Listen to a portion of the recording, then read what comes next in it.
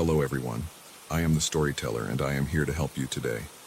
I know you use this video to fall asleep, so before that, like the video and subscribe to the channel. Also, where are you from and what time are you watching? Now get comfortable and relax. The Aldridge building stands 32 stories above the downtown grid, a monument to Art Deco excess and the optimism of 1927. I've worked the overnight desk for 3 years now, and I've never believed in ghosts. Still, I keep a notebook, black, college-ruled, where I document what my coworkers claim to see. Not because I believe them, because patterns interest me, and fear is the most predictable pattern of all. The third floor report started with the cleaning crew. They spoke of a presence in the old ballroom, always peripheral, always small. The way they described it made my skin crawl despite my skepticism. Something watching from behind the velvet curtains. Something that moved when you turned your head but never when you looked directly. They called it innocent, which somehow made it worse. I wrote it down with the date and time, noting that all sightings occurred between 2 and 4 a.m. The dead hours when even the city outside seems to hold its breath. The north stairwell reports came from the security guard who worked weekends, a man whose name I never learned because he quit after 2 months. He'd been making his rounds when he heard footsteps echoing from several flights up. The sound of small feet, he said, running down toward him. He'd waited, hand on his flashlight, but the footsteps stopped 1 floor above. When he climbed to investigate, he found the stairwell empty except for a cold draft that had no source. He transferred to a different building the following week.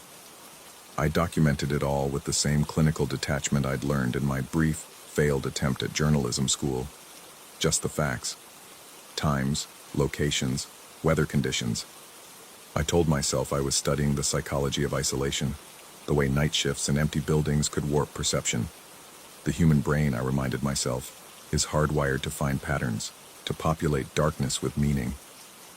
Then the top floor started calling. The first time my desk phone rang with an internal extension from the 32nd floor, I assumed someone was working late. The Aldridge still hosts events in its crown jewel, a restored ballroom with windows overlooking the entire city. But when I answered, there was only silence. Not dead air, but presence. The specific quality of someone listening on the other end of the line. I could hear something behind the silence. A soft sound like fabric moving, or breathing, or wind through a space that shouldn't have wind. The second call came 3 nights later.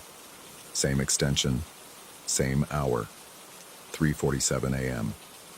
This time I didn't say anything. I just listened. The sound on the other end resolved into something almost like footsteps, muffled and distant, pacing back and forth across what might have been the ballroom floor. Then a sound I couldn't categorize, low and sustained, neither mechanical nor animal. It raised every hair on my arms before the line went dead. I logged it in my notebook. Extension 3200, duration 43 seconds. Probable explanation: old building, crossed wires, the phone system's aging infrastructure creating phantom connections. Probable, not certain. The calls became regular. Every third night, always between 3:45 and 4:15 a.m. I stopped answering after the first week, but I couldn't stop watching the phone when that time approached. The anticipation became its own form of torture. The waiting, the certainty that the red light would blink, that the ancient bell would shatter the lobby's silence. Sometimes I'd pick up just to make it stop, and I'd hold the receiver away from my ear while that presence breathed and moved in whatever space it occupied 30 floors above me. I started staying away from my desk during those hours, making unnecessary rounds through the building's lower floors. The Aldridge has good bones, marble corridors, brass fixtures maintained to gleaming perfection, carpets so thick your footsteps make no sound. But at night, its elegance becomes oppressive. The shadows pool deeper in corners designed for light. The heating system groans and settles with sounds that could almost be voices. Every reflective surface, and there are many, shows you your own movement from angles that feel wrong, like you're being followed by a version of yourself that's half a second out of sync. On one of these rounds, I found myself outside the third floor ballroom. I'd never entered it during my night shifts, It wasn't part of my patrol route. But standing in that hallway, I felt compelled to look inside. The door was unlocked, which should have been my first warning. I pushed it open and was met with the smell of old perfume and wood polish, underlaid with something else. Something like ozone before a storm, or the metallic tang you taste before a nosebleed. The ballroom stretched before me, chandeliers dark, their crystal elements gleaming dully in the ambient light from the windows. The curtains the cleaning crew had mentioned hung motionless along the far wall. I stepped inside, and the door swung shut behind me with a sound like a sigh. I should have left immediately. Instead, I walked the perimeter, running my hand along the wall, feeling the texture of old wallpaper under my palm. Halfway around the room, I stopped. One of the curtains was moving, not swaying, but bulging slightly outward, as if something pressed against it from behind. The fabric stretched and relaxed, with the rhythm of breathing. My rational mind supplied explanations. Air current, ventilation system, a trick of shadows and my own overwrought nerves. But I couldn't move. I stood transfixed, watching that curtain breathe, and I became aware of a sound underneath the building's ambient noise. Humming. High and tuneless, it seemed to come from everywhere at once, resonating in my teeth and the bones of my skull. I left. I didn't run, but it was close. Back in the lobby, under the harsh fluorescent lights, I tried to convince myself I'd imagined it. The notebook sat on my desk, open to my latest entries. I picked up my pen and began to write, but my hand was shaking too badly to form legible words. That's when the phone rang. Not the desk phone, the internal extension that should only ring when the main line was busy. The sound was different from the calls from the 32nd floor, sharper and more insistent. I stared at it for 6 rings before answering. Static washed through the receiver, but beneath it I could hear that humming. The same tuneless sound from the 3rd floor ballroom, and then a voice, so distorted by interference that I couldn't tell if it was young or old, male or female, spoke 2 words. "Come up." I hung up. My hands were steady now, steadied by a terror so complete it circled back to calm. I wrote in the notebook, internal extension, unknown origin, possible voice recording or radio interference. The words looked thin on the page, inadequate to describe what I'd heard. The north stairwell was closer than the elevator. I don't know why I decided to investigate. Perhaps because acknowledging my fear felt worse than confronting its source, or because 3 years of skepticism had built a framework I was desperate to maintain. I told myself I would climb to the 3rd floor, verify the ballroom was empty, and return to my desk with my rationality intact. The stairwell was colder than it should have been. The concrete walls seemed to absorb sound, making each footfall both muffled and too loud. I climbed past the 2nd floor landing, my breath visible in the unheated air. Between the 2nd and 3rd floors, I heard it. Running footsteps above me, descending fast. The pattern was wrong. Too quick, too light, striking the stairs with a rhythm that didn't match any human gait I knew. I pressed myself against the wall, and the footsteps grew louder, closer, accompanied now by a sound like laughter or crying, high and wild. They reached the landing directly above me and stopped. Silence. My heart hammered against my ribs. I waited, counting seconds, straining to hear any movement. Nothing. Just the building's distant machinery and my own ragged breathing. I forced myself to climb those last steps, emerging onto the 3rd floor landing. Empty.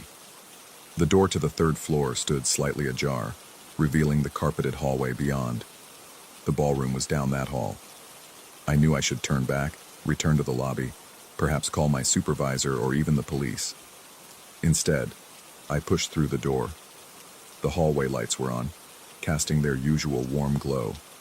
Nothing seemed amiss. I walked toward the ballroom, my footsteps silent on the thick carpet, and I noticed something I hadn't before. The wallpaper between the sconces had patterns, floral, intricate, faded with age.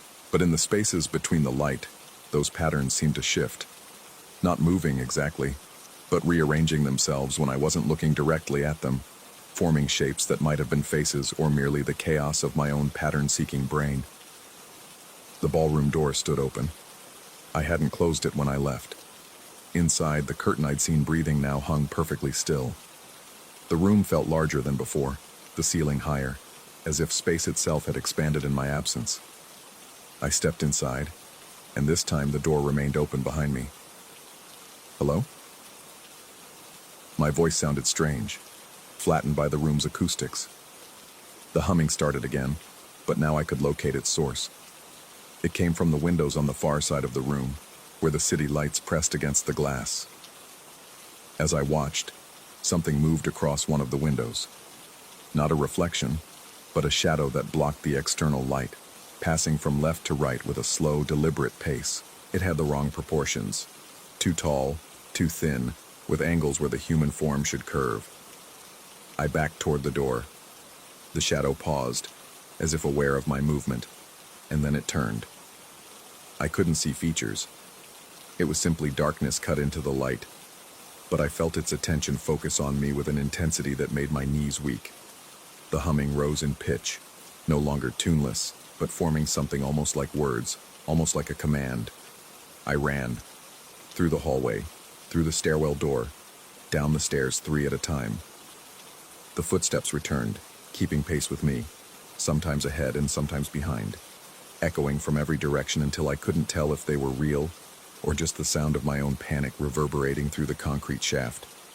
I burst into the lobby, gasping, my security lanyard swinging wildly, and stumbled to my desk. The phone was ringing. All 3 lines, the main desk phone, the internal extension, and the emergency line I'd never heard activated. Their overlapping tones created a discordant song that filled the lobby. I stared at them, knowing I couldn't answer, knowing that whatever was calling wanted something I wasn't prepared to give.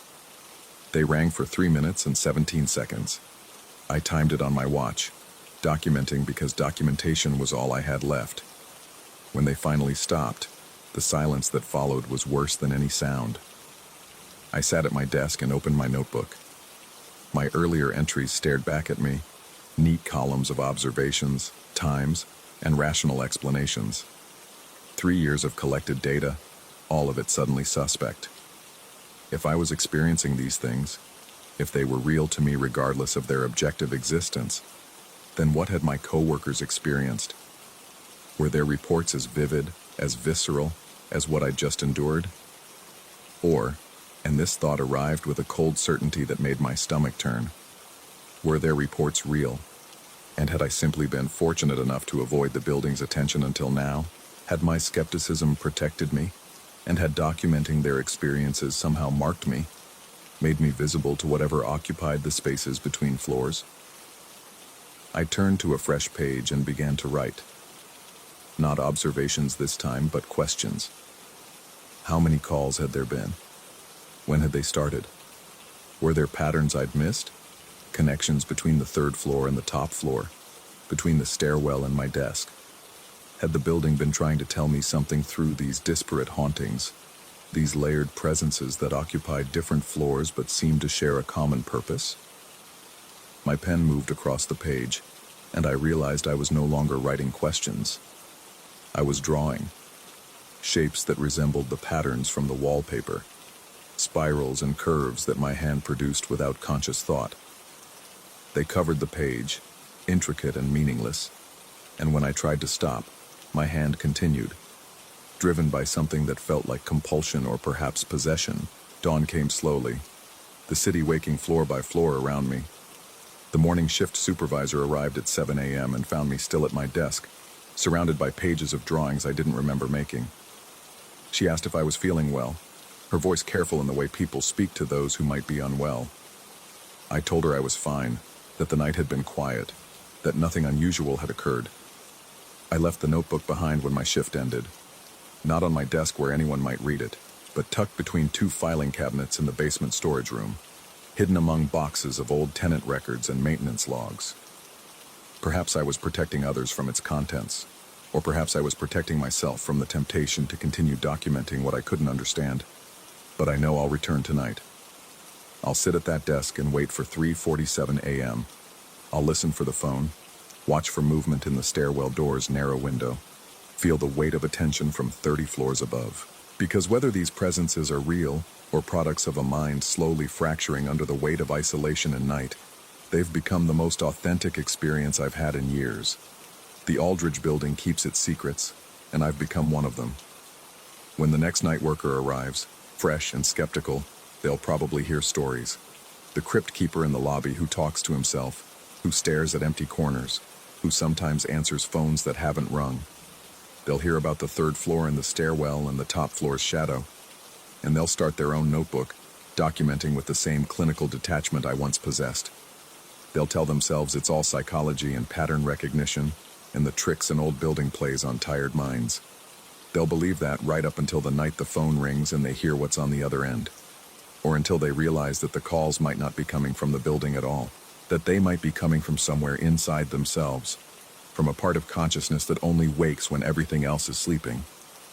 That the real haunting isn't in the floors above or the darkness of the stairwells, but in the recognition that the boundary between observer and observed, between documenter and documented, was never as solid as we needed it to be. I'll be here tonight, waiting. The notebook is in the basement, but I don't need it anymore. The patterns are written somewhere deeper now, in a language I'm only beginning to learn. And when the phone rings, I think this time I might answer. Not to hear what's on the other end, but to discover what I've become in the listening. Story 2. The sanctuary smelled like old hymnals and floor wax, a scent that had seeped so deep into the wood that 40 years of Sundays couldn't have scrubbed it out.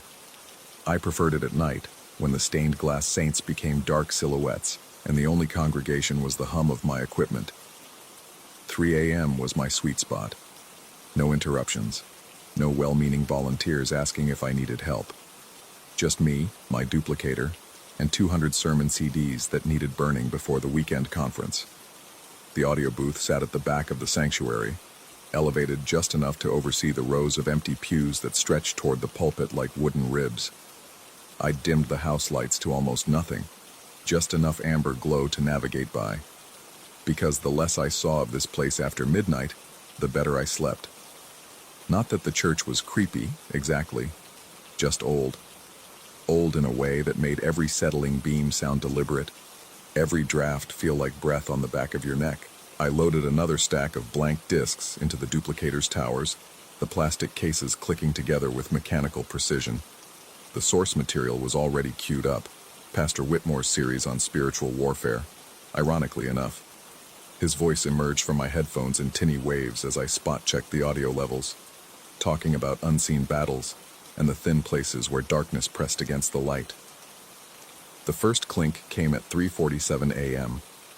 I almost missed it beneath the pastor's voice, but my ears were trained to catch anomalies. It was ceramic on ceramic, distinct and crisp, like someone tapping 2 coffee mugs together. I pulled one headphone back, letting it rest against my jaw, and waited. The duplicator whirred through its mechanical rhythm. The building's old bones creaked. Nothing else. I chalked it up to the pipes. This place had plumbing from the Eisenhower administration, and it made conversation at odd hours. I returned both ears to the headphones and adjusted the EQ on a particularly muddy section of the sermon. The work was mindless enough that my thoughts drifted to the bills stacking up on my kitchen counter, to the amp I'd been rebuilding in my garage, to whether I should have taken the youth pastor up on his offer to stay and keep me company. He'd lingered in the doorway around 10 p.m., coffee in hand, asking if I was sure I didn't want someone around. I'd waved him off. I always worked better alone. The second clink came 14 minutes later, sharper than the first. This time I caught it clearly, even through the headphones. I paused the playback and lifted both cans away from my ears, letting them hang around my neck like a stethoscope. The sanctuary exhaled around me, that particular silence of large empty spaces that isn't really silence at all, but rather the absence of human sound, leaving all the other noises exposed and raw. I stood, knees protesting after hours in the chair, and peered out over the booth's half wall into the sanctuary below. Shadows pooled between the pews. The emergency exit signs glowed red at either end of the space, and the dim house lights barely pushed back the darkness accumulating in the corners. Nothing moved. Nothing that I could see anyway. The kitchen was below me, one floor down. Maybe something had fallen in a cabinet. Maybe a mouse had knocked over a stack of saucers. The church had mice. I'd seen the traps the custodian set out. Those old-fashioned spring-loaded ones that made a sound like a gunshot when they went off. I settled back into my chair, telling myself it was nothing, but my pulse had quickened to a frequency I could feel in my wrists. The duplicator continued its patient work, burning sermons about darkness and light onto disc after disc. I checked the counter. 63 down, 137 to go. The sun wouldn't rise for another 3 hours. When the third clink came, it was accompanied by a sound like something being dragged across ceramic, a slow, deliberate scrape that raised the hair on my forearms. I was on my feet before I'd consciously decided to move, my hand fumbling for the flashlight I kept on the equipment rack. The beam cut through the darkness as I descended the booth stairs, my footsteps over-loud on the metal steps. The sanctuary floor was carpeted in that industrial blue that hid decades of dirt and the occasional coffee stain. I moved between the pews toward the kitchen entrance, the flashlight beam swinging back and forth like a pendulum.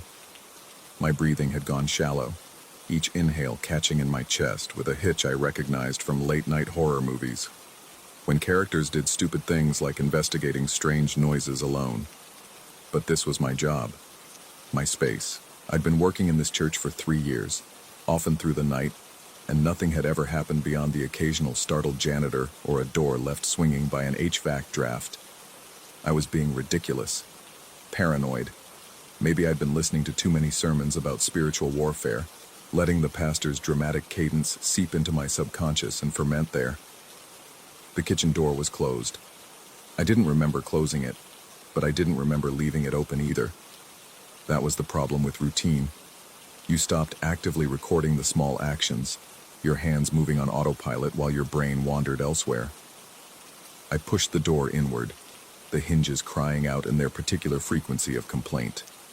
The flashlight beam swept across stainless steel counters, industrial-sized mixing bowls hanging from hooks, and a row of coffee urns lined up like soldiers awaiting deployment. Everything appeared exactly as it should. I moved deeper into the space, my shoes squeaking against the linoleum, and checked the cabinets. Plates stacked neatly, mugs hooked on their designated pegs, nothing disturbed, nothing out of place. I was turning to leave when I noticed the communion cups. They were kept in a cabinet near the industrial dishwasher, hundreds of tiny glasses, the size of shot glasses, nested in plastic trays. The cabinet door hung open about 6 inches, and the top tray sat askew, several cups clustered near the edge as though they'd been examined and imperfectly replaced. My mouth went dry.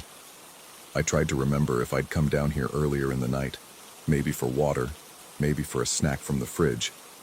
But my memory offered only the steady progression of hours in the booth, the blue glow of the duplicator's display, the pastor's voice in my headphones.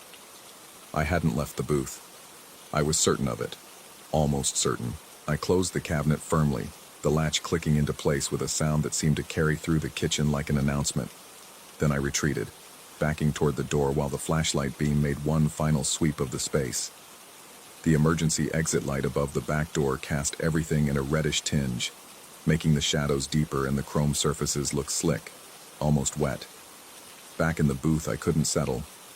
The duplicator continued its work with mechanical indifference, but I found myself pausing every few minutes to listen, to scan the sanctuary below, to convince myself that I was alone. The sermon had moved on to a new topic, something about testing the spirits, about discernment, about the difference between divine whispers and demonic mimicry.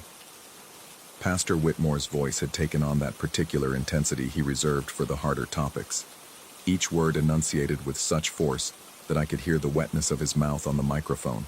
I tried to focus on the technical aspects. The audio was clean, well recorded. The pastor's cadence was steady, his breathing controlled. These were good takes.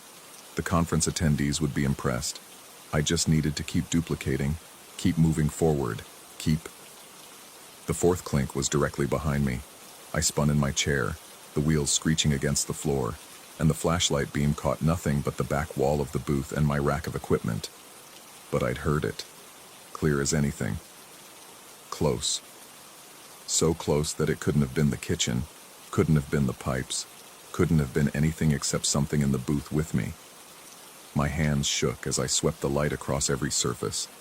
The duplicator, the backup drives, the boxes of blank CDs, the small table where I kept my coffee thermos and a half-eaten sandwich from dinner. Everything was exactly where I'd left it, but the sound had been real. I hadn't imagined it. My body knew the difference between phantom noise and actual vibration in the air, the way a sound engineer knows the difference between a recorded cymbal crash and the real thing happening 3 feet away.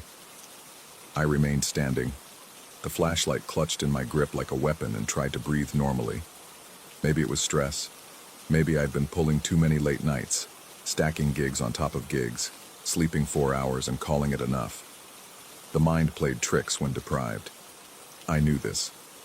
I'd experienced it before, the false movement in peripheral vision, the feeling of falling when your body finally surrendered to sleep. But this felt different. This felt observed. I checked the time, 4:23 a.m.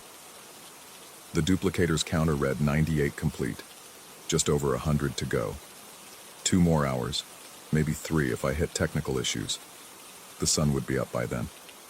People would start arriving for the early morning prayer group. The sanctuary would fill with light and voices and the mundane concerns of the waking world. I could do this. I could finish the job. I sat back down, positioning the chair so I had a view of both the equipment and the sanctuary floor, and tried to return to the work. But my attention kept fragmenting, pulled in a dozen directions at once. The pastor was talking about strongholds now, about fortified places where darkness dug in and refused to yield.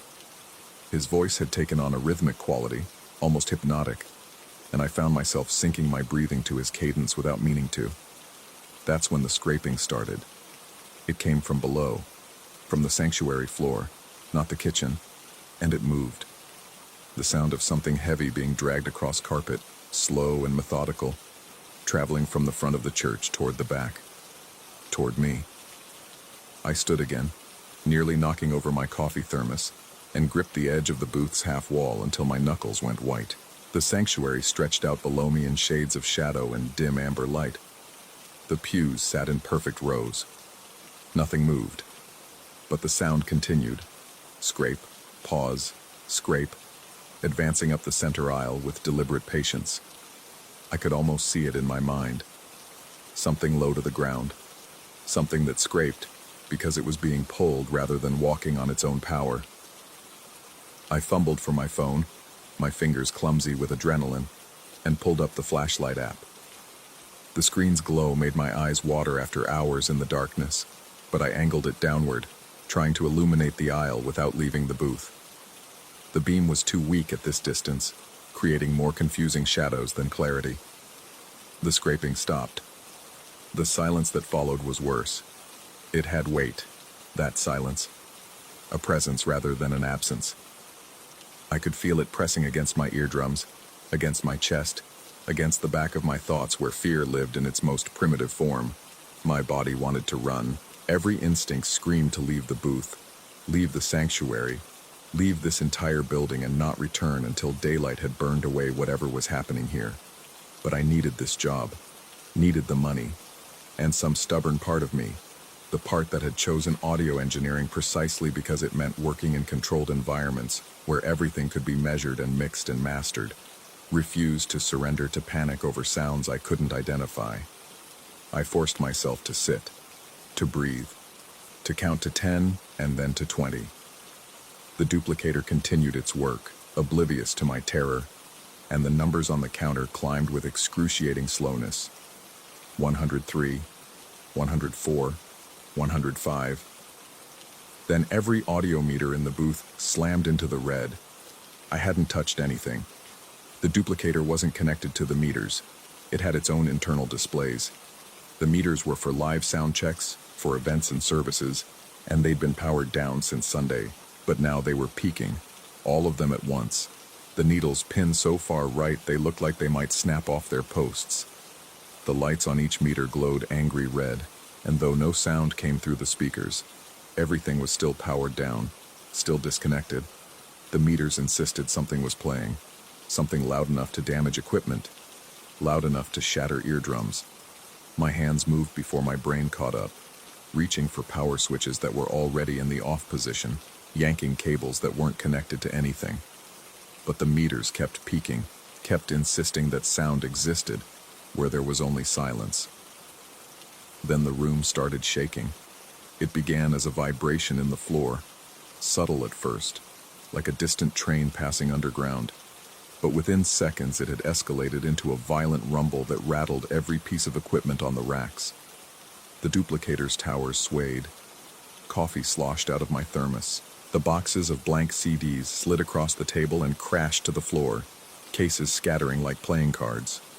And still the meters pegged in the red, measuring phantom sound, registering frequencies that existed only in whatever reality had invaded this space. I gripped the edge of the table to keep from falling, my pulse hammering so hard I could see it in my vision. The edges of things throbbing in time with my heart. The shaking intensified, and through the chaos I heard something else. A sound like wind rushing through a tunnel, or breath through enormous lungs, or the susurrus of countless voices speaking in unison too low to distinguish individual words. The stained glass windows rattled in their frames. The pews below shuddered and groaned, and the meters kept peaking, kept insisting that something was being broadcast at volumes that should have been tearing the booth apart, should have been making my ears bleed, should have been doing something other than existing in this impossible state where effect manifested without cause. I was moving then, stumbling toward the stairs, my body making the decision my mind was too overwhelmed to process. Survival instinct overrode everything else. The job, the money, the stubborn pride that had kept me in my chair. None of it mattered when the world was shaking itself apart, and invisible sound threatened to burst my eardrums, even though I couldn't hear a single thing. The stairs were treacherous under my feet, the rumbling making each step uncertain. I clutched the railing with both hands and half fell down the metal steps, my shoulders slamming into the wall at the bottom hard enough to send a spike of pain through my clavicle. But I kept moving, kept pushing toward the emergency exit at the back of the sanctuary, kept running even though I couldn't see clearly because everything was shaking and my vision couldn't stabilize, and the panic had taken over every system in my body. The emergency bar gave with a shriek of metal, and then I was outside, stumbling into the parking lot where the air was still and the ground was solid, and the only sound was my own ragged breathing, mixed with the distant hum of the highway. I bent double, hands on my knees, and gulped air like a drowning man breaching the surface. The rumbling had stopped. Or maybe it had never left the building. Or maybe it had never existed at all except in my head, in the space between my ears where sound lived and panic bred and reality began to fray at the edges. I stayed there in the parking lot for a long time, watching the sanctuary's dark bulk against the pre-dawn sky, waiting for something to happen. For lights to come on, for the building to collapse, for something to emerge from the doors I'd left hanging open in my retreat. But nothing happened. The church sat silent and still, just a building, just brick and mortar and stained glass and all the ordinary materials that made up the constructed world. Eventually, my breathing steadied. My pulse descended from its panicked sprint to something approaching normal. The adrenaline began to metabolize, leaving behind a bone-deep exhaustion and a tremor in my hands that wouldn't quit. I pulled out my phone. 5:14 a.m. The early prayer group would arrive in less than an hour. I pictured them finding the booth in disarray, CDs scattered across the floor, equipment still running, my coffee thermos spilled across the table. They'd call me. They'd ask what happened. And what would I tell them? That I'd heard ceramic clinking. That the meters had peaked though nothing was powered. That the room had shaken with sound I couldn't hear. They'd nod with that particular expression reserved for the unreliable, the unstable, the people who couldn't be trusted with keys and after-hours access. Or maybe they'd believe me. Maybe Pastor Whitmore would recognize the symptoms from his sermons about spiritual warfare, about thin places, about the battles fought in frequencies humans couldn't register. Maybe he'd arrange a prayer circle, a cleansing, an exorcism of whatever had manifested in his sanctuary at 3:47 a.m. on a Tuesday night. The thought made me laugh. A short, sharp bark of sound that didn't contain any actual humor. Because I didn't know what I believed. Couldn't separate what had happened from what I'd perceived. Couldn't draw a clean line between reality and the stories we told ourselves about reality. When it refused to behave according to expectation, what I knew, the ceramic sounds had been real. The cabinet had been open. The meters had peaked. What I didn't know, everything else. The scraping, the rumbling, the phantom sound that registered on equipment but not in the air. Whether any of it had happened outside my own skull, or whether I'd experienced some kind of break. Stress-induced, sleep-deprived. The product of too many nights alone with sermons about darkness pressing against thin places. The sky was lightening now, purple bleeding into gray at the eastern horizon. I should go back inside, should pack up my equipment, should finish the job or at least leave things in a state where someone else could pick up where I'd fled. But my body refused to move, refused to return to that space where the ordinary rules had suspended and something else, something I couldn't name or explain, had manifested. My phone buzzed. A text from the youth pastor asking if I'd made it through the night, if the duplication was complete, if everything was okay. I stared at the message for a long moment, my thumb hovering over the reply field, trying to formulate words that would communicate something true without revealing how badly I'd unraveled. Had some technical difficulties. Will finish today. The lie came easily. Or maybe it wasn't a lie. Maybe technical difficulties was exactly what you called it when equipment registered sound that didn't exist, when rooms shook with frequencies beyond human perception, when the thin places Pastor Whitmore preached about stopped being metaphor and became experience. I sent the text and pocketed the phone. The sanctuary waited, dark and silent against the slowly brightening sky. Somewhere inside, the duplicator was probably still running, still burning sermons onto disk, still progressing through its programmed task, with mechanical indifference to whatever had driven its operator fleeing into the night. I told myself I'd go back inside, told myself I'd finish the job, but I remained in the parking lot, watching the building, waiting for the sun, and listening to the sound of my own heartbeat in the silence, steady and rhythmic and real, the only thing I could trust when everything else had become uncertain. And beneath my heartbeat, so faint I might have imagined it, I thought I heard ceramic on ceramic, a soft, patient clink that might have been the building settling, or the blood in my ears, or something else entirely, still waiting in the darkness where the sound lived.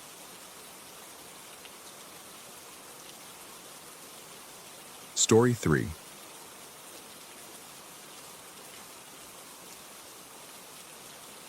The Whitmore building doesn't sleep, even when it should. I'd been working hospital security for 3 years before they assigned me to the old wing, the part they kept talking about renovating, but never did. Most of it had been sealed off since the 80s, back when they built the modern psychiatric facility across the campus. But the heating system still ran through those 19th century corridors, which meant someone had to check it twice a shift. That someone, as of last month, was me. The first thing that hits you when you unlock that brass-handled door is the smell. Not decay exactly, but something older. Like opening a book that's been closed for decades, all that trapped time suddenly exhaling into your face. The second thing is the cold. A wet, penetrating chill that the heating system never quite manages to chase away, no matter what the thermostat claims. My flashlight beam cut through the darkness of the main corridor, painting everything in harsh whites and deep blacks. The walls still wore their original plaster, cracked and water-stained, and the floor tiles, those old hexagonal ones, had gone yellow with age. Every few yards there were rooms. Most had been emptied, but some still held the iron bed frames they'd used back when this place was the county asylum. I'd developed a rhythm to these rounds. Check the boiler room first, then sweep the north wing, circle through the day room, and finish with the south corridor before locking everything back up. 45 minutes, tops. I'd done it 17 times without incident. Tonight was number 18. The boiler room checked out fine, temperature gauge steady, no leaks, no problems. I was heading toward the north wing when I noticed the doors. They were supposed to be closed. Every single one of those patient room doors was supposed to remain shut, latched tight by their original hardware. Hospital policy, something about maintaining air pressure and preventing mold growth in the unused spaces. But 5 doors stood open, not just ajar, fully open, pressed back against the walls as if inviting inspection. My hand instinctively went to my radio, then stopped. What would I even say? That some doors I'd closed last week were now open? They'd tell me the latch mechanisms were old, probably just failed. They'd tell me to close them again and file a maintenance report in the morning. I approached the first room slowly, my flashlight sweeping the interior. Empty, just like always. Stained walls, bare floor, one iron bed frame pushed against the far wall. Nothing moved, nothing made a sound.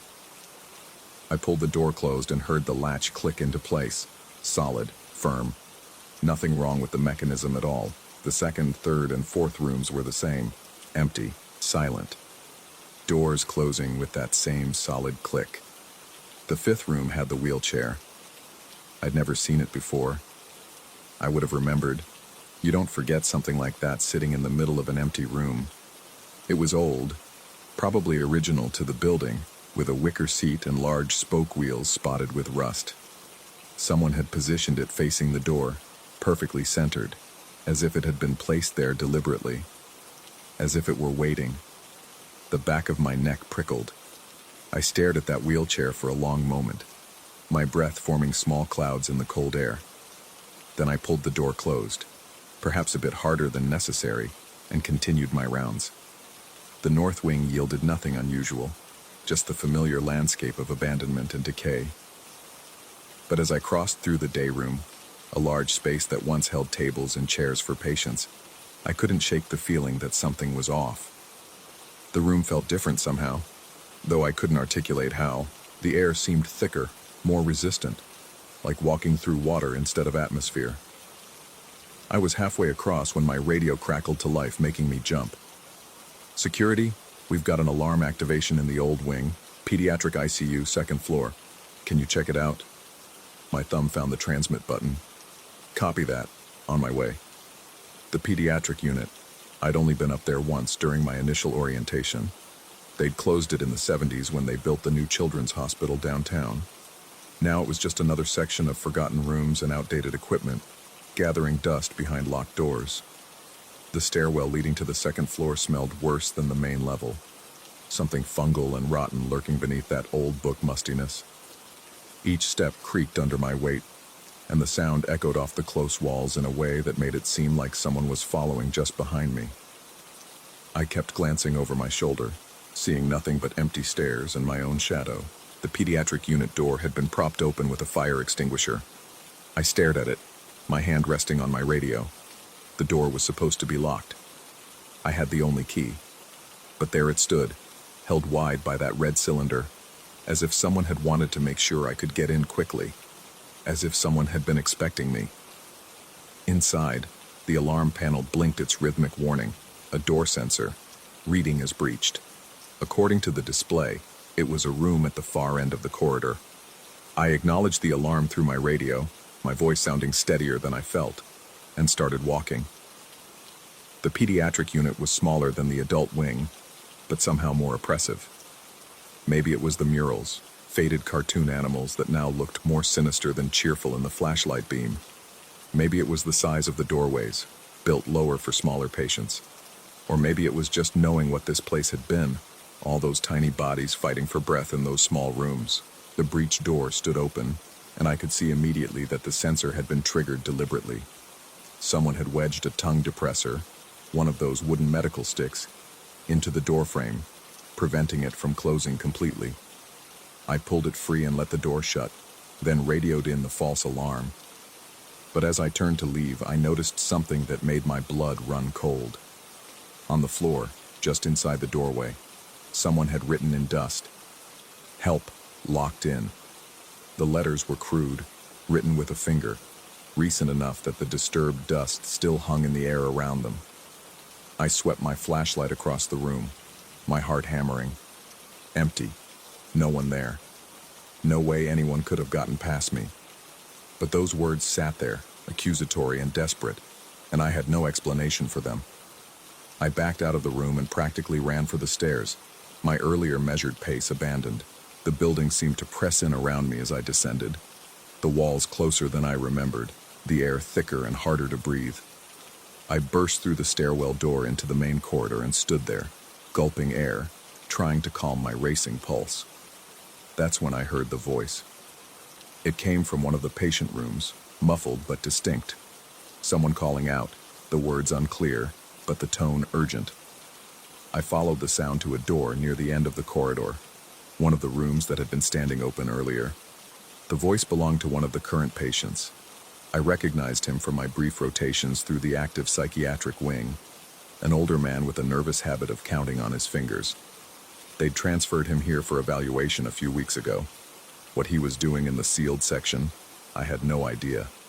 He stood in the center of the room, still counting, his lips moving soundlessly. When I entered, he looked up at me with eyes that seemed too focused, too aware. "You need to do something for me," he said, his voice perfectly calm. Not a request, a statement of fact. I asked him what he needed, keeping one hand on my radio, ready to call for backup. "The door," he said, pointing to a small closet in the corner of the room. "You need to make sure it stays closed. Promise me you'll check it. Every night, make sure it stays closed." There was something in his expression that made me nod, made me promise without quite knowing why. He seemed satisfied with this, and resumed his counting, dismissing me as completely as if I'd ceased to exist. I pulled the closet door firmly shut on my way out, testing the handle twice to make sure it was secure. Then I radioed for someone to collect the patient, wondering how he'd gotten into the sealed wing in the first place, wondering why no one had noticed he was missing. I was almost done with my rounds, just the south corridor left, when I heard the crash. It came from the day room, the sound of something heavy hitting the floor, followed by a groan. I ran, my flashlight bouncing wildly, and found him lying beneath the chandelier. One of the other security guards, the new guy who'd started last week, was sprawled on the floor, one arm thrown over his face. Above him, the massive iron chandelier that had hung in the center of the day room for over a century swung in slow, pendulous arcs, its chain still attached to the ceiling but clearly compromised. Chunks of plaster and metal lay scattered across the floor. I dragged him clear just as the fixture gave another groan and dropped another foot, the chain unwinding from its mounting with a shriek of protesting metal. We made it to the doorway before the whole thing came down, hundreds of pounds of wrought iron and rust crashing to the floor where he'd been lying seconds before. In the corridor, while he caught his breath and flexed his bruised arm, I asked him what he'd been doing in the sealed section. He looked at me like I was crazy. "Your radio's been dead for the last 15 minutes. I was trying to find you. This place." He trailed off, looking back toward the day room. "This place doesn't want us here, man. You can feel it, like it's pushing back." I checked my radio. Dead. Battery completely drained, even though I'd charged it at the start of my shift. My flashlight flickered once, twice, then steadied. We left the old wing together, and I locked the brass-handled door behind us with hands that trembled only slightly. In my incident report later, I documented everything: the open doors, the wheelchair, the false alarm, the patient where he shouldn't be, the chandelier. I typed it all up in careful, clinical language that made it sound almost reasonable, but I didn't mention the wheelchair I'd found again when I did one last sweep before leaving. Now positioned in the corridor, facing the door we'd just exited through, as if watching us leave. I didn't mention that when I'd gone to check on the closet in that patient's room. The door I'd secured so carefully was standing open, revealing nothing but empty darkness inside. I didn't mention the way the building felt different on the way out, satisfied somehow, like it had made its point. And I didn't mention that when I got home and checked my watch, my 45-minute rounds had taken 3 hours. I have another shift tonight. The Whitmore building will be waiting, patient and cold, breathing its old book breath into empty corridors. They're going to ask me about the chandelier, about how it could have failed so catastrophically after hanging secure for over 100 years. They're going to want to know why the patient was in the sealed section, why no one noticed him missing, why there's no record of him being transferred there in the first place. I'll tell them what I can. I'll tell them what makes sense. But I won't tell them what I really think, that the building remembers what it was, What happened in those rooms? All those years of suffering and madness soaking into the plaster and the floorboards. I won't tell them that I think it's still operating under those old rules, still performing its function in ways we can't quite see or understand. And I definitely won't tell them that I checked the old census records this morning, looking for information about the patient who'd asked me about the closet. According to the records, he died in that room 40 years ago. My shift starts in 3 hours. The brass-handled door will be waiting, and beyond it, those long corridors full of darkness and cold air. The wheelchair will be somewhere, positioned deliberately, watching. The doors will be open or closed according to rules I don't understand. And I'll walk those rounds again, checking boilers and latches, pretending that I'm in control, pretending that the building is just a building. But deep down, in that part of my brain that still remembers to be afraid of the dark, I know the truth. The Whitmore building doesn't sleep, and it remembers everything.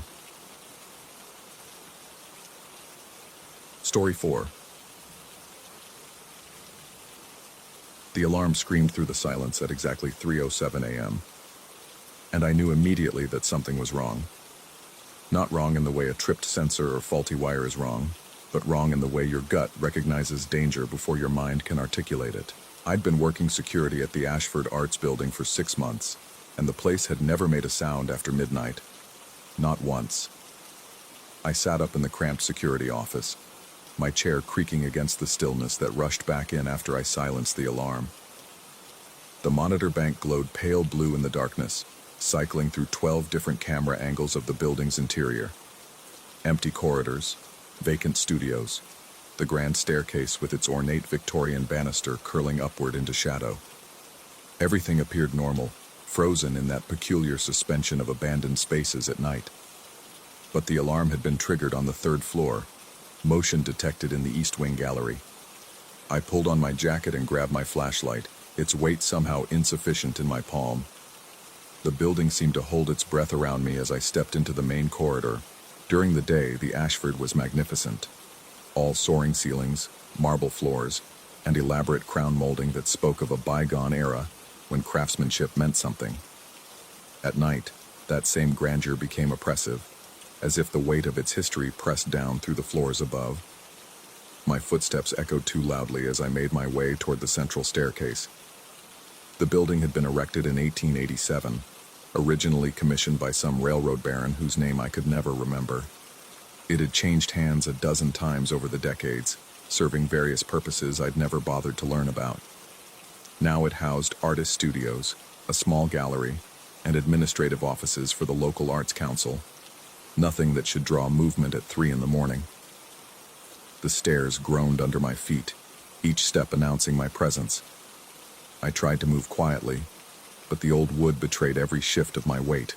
The stairwell was narrow, walled in dark paneling that seemed to absorb my flashlight beam rather than reflect it.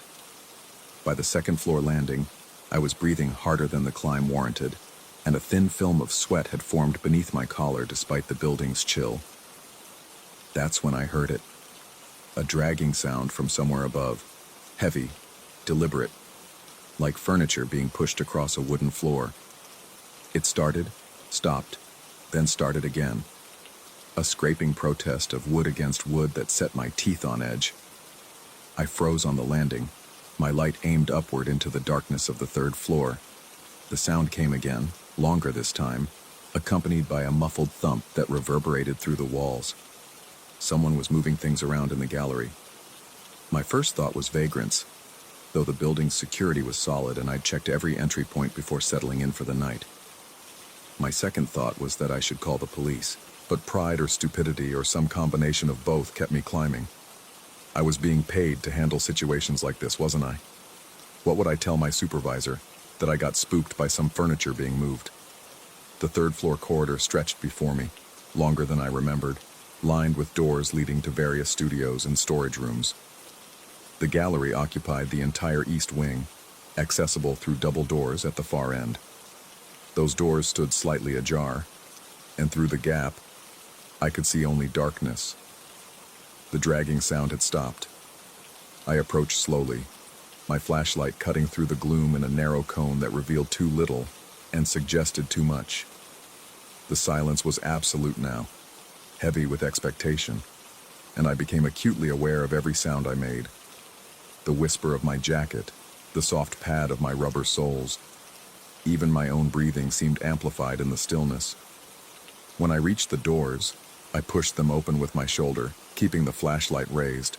The gallery opened before me, a vast space with exposed brick walls and tall windows that during the day flooded the room with natural light. Now those windows were nothing but rectangles of lesser darkness, and my light seemed pathetically inadequate against the room's enormity. The furniture was exactly where it had always been. The display pedestals, the viewing benches, the reception desk near the entrance. Nothing had moved.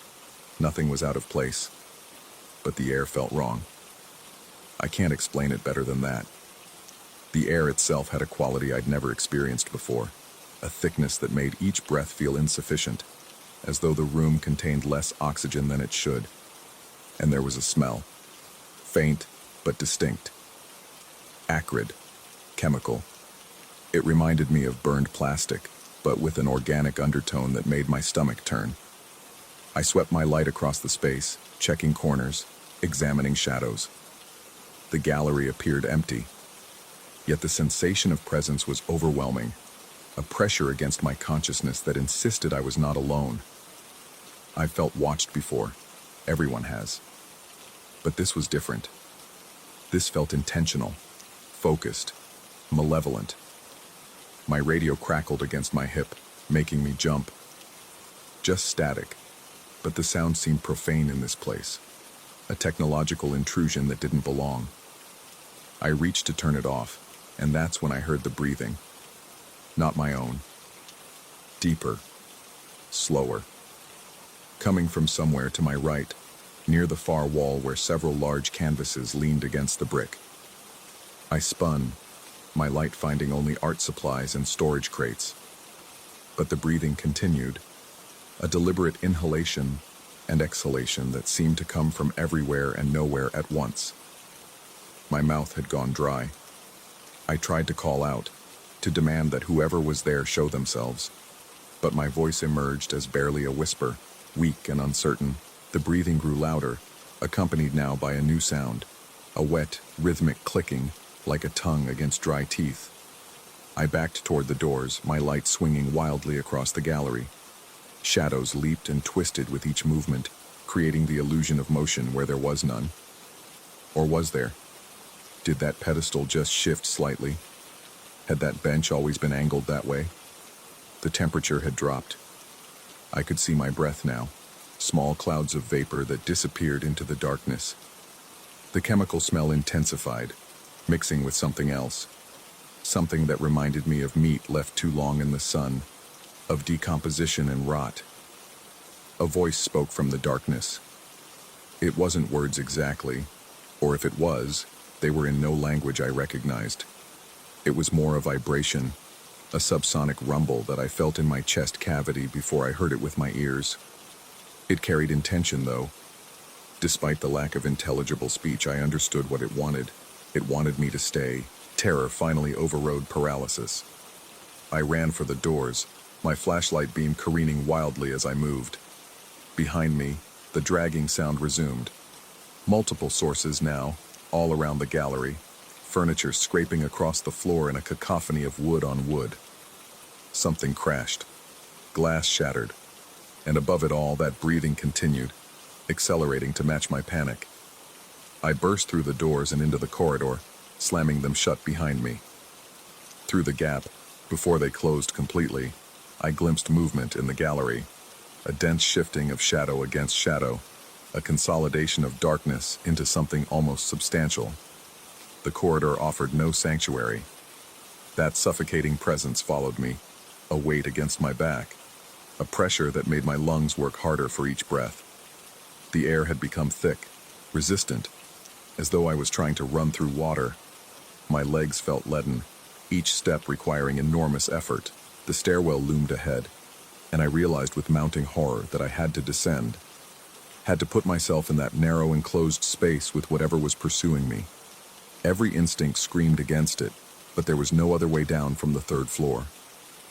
I plunged into the stairwell, taking the steps two at a time, one hand on the railing to keep from falling. The darkness seemed alive here, pressing in from all sides. My flashlight flickered once, twice, and my heart seized in my chest. If I lost the light, behind me, something followed. I couldn't see it, but I could feel it descending, could hear the stairs groaning under a weight that shouldn't exist. The breathing had become ragged, eager, interspersed with that wet clicking sound that made my skin crawl. I was between floors when my legs simply stopped working, not through exhaustion or fear, but as if something had seized control of my muscles, freezing me in place mid-step. I stood paralyzed on the landing, my body refusing to obey my desperate commands to move, to run, to escape. The presence descended the final steps, and I felt it arrive behind me. Not saw, felt.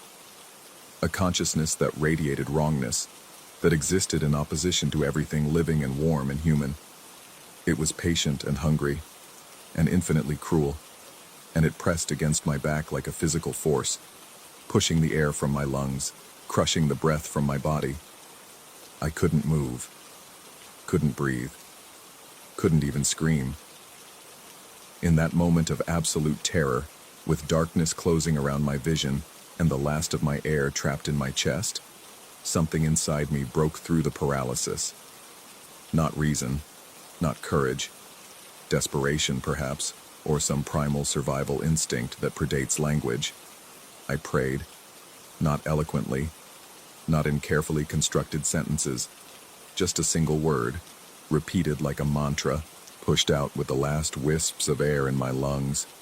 Please, please, please, and I spoke to it, to the thing on the stairs, told it that I understood it was there, that I acknowledged its presence, but that I would not, could not, stay, that I was alive and had every intention of remaining that way, that it had no claim on me, no right to me, no power over me that I did not grant it. I don't know where the words came from. I'm not a religious man, never have been. But in that moment, they felt necessary, like an incantation against the dark. The pressure lifted, not completely, not all at once, but enough to draw a ragged breath, enough to force my legs to move. I stumbled down the remaining stairs, through the ground floor corridor, and out the main entrance into the parking lot where my car waited under the harsh glow of sodium lights. I sat in the driver's seat for 20 minutes, shaking, before I could grip the steering wheel steadily enough to drive. The building stood silent behind me, its windows dark, giving no indication of the horror contained within its Victorian walls. I should have quit that night, should have called in the next day, collected my final paycheck, and never returned. But I didn't. Couldn't, maybe. Some part of me needed to understand what had happened, needed to know if I'd experienced something real, or if my mind had simply fractured under the isolation and darkness. 3 days later, I was sorting through maintenance records in the basement, looking for any explanation, any historical incident that might account for what I'd felt, when I found the old blueprints. The building's original layout, dating back to its construction in 1887. The third floor had been different then, not a gallery, not studios. The architectural drawings showed a large open space with industrial equipment drawn in careful detail. Furnaces, ventilation systems, processing rooms. A separate document, yellowed with age and barely legible, detailed the building's first purpose.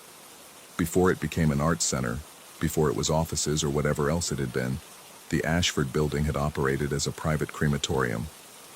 For 43 years, bodies had been brought to the third floor. For 43 years, the furnaces had burned, and in those 4 decades, thousands of people had been reduced to ash within those walls, their final moments spent in rooms that now housed paintings and sculptures and pottery wheels. I stood in that dim basement, the blueprints trembling in my hands, and understood that what I'd felt on the stairs, that suffocating presence, that malevolence, might have been the accumulated weight of all those deaths. Or perhaps something else entirely, something that had been drawn to all that suffering and had never left. Or perhaps nothing at all. Perhaps my mind, knowing I was alone in a dark building at 3 a.m, had conjured the entire experience from isolation and imagination. Perhaps I'd read about the crematorium in some forgotten document months ago, and the knowledge had surfaced in my subconscious, manifesting as terror on a dark stairwell. I still work at the Ashford building. I still take the overnight shifts, still walk those corridors in the small hours. But I never go to the third floor after midnight anymore. And sometimes, when the building is particularly quiet, I swear I can smell it.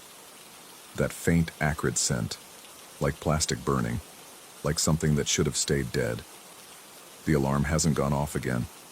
The third floor remains silent, but I know something is still there, waiting in that gallery, patient and hungry and infinitely cruel. I know because sometimes, in the deepest part of the night, I can feel it watching me through the security monitors, and I wonder if prayer and words are enough to keep it at bay forever, or if one night it will follow me down those stairs again, and this time I won't make it to the door.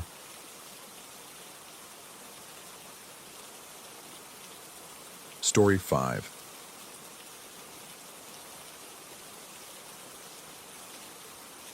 The fluorescent lights in Hendricks Hall buzzed like trapped insects at 2:47 a.m., the sound drilling into my skull as I made my rounds. I'd been working campus security for 3 years, and I'd learned that the worst calls always came in the dead hours, when the world balanced on that knife's edge between night and morning. When Officer Reeves radioed about a student reported missing in the building, I felt that familiar knot tighten in my gut. The missing student was staying in a friend's room on the 5th floor. His roommate had called it in after he'd gone to look for him around midnight and never returned. Standard procedure was to check the building floor by floor, room by room. What made my skin prickle was Reeves mentioning, almost as an afterthought, that someone had reported hearing sounds from the 7th floor. The 7th floor had been locked down for 2 years. I stood at the base of the main stairwell, my flashlight beam cutting through shadows that seemed too thick for a well-lit building. The elevator was the faster route, but something in my bones told me to take the stairs. Maybe it was instinct. Maybe it was the way the elevator cables had been groaning all night, a metallic wheezing that sounded almost organic. Each step up felt heavier than the last. My regulation boots squeaked on the worn linoleum, and I became hyper-aware of my breathing. Too loud, too fast. By the time I reached the 6th floor, my shirt was sticking to my back despite the building's aggressive air conditioning. The hallway stretched before me, doors locked and dark, emergency exit signs casting everything in a sickly red glow. The door to the 7th floor was supposed to be sealed. A heavy chain and industrial padlock had been installed after the university decided the floor wasn't cost-effective to maintain. But when I reached the landing, my flashlight revealed the chain hanging loose, links spread across the concrete like a metal snake. The padlock sat nearby, not broken, but cleanly unlocked. The door stood open maybe 6 inches, just enough for a person to slip through. I should have called it in right then. Protocol demanded it.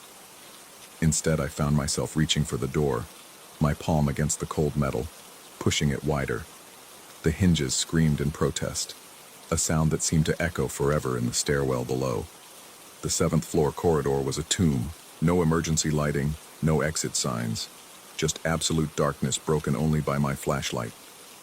The beam revealed peeling wallpaper, exposed patches of water-stained drywall, and doors hanging at odd angles. The air tasted stale and wrong, like something had been sealed away and had slowly rotted in the dark. Dust particles danced in my light, so thick they looked like snow. I called out. The missing student's name felt foreign in my mouth, swallowed immediately by the oppressive silence.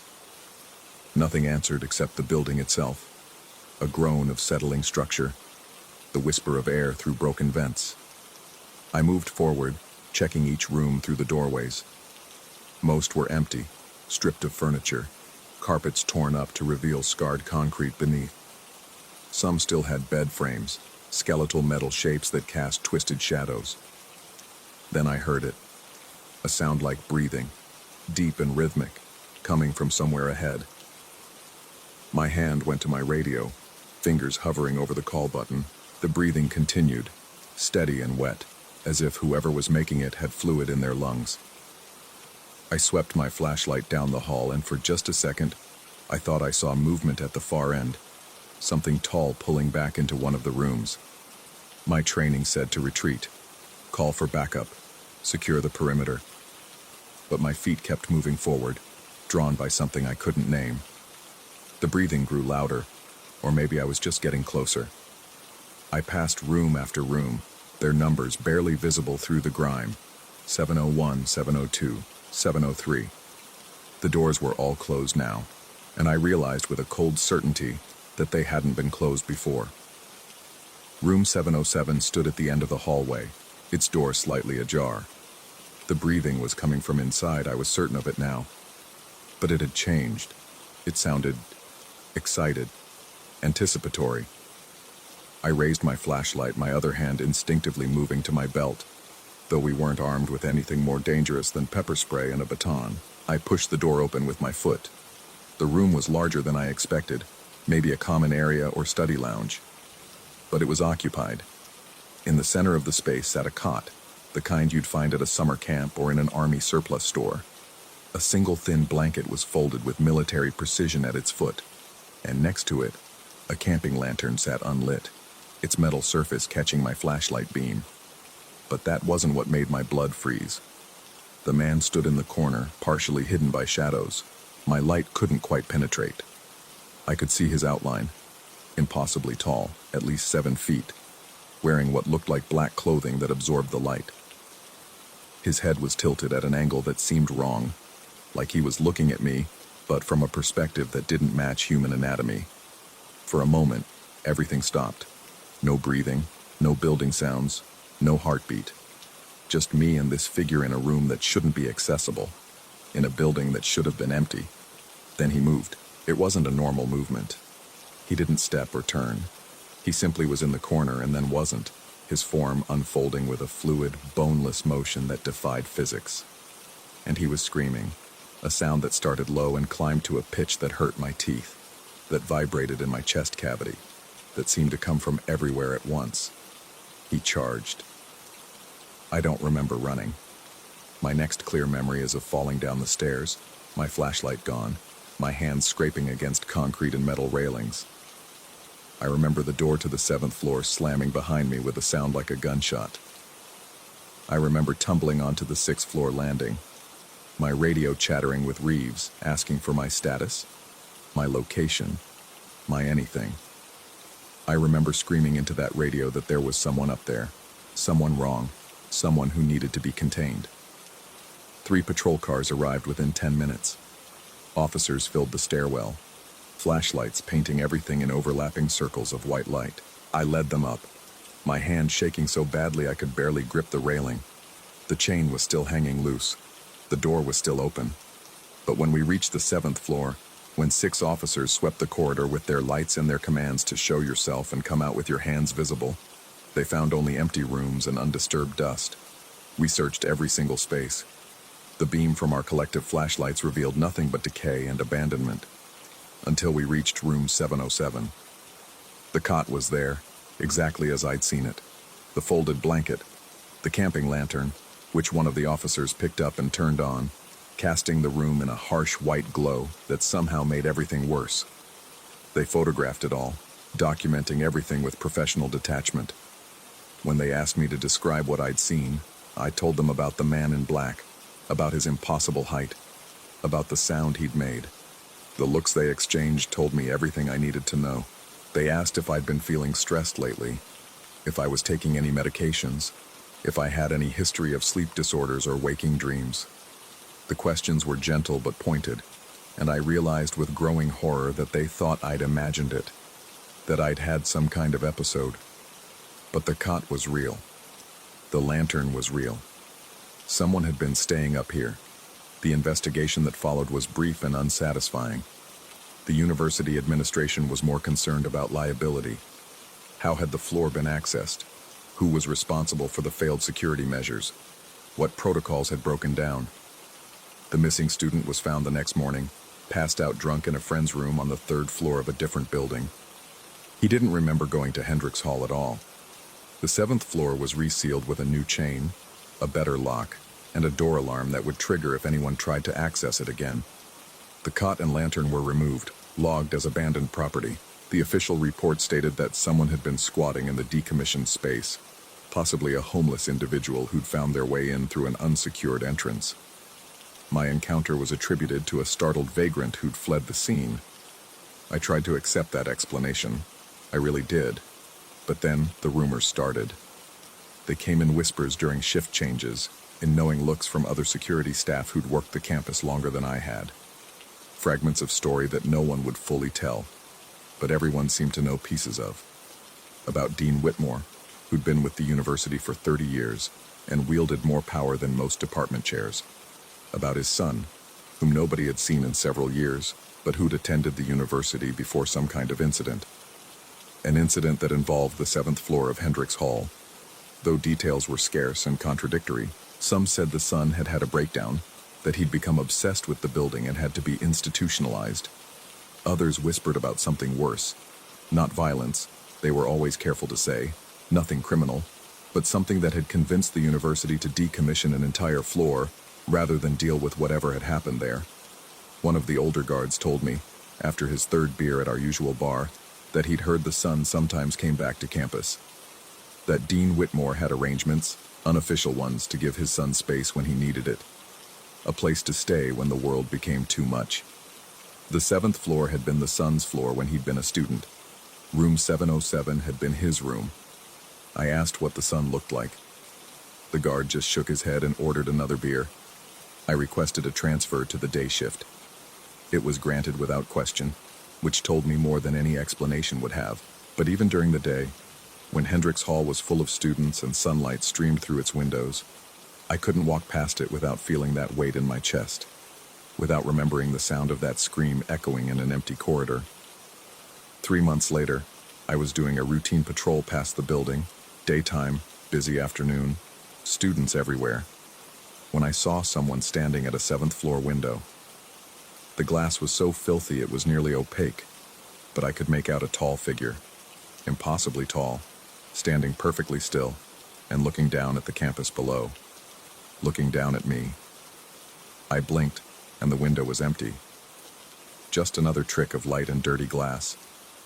That's what I told myself. That's what I continue to tell myself, even now, even as I write this down in an attempt to make sense of what I experienced.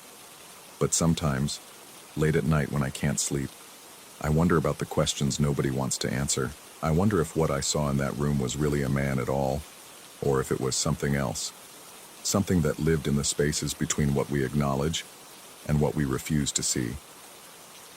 I wonder if Dean Whitmore's son is in an institution somewhere, or if he's somewhere much closer, in a building that most students walk past every day without a second thought. And I wonder, with a certainty that keeps me awake until dawn, what would have happened if I hadn't run. If I'd stood my ground in that room while that figure closed the distance between us. Would I have found a disturbed young man in need of help? Or would I have discovered something that would have shattered my understanding of what's possible in this world? The university's official position is that the 7th floor remains sealed for structural reasons. The new chain is still in place. The alarm has never been triggered. But I've started hearing rumors again. Whispers about sounds coming from the 7th floor late at night. About shadows in windows that should be dark. About a new student who went looking for his missing roommate and hasn't been quite right since, though he refuses to talk about what he saw. I should have called for backup before I opened that door. That's what I tell myself. That's the lesson I should have learned. But the real lesson, the one that haunts me, is this. Some spaces are sealed not because they're unsafe to enter, but because they're impossible to leave. Some doors are locked not to keep people out, but to keep something in. And some encounters leave you changed in ways that can't be measured or understood, ways that make you question whether you're the same person who climbed those stairs in the early morning darkness. I don't work campus security anymore. I took a job across town, in a building with no 7th floor, in a place where the lights never buzz like trapped insects, and the shadows fall exactly where they should. But even here, in this fluorescent safety, I sometimes hear it. That sound like wet breathing, deep and rhythmic, coming from somewhere just out of sight.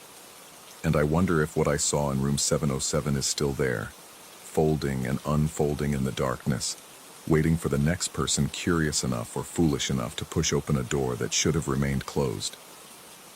waiting for someone to ask the questions that have no good answers. The worst part isn't the fear, it's the doubt. The not knowing if what I experienced was real, or if something broke inside my mind that night, something that can't be fixed or explained. Because if it was real, then reality is far more terrifying than I ever imagined. And if it wasn't real, if it was all some elaborate hallucination or breakdown, then I'm not sure I can trust my own perceptions anymore. Either way, I'm lost. Either way, something took a piece of me in that room and didn't give it back. The 7th floor of Hendricks Hall stands empty and locked. The investigation is closed. The official explanations have been filed and archived. And somewhere in the darkness of that decommissioned space, in a room at the end of a long hallway where dust dances in the absence of light, a cot sits perfectly made, a lantern waits unlit, and something tall and wrong stands in the corner, patient and eternal, ready to unfold the moment another door opens. I know this with the same certainty that I know my own name. I feel it in my bones, in the spaces between my heartbeats, in the moments just before I fall asleep when the world goes soft and strange. The 7th floor is waiting, and I don't think I'm the only one who knows it. 36. The fluorescent lights hummed their eternal song, a frequency that burrowed into your skull after the first hour, and made a permanent home there by the 3rd. I'd been working the graveyard shift at Pinnacle Communications for 7 months when the call started, and by then, I knew that hum better than my own heartbeat. The call center stretched out before me in rows of fabric-dividing cubicles, each one a gray coffin where voices went to die. During the day, the place buzzed with activity. 300 operators fielding customer service complaints, technical support inquiries, the endless white noise of commerce. But from midnight to 8 in the morning, we were ghosts. 15 of us scattered across a space designed for hundreds, our voices echoing off walls that seemed to expand in the darkness, pushing farther away with each passing hour. I took the night shift because it paid an extra $3 an hour, and because I preferred the emptiness. Fewer supervisors prowling the aisles, fewer forced conversations during breaks, fewer eyes watching the clock tick toward freedom. Just me, my headset, and the disembodied voices of insomniacs and early risers calling about their cable bills. The first call came on a Tuesday. I'd been staring at my monitor, watching the queue numbers scroll past in their hypnotic dance, when the line clicked open. Standard protocol: greeting, name, offer of assistance. But before I could finish my scripted introduction, the breathing started. Not heavy, theatrical breathing, like in movies. This was different, controlled, patient. The kind of breathing that suggested someone on the other end was very comfortable, very much in no hurry to speak. They were simply there, listening to me fumble through my greeting, waiting. The silence stretched. Company policy dictated I give them 30 seconds before disconnecting. I counted in my head, my own breathing falling into sync with theirs despite myself. At 28 seconds, I reached for the release button. That's when they spoke. The voice was wrong. Not in any way I could immediately articulate. The pitch was normal, the tone conversational, but something in its cadence felt rehearsed, like an actor who'd learned their lines phonetically without understanding the language. They described things, specific things. The color of the walls in the break room, the flickering bulb in the men's restroom, the exact angle at which the camera above the north entrance was mounted. Details only someone who'd been here would know.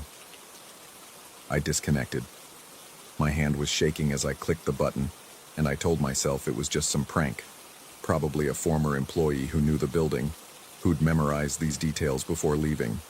Random coincidence that they'd been assigned to my queue.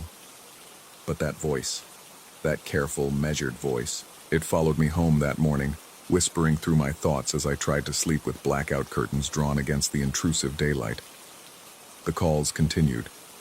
Not every night, which somehow made it worse. 3 nights of normal work. Angry customers, confused elderly people, the occasional drunk dialing the wrong number. And then the line would click open and there would be the breathing. Always the breathing first, like a signature. The voice began to reveal things about me, My schedule, always accurate. The coffee I brought in a silver thermos, never the break room machine. The way I rubbed my left temple when the headache started around 4 in the morning. That inevitable pressure that built behind my eyes. They knew which nights I worked, never calling on my days off, as if our relationship existed only within these walls. During these hours, I reported it to my supervisor, a tired woman named Kellen who'd worked there 15 years and whose soul had long since departed, leaving only a husk that processed paperwork and enforced break schedules.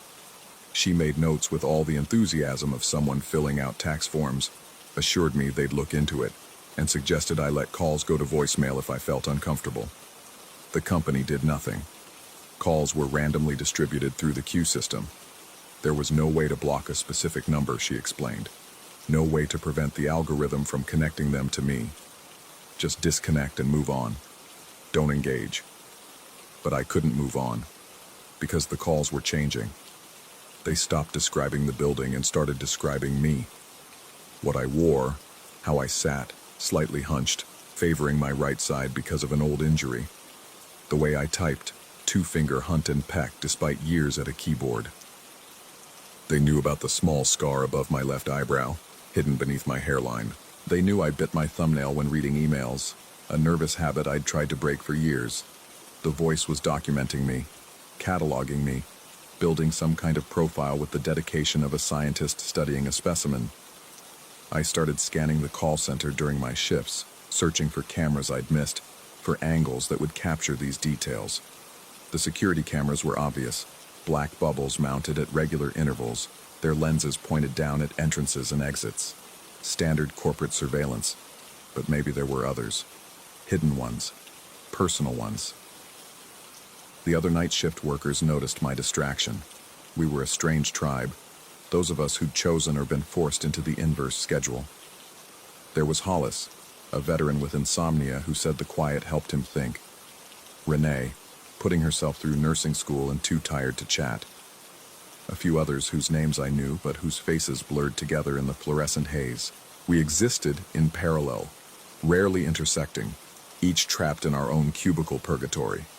None of them received calls like mine. I asked, casually at first, then with increasing desperation. Strange callers? Anyone describing personal details?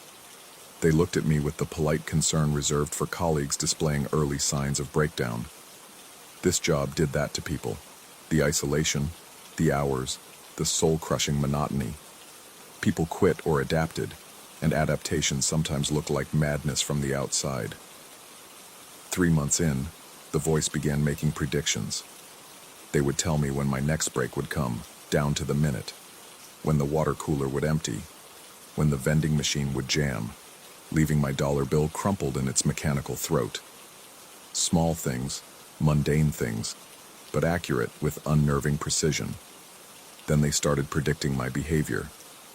The voice would describe how I would react to the next customer, the exact phrases I would use, the tone I would adopt, and I would find myself following the script they'd written, unable to deviate, as if my responses had been programmed long before the interaction occurred. Was I being predictable? Or was something else happening? Something I couldn't quite grasp? My sleep suffered. Days became a blur of anxiety and exhaustion, the blackout curtains no longer enough to keep out the world. I would lie in bed, staring at the ceiling, feeling eyes on me even in the privacy of my apartment. The sensation was absurd. I lived on the 4th floor, no buildings with direct sightlines, security cameras only in the lobby, but logic couldn't dispel the crawling certainty that I was being watched. I began arriving early for my shifts, using the time to explore the building. The call center occupied the 2nd and 3rd floors of a nondescript office complex on the industrial edge of town. Below us, an accounting firm that closed at 5. Above, empty space leased but unoccupied, according to the building directory. Around us, parking lots and warehouses, the kinds of structures that were monuments to function, devoid of human warmth. The security office was a small room near the main entrance, manned by a single guard during night hours. I'd seen him before, everyone had. He was a fixture of the late shift, a heavy-set man who patrolled the building's perimeter with the enthusiasm of someone fulfilling a contractual obligation. His name badge read Vance, and he had the particular type of face that you'd struggle to recall 10 minutes after seeing it. Forgettable. Average. The kind of person who could disappear into any crowd. But he was always there, every shift, and his rounds always seemed to coincide with my presence on the floor. I started noting his patterns. He would pass my cubicle around 1:30, 3:15, and 6:45. His footsteps were distinctive, a slight drag of his left foot, barely perceptible but consistent. Sometimes I would hear him stop outside my row, the footsteps falling silent for exactly 30 seconds before resuming their circuit. Was he watching me? Or was paranoia turning routine security patrols into evidence of something sinister? The calls escalated in month 4. The voice began describing my apartment, the layout, the furniture arrangement, the way morning light filtered through those blackout curtains, finding gaps at the edges. They knew about the neighbor's dog that barked at 7:30 every evening, the faulty lock on my bathroom window that I'd been meaning to fix, details that couldn't be explained by workplace surveillance. I checked my apartment with manic thoroughness, searched for cameras, recording devices, any evidence of intrusion. Nothing. The locks were secure, the windows intact, no signs of entry. But the voice knew things, impossible things, and the knowing was worse than any physical violation. I stopped sleeping entirely. Caffeine and adrenaline became my sustenance, fueling shifts that stretched into hallucinatory marathons where the boundaries between calls blurred together. Every ring could be them. Every click of connection might bring that breathing, that careful voice cataloging another piece of my existence. My performance metrics dropped. Kellen called me in for a review, expressing concern in that practiced, HR-approved manner that communicated disapproval wrapped in therapeutic language. Was everything all right at home? Was I managing stress appropriately? Did I need to speak with someone, perhaps take advantage of the company's employee assistance program? I tried to explain. The calls, the surveillance, the security guard who always seemed to be watching, but saying it aloud made me sound unhinged, paranoid. The kind of employee who became a cautionary tale, whose breakdown was discussed in whispered tones during breaks. She promised to review the security footage, to speak with Vance about his patrol routes. Standard procedure. I left her office feeling hollow, certain that nothing would change, that I was trapped in a cycle that would continue until something broke, the system or me. The breaking point came on a rainy Thursday in month 6. The call arrived at 2:17 in the morning. The voice was different this time, excited, almost breathless. They told me to look up, to check the ceiling tiles above my cubicle. Specific instructions: 3rd tile from the left, 2nd row back. I should have disconnected, should have followed protocol. Instead, I stood on my chair and pushed the ceiling tile aside. The camera was small, professional grade, its lens pointed directly at my desk, the kind of equipment that cost real money, that required planning and access, not company issued, personal. My hands shook as I removed it, the tiny device surprisingly heavy in my palm. Evidence, finally, tangible evidence that I wasn't losing my mind. Someone had been watching me, recording me, cataloging every movement for months. I went to the security office immediately, carrying the camera like a sacred relic. Vance was there, feet propped on the desk, watching a grainy monitor displaying the building's empty parking lot. He looked up as I entered, his expression shifting from boredom to something I couldn't quite read. Surprise? Fear? Guilt? I showed him the camera, explained where I'd found it, demanded to know who had access to the ceiling, who could have placed it there. His reaction was wrong, not defensive or confused, but calculating. He studied the camera with the focus of someone recognizing their own work, then met my eyes with something approaching respect, as if I'd passed a test he hadn't expected me to pass. The next night, Vance didn't show up for work. The replacement guard, a young woman who introduced herself as Devon, seemed confused by my questions about her predecessor. He'd been terminated, she said. Multiple complaints from female employees about inappropriate behavior. Harassment. The final straw had been someone catching him with unauthorized surveillance equipment. Human resources had escorted him from the building the previous afternoon, banned him from the property permanently. The calls stopped. It's been 3 weeks now, and my phone hasn't rung with that careful, measured breathing. The night shifts have returned to their usual tedium. Customer complaints, technical difficulties, the endless scroll of queue numbers. Everything is normal. Everything is fine. Except I still feel watched. The sensation persists, even though I've checked every ceiling tile, every corner of my cubicle, every possible hiding spot for cameras. Even though Vance is gone, his access revoked, his employment terminated, even though the logical explanation has been provided, wrapped up neatly with documented complaints and HR proceedings. But logic doesn't explain how the voice knew about my apartment, how they predicted my behaviors with such accuracy, how they seemed to exist both inside and outside these walls simultaneously. Sometimes during the dead hours between 3 and 4 in the morning, when the building settles into its deepest silence, I hear footsteps. The same distinctive drag of a left foot, the same 30-second pauses outside my row. I tell myself it's Devon on her rounds, or another guard, or the building's pipes expanding and contracting with temperature changes. I tell myself a lot of things these days. The camera I found sits in my desk drawer, wrapped in a plastic evidence bag that Kellen provided. She said they'd investigate, that corporate would review security protocols, that measures would be implemented. But nothing has changed. The ceiling tiles remain removable. The security office remains staffed by a single guard. The cameras still watch from their bubbled housings, recording everything and nothing. Last night, I found myself standing on my chair again, pushing aside ceiling tiles at random, searching for cameras that logic insists aren't there. My fingers brushed against something in the space above the 4th tile. Another device, identical to the first. I left it in place. Because if I report it, if I escalate this again, they'll ask questions I can't answer.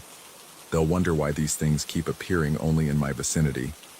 They'll suggest, gently, that perhaps I'm placing them myself, that the stress has manifested in elaborate delusions, physical props included, that I need help, not investigation. And maybe they're right. Maybe months of isolation and fluorescent lights and disembodied voices have fractured something essential. Maybe the calls were always random, the details always coincidence, the surveillance always imagination. Maybe Vance was just a predator who happened to work the same shift, and his termination was unrelated to my paranoia. Maybe. But the camera is still there, above the 4th tile, recording in darkness. And somewhere, someone is watching the footage, studying me with that same careful attention the voice always had, learning my patterns, documenting my decline, waiting for the moment when the distinction between observer and observed finally collapses entirely. The line clicks open. Standard protocol. Greeting, name, offer of assistance. I deliver my script, professional and hollow, while my eyes drift upward to the ceiling tiles. And in the silence before the customer speaks, just for a moment, I hear it. Breathing, controlled, patient, familiar. The call center stretches out around me in rows of gray fabric, and the fluorescent lights hum their eternal song, and somewhere in the building, footsteps drag and pause and resume their patient circuit. Everything is normal. Everything is fine. I tell myself this as I reach for the disconnect button, my hand hovering over it but never quite pressing down. Because maybe, in some terrible way, the watching has become necessary. Proof that I exist, that these hours matter, that someone, somewhere, considers me worth observing. The breathing continues. The lights hum. The night stretches on. And I wonder, as I've wondered every night for 6 months, which would be worse, confirming that they're real, or discovering that they never were.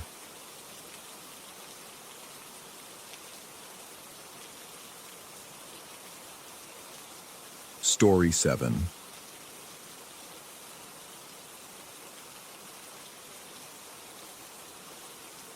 The fluorescent lights hummed their electric lullaby at 3:47 in the morning. That dead hour when the world outside ceased to exist and the grocery store became its own sealed universe. I'd been stocking shelves in aisle 12 for the past 2 hours, my hands moving on autopilot, sliding cans of soup into perfect rows while my mind drifted somewhere between sleep and waking.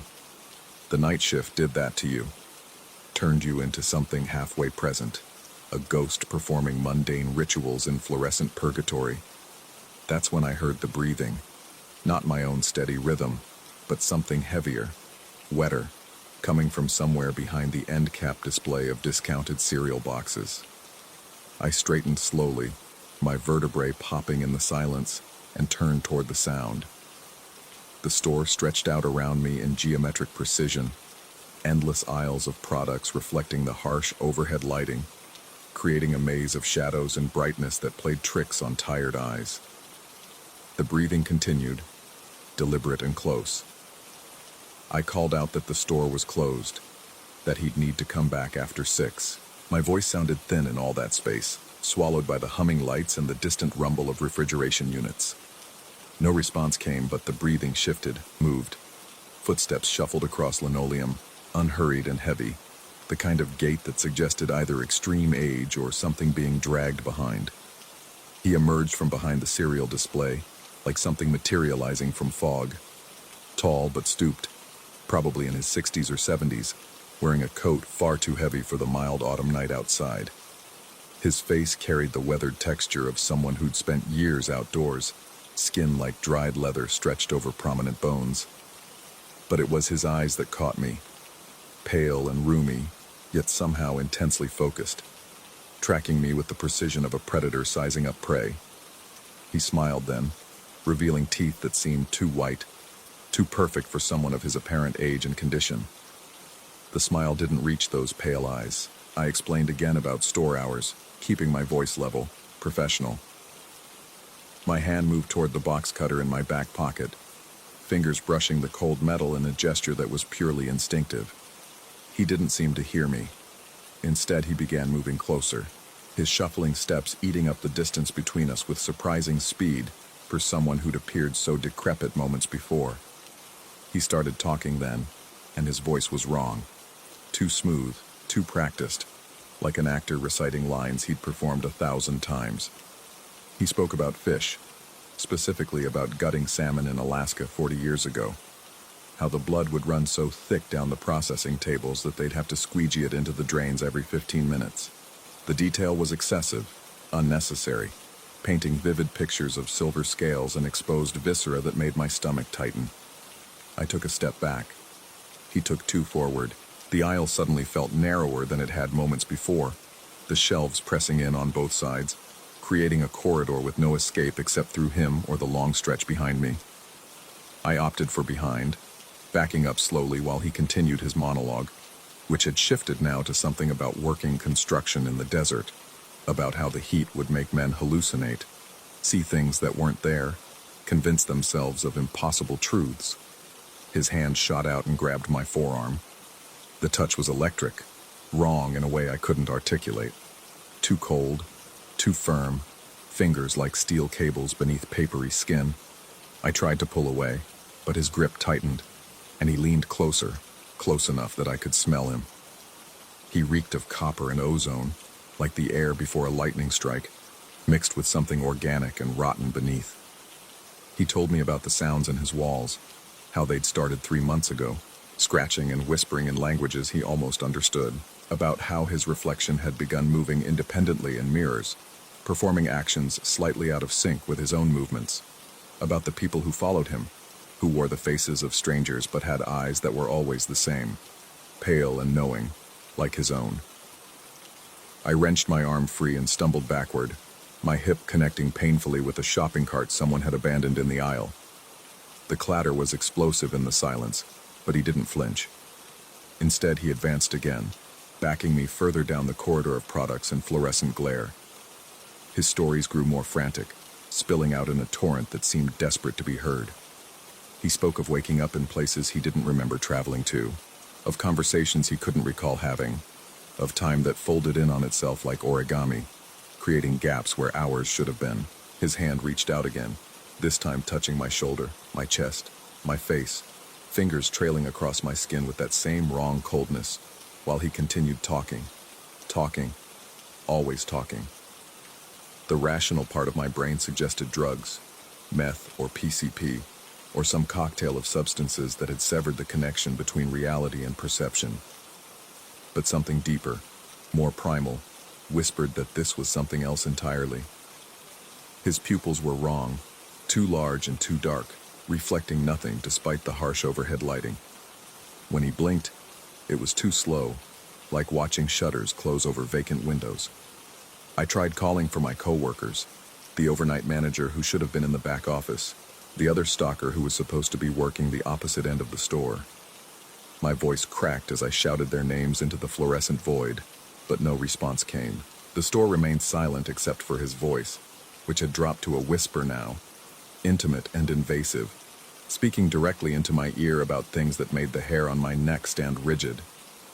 He told me he could see it on me, this thing I was trying to hide, that we were the same, he and I, that the walls between worlds were thinner than people believed, and some of us could see through them, could feel the things moving on the other side. His breath was hot against my face despite the coldness of his touch, and I could see now that his two white teeth were translucent at the edges, like they were made of frosted glass. The pressure in my head built with each word he spoke, a mounting sensation like being underwater, going deeper and deeper where the light couldn't reach. My vision started to blur at the edges, reality taking on a dreamy quality that made everything seem simultaneously hyper-real and completely artificial. The products on the shelves lost definition, becoming blocks of color and text that my eyes couldn't quite focus on.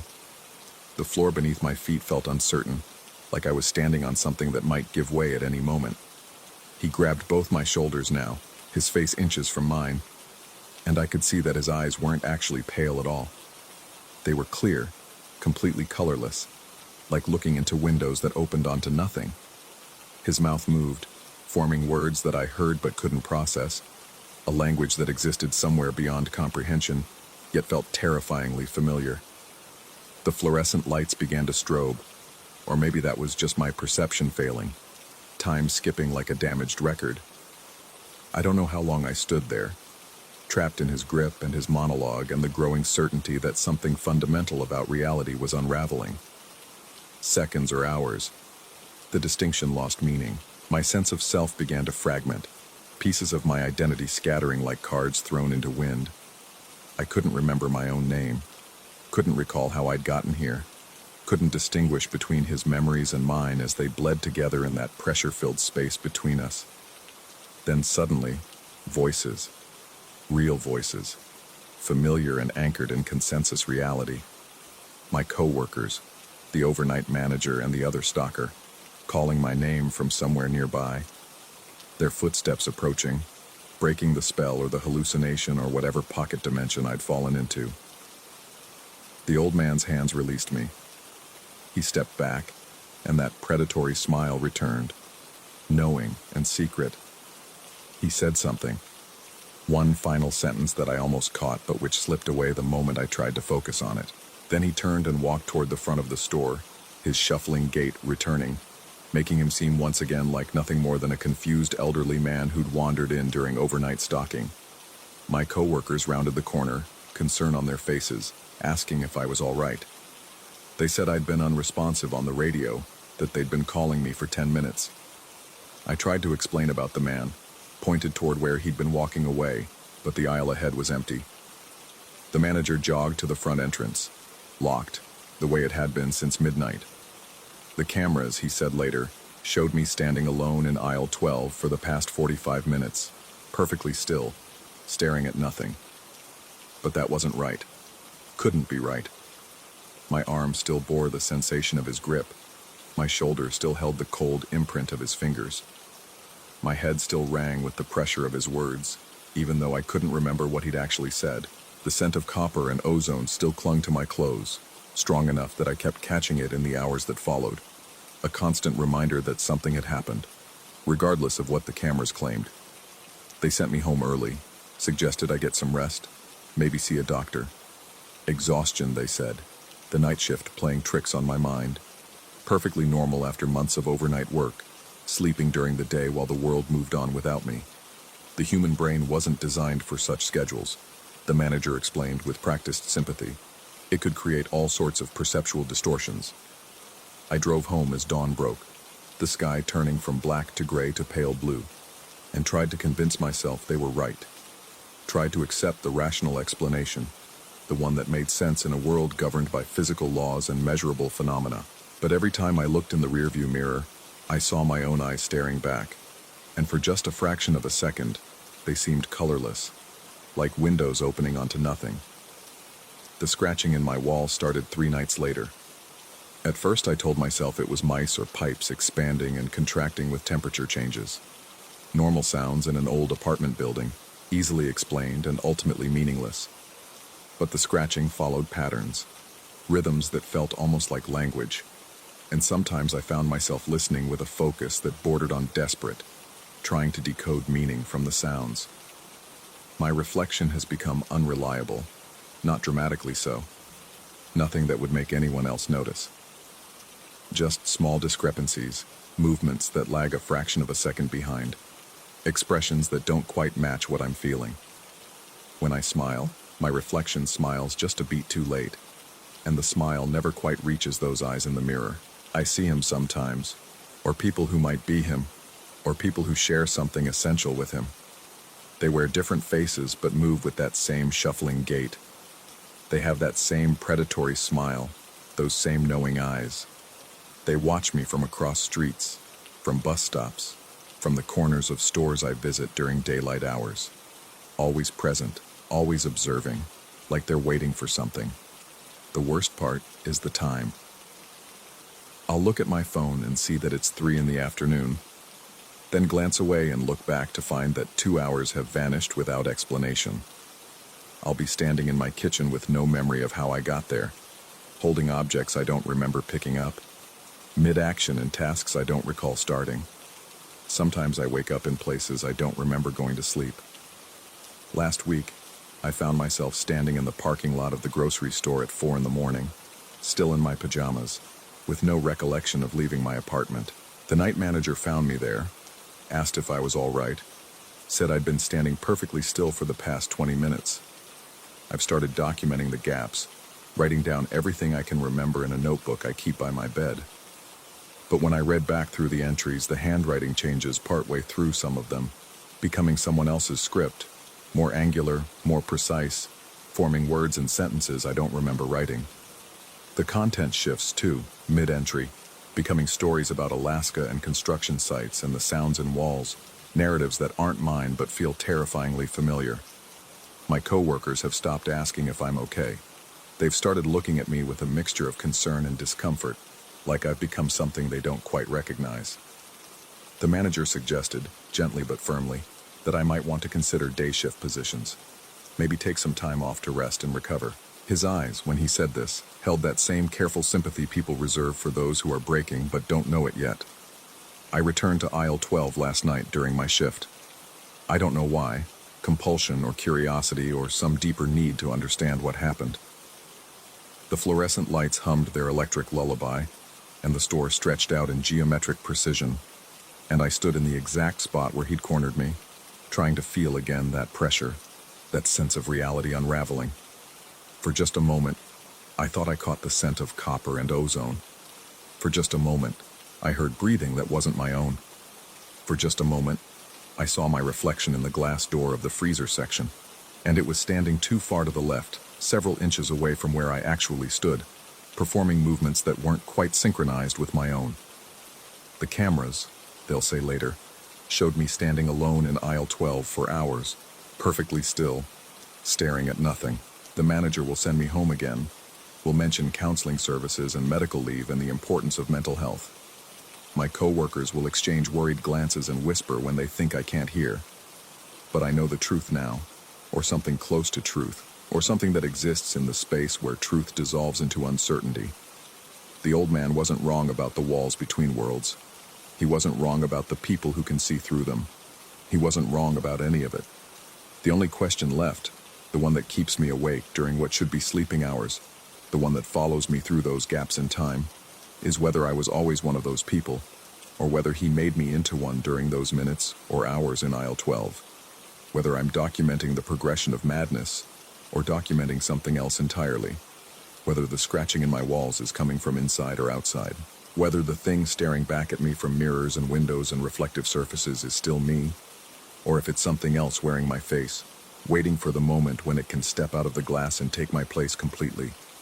The fluorescent lights hum, the night shift continues, and somewhere in the space between sleep and waking, between rational and impossible, between myself and whatever I'm becoming, the old man's words echo in a language I almost understand, growing clearer with each passing night.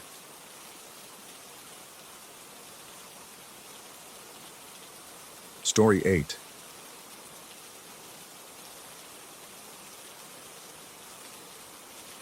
The fluorescent lights above the gas station counter hummed their monotonous electric prayer, the same sound they'd made for the past 3 years of my night shifts. I'd learned to tune it out, the way you learn to ignore the ticking of a clock or the buzz of traffic outside your window. But that Tuesday night, the first time he came in, I became aware of it again. The hum seemed louder, more insistent, as if the lights themselves were trying to warn me of something. He pushed through the glass door at 2:47 a.m. I know the exact time because I'd been watching the digital clock on the register, willing it to move faster toward my 6 a.m. freedom. The bell above the door gave its usual cheerful jingle, a sound grotesquely inappropriate for what walked in. I've seen plenty of drifters come through our little nothing town off Highway 12. They usually have a look about them, weathered, tired, sometimes desperate, sometimes just passing through with stories written in the lines of their faces. But this man was different. His eyes were what struck me first. Not tired, not desperate, just empty, like someone had scooped out whatever had once lived behind them and left nothing but 2 dark pits that reflected the fluorescent lights back at me in tiny, distorted points. He moved with an odd precision, each step measured and deliberate, his boots making no sound on the scuffed linoleum despite their obvious weight. He wore a dark jacket, worn but clean, and jeans that had seen better days. His face was unremarkable, the kind you'd forget immediately, except for those eyes you couldn't forget if you tried. He walked straight to the coffee machine in the back corner, poured himself a large cup with movements that seemed almost mechanical, and approached the counter. The whole time he never looked away from me, not even when he was pouring the coffee. It was as if he knew exactly where everything was without needing to see it. When he reached the register, he set the cup down with barely a sound. I rang him up, trying to keep my hand steady, trying to convince myself that the prickle running up my spine was just the store's ancient air conditioning kicking in. He paid in exact change, coins that he placed on the counter one by one, each making a small clink that seemed to echo in the empty store. That's when he leaned forward, just slightly, and spoke. His voice was flat, devoid of any inflection, any emotion. He told me I needed to call the police. Just that. 5 words delivered with the emotional weight of a weather report. Then he picked up his coffee and walked out, the bell jingling again, mocking me with its cheerfulness. I stood there for a long moment, feeling the air conditioning raise goosebumps on my arms, listening to the fluorescent lights hum. The clock read 2:53 a.m. 6 minutes. The entire encounter had taken 6 minutes, but it felt like I'd been standing there for hours, frozen in place. My hand moved toward the phone beneath the counter before I could fully process what I was doing. But I stopped. Call the police and say what? A customer came in, bought coffee, and told me to call the police? They'd think I was losing it. Hell, maybe I was losing it. 3 years of night shifts in a gas station can do that to a person. The isolation, the endless parade of insomniacs and travelers, the way time seems to move differently between midnight and dawn, it all wears on you. I convinced myself he was just some tweaker, high on something, rambling. I'd dealt with those before.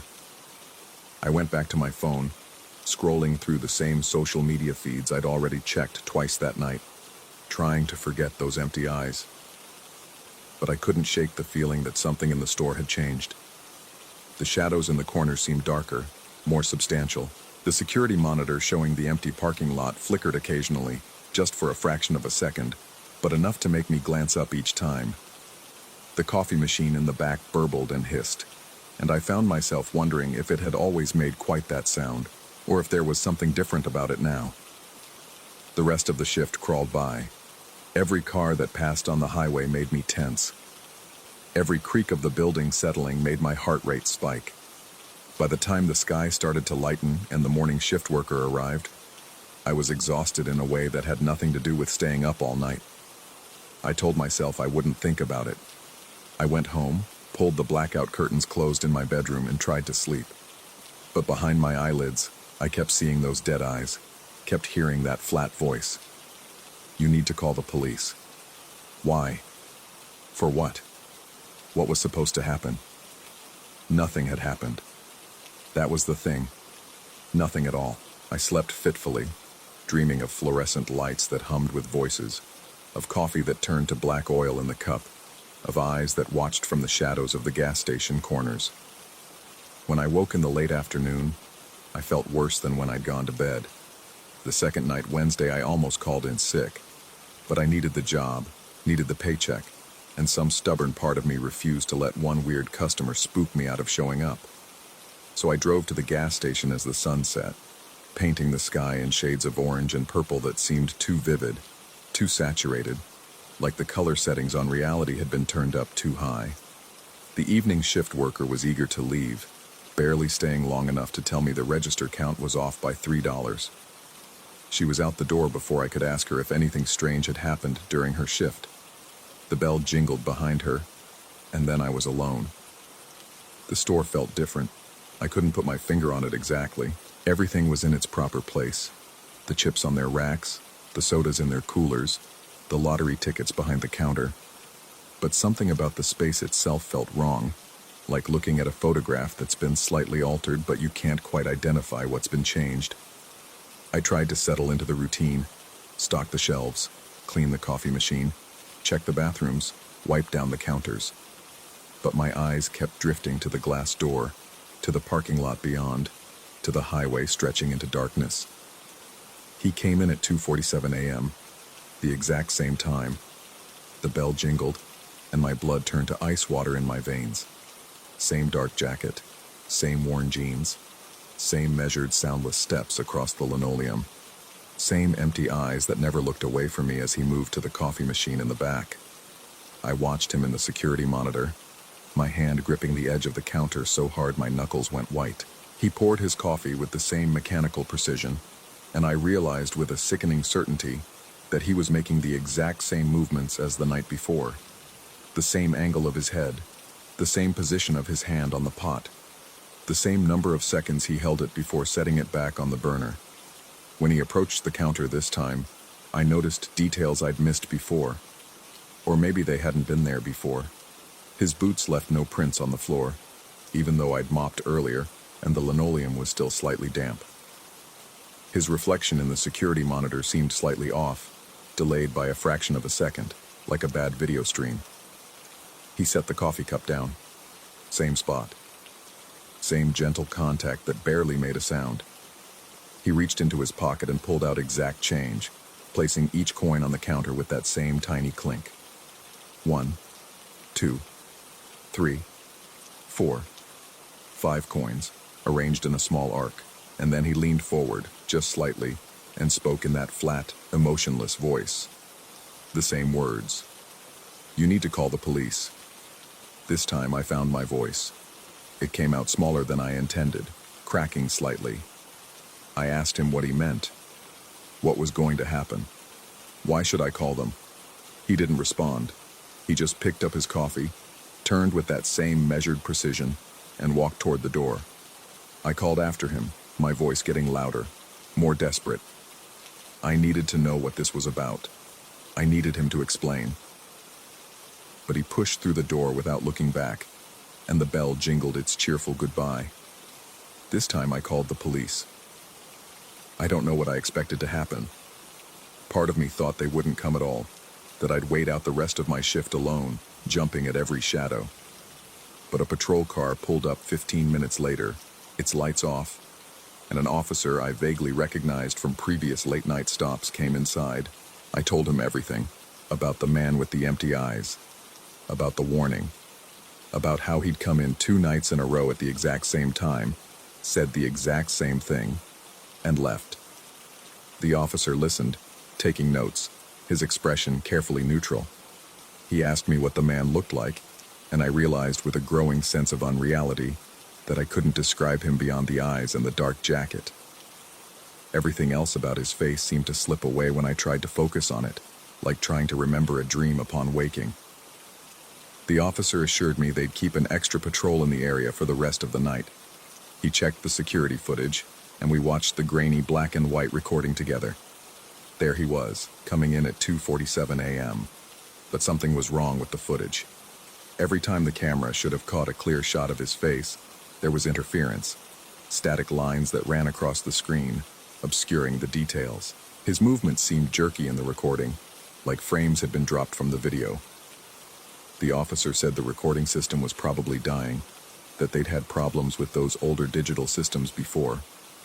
He told me to call immediately if the man came back, and that they'd have someone patrol past every hour or so until my shift ended. He left, and I was alone again. The fluorescent lights hummed. The coffee machine burbled. The clock ticked toward dawn. Nothing happened. The extra patrols came by like clockwork, flashlights sweeping across the parking lot, checking the perimeter. No one else came in except for a trucker around 4:30 a.m.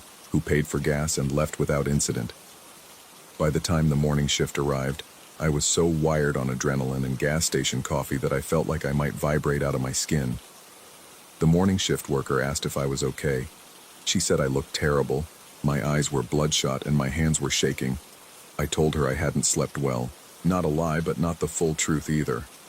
I drove home in full daylight, but the sunshine felt wrong somehow, too bright and harsh, like a stage light exposing a set that was never meant to be seen clearly.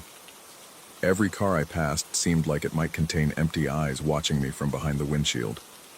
At home, I pulled up news sites on my laptop, searching for any reports of crimes in the area, robberies, assaults, missing persons, anything that might explain the warning. But there was nothing, just the usual small-town news, council meetings, school sports, a fundraiser for the volunteer fire department. I tried to sleep but couldn't. Instead, I lay in bed, staring at the ceiling, listening to the house settle around me. Every creak sounded like footsteps. Every branch scraping against the window sounded like someone trying to get in. Thursday afternoon, I got a call from my manager. He asked if everything was okay, said he'd heard I'd called the police during my shift. I assured him it was just a precaution, nothing serious. But I could hear the concern in his voice, the unspoken question of whether I was becoming unreliable, whether the night shifts were getting to me. I considered calling in sick that night. I even picked up the phone, started to dial, but something stopped me. Some need to know, to understand what this was about, what was supposed to happen, what had been prevented by the police presence, or had anything been prevented at all. I showed up for my shift. The evening was quiet. Too quiet. The usual stream of customers seemed thinner than normal, like people were unconsciously avoiding the place. The ones who did come in seemed hurried, eager to complete their transactions and leave. As 2:47 a.m. approached, I found myself unable to focus on anything else. I watched the clock on the register, watched the seconds tick away. 2:45, 2:46. My heart hammered in my chest, my palms were slick with sweat. 2:47. The parking lot remained empty. The highway beyond was dark and silent. The fluorescent lights hummed their electric prayer. 2:48. Nothing. 2:49. The relief that washed over me was so intense it made me dizzy. He wasn't coming. Whatever this had been, a prank, a coincidence, my own mind playing tricks. It was over. But the relief curdled almost immediately into something else. A new kind of dread. Because if he wasn't coming back, I would never know what the warning meant. I would never understand what I'd been protected from, or if I'd been protected from anything at all. The rest of the night was torture. Every minute that passed felt like confirmation that I'd imagined the whole thing. that 3 years of night shifts had finally broken something in my brain. But every minute that passed also felt like I was waiting for some other shoe to drop, for whatever had been building to finally break through. Nothing happened. Friday night, he didn't come. Saturday night, he didn't come. Sunday night, I worked my shift in a haze of exhaustion and confusion. I'd barely slept in days. The police had stopped the extra patrols after Thursday night. My manager had called again, asking if I wanted to switch to day shifts for a while. I'd said no, though I wasn't sure why. By 2:47 a.m., I'd almost convinced myself that I'd never see him again, that whatever this had been, it was finished. Then the bell jingled. He walked in at exactly 2:47 a.m., just like before.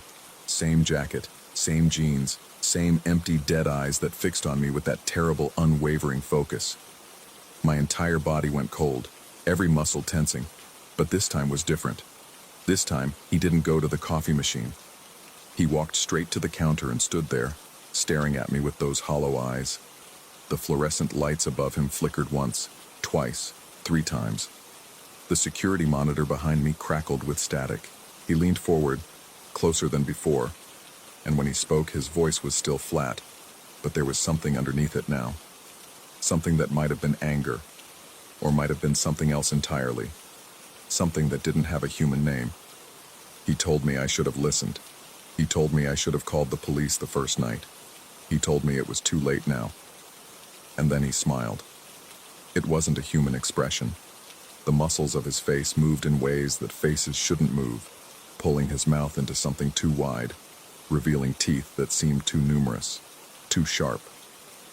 The lights overhead exploded in sequence, pop, pop, pop, showering the store in sparks, and plunging everything into darkness except for the red glow of the emergency exit signs. I fumbled for the phone, my hands shaking so badly I could barely hold it. I dialed 911, and somewhere far away I heard a voice asking about my emergency. I tried to speak, tried to explain, but my throat had closed up with terror. When I looked up, he was gone. The door hadn't opened. The bell hadn't rung. He had simply ceased to be there. The lights flickered back on, all of them intact, humming their usual electric song. The police came. Different officers this time. They were patient and professional, but I could see the concern in their eyes as I stammered through my story. They checked the security footage. Nothing. No one had entered the store at 2:47 a.m. or any time after 1:30, when a regular customer had come in for cigarettes. They suggested I take some time off, get some rest, maybe talk to someone. The morning shift worker arrived early, took one look at me, and agreed to start her shift immediately. My manager called before I even made it to my car, told me to take the week off, paid, but to please consider seeing a doctor. That was 3 weeks ago. I did take the time off. I did see a doctor. She asked me about stress, about sleep, about whether I'd been experiencing any other unusual symptoms. She prescribed sleeping pills and suggested I might want to talk to a therapist about anxiety and possible sleep deprivation psychosis. I took the pills. I slept, finally, deeply and dreamlessly. When I came back to work, they'd switched me to evening shifts, 4 p.m. to midnight. The manager said it was temporary, just until I was feeling better. The pay was less, but I didn't argue. For 2 weeks, everything was normal. Customers came and went. The register balanced. The fluorescent lights hummed their boring, everyday hum. I started to believe the doctor, started to accept that I'd had some kind of breakdown, that the isolation and the strange hours had manifested in bizarre, vivid delusions. Last night was my first night back on the graveyard shift.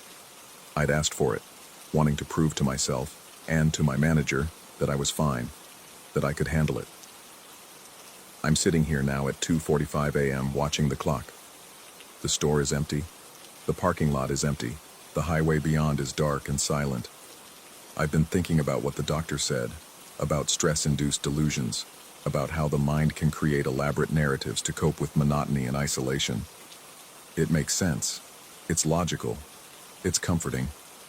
But I keep thinking about the security footage from that first night, the static that obscured his face every time. I keep thinking about how he knew exactly where everything was without looking. I keep thinking about that last smile, the one that wasn't human. Most of all, I keep thinking about what he said, that I should have called the police the first night, that it was too late now. Too late for what? The clock just turned to 2:47 a.m. The parking lot is still empty, the fluorescent lights still hum, but there's someone standing in the back corner of the store by the coffee machine. I don't remember seeing anyone come in. I didn't hear the bell, but they're there, in my peripheral vision, just outside the view of the security monitor. I'm not going to turn around and look. I'm not going to call the police, because I'm starting to understand something that makes my hands shake and my breath come shallow. The warning wasn't about something that was going to happen to the store. It wasn't about a robbery or a crime. The warning was about me, about what I would become if I didn't call the police that first night, about what happens to people who work too many night shifts alone, who spend too many hours under fluorescent lights, who exist too long in that space between midnight and dawn where reality grows thin. I can feel it now, have been feeling it for weeks. The way my reflection in the store windows seems slightly wrong, delayed by a fraction of a second. The way I move with increasing precision, each step measured and deliberate. The way my boots no longer seem to make sound on the linoleum. The way my eyes, when I catch glimpses of them in the security monitor, are starting to look empty. Dead. The figure by the coffee machine hasn't moved. They don't need to. They're waiting. Patient, because they know. They know what I'm becoming. They know what happens next. Tomorrow night, or maybe the night after, some other night shift worker in some other gas station will look up at 2:47 a.m. and see someone walk through their door. Someone in a dark jacket and worn jeans. Someone with empty, dead eyes.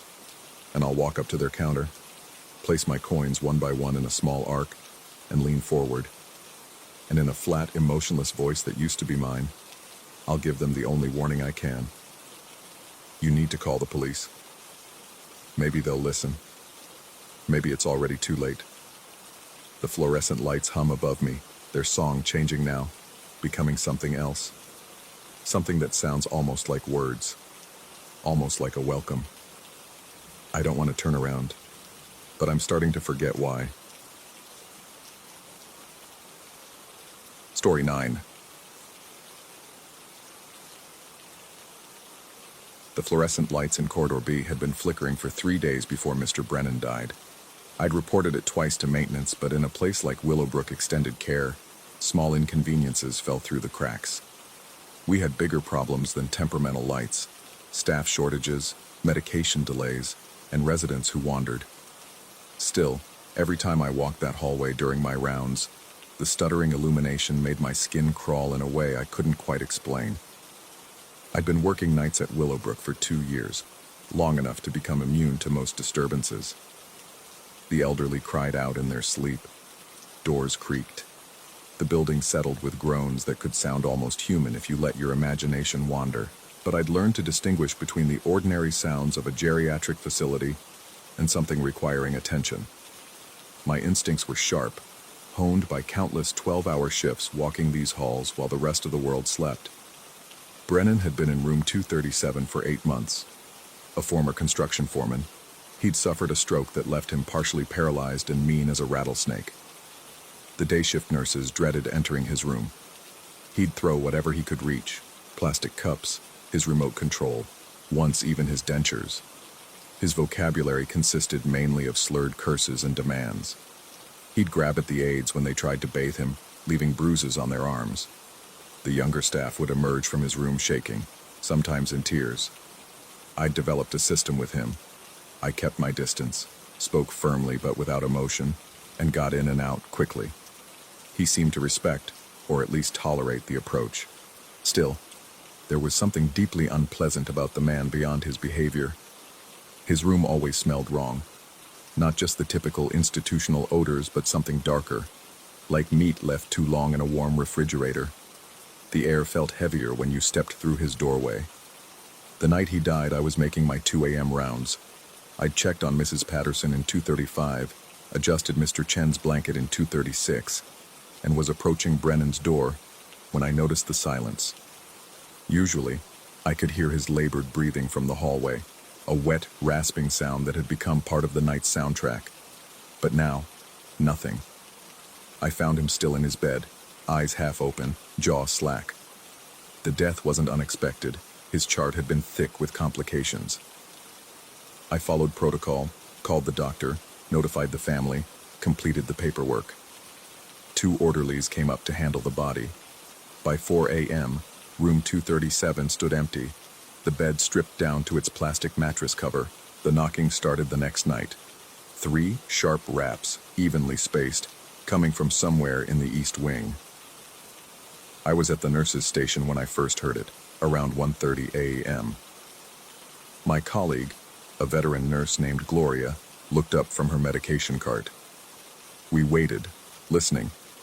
The sound came again, knock, knock, knock, deliberate and insistent. Gloria suggested it might be Mrs. Patterson, who sometimes tapped on her bed rail when she needed assistance. But when we checked, Patterson was deeply asleep, her breathing peaceful and regular. We checked every room in the wing. All the residents were sleeping. The knocking had stopped. It resumed an hour later. This time I was alone at the station. The sound seemed to move, starting from the far end of corridor B and progressing closer. Knock, knock, knock. A pause. Then again, slightly nearer. I grabbed my flashlight and walked toward the sound, my rubber-soled shoes squeaking softly on the linoleum. The knocking stopped when I reached room 237. I stood outside the empty room, heart hammering in my chest, though I couldn't say exactly why. The door was closed. I'd closed it myself after the orderlies had left. My hand hesitated on the handle, and I felt foolish. It was just an empty room. I'd been in hundreds of empty rooms. Still, when I finally opened it, relief washed over me to find it exactly as I'd left it. Dark, vacant, the stripped bed skeletal in the dim light from the hallway. Over the following week, the disturbances escalated. The knocking became a nightly occurrence, always starting around 1:30, always seeming to originate from different locations, but inevitably leading back to that empty room. Gloria heard it. So did Ramon, the weekend charge nurse, and young Trevor, who just started on the night shift. But it was the footsteps that truly unnerved us. Heavy, deliberate footfalls, heel to toe, the kind of steps that suggested weight and purpose. They'd echo down corridor B during the early morning hours, that dead time between 2 and 4 when the building settled into its deepest quiet. I'd hear them approaching the nurse's station, the sound growing louder, closer, and then nothing. Silence. No one there. Trevor quit after his 3rd shift. He'd been restocking the supply closet when he heard the footsteps behind him. When he'd turned around, the hallway was empty, but the footsteps continued past him, receding down the corridor. He'd stood frozen, watching the empty hall, listening to the phantom footfalls fade away. He left his badge on the desk and never came back. The residents began complaining. Mrs. Patterson, usually so gentle, grew agitated during evening rounds. She insisted someone had been in her room the night before, standing at the foot of her bed. She described him as small but present, watching her with unblinking attention. When pressed for details, she became confused, unable to say whether she'd seen him or simply felt him there. Mr. Chen reported the same thing. A presence in his room, a little man who stood in the corner.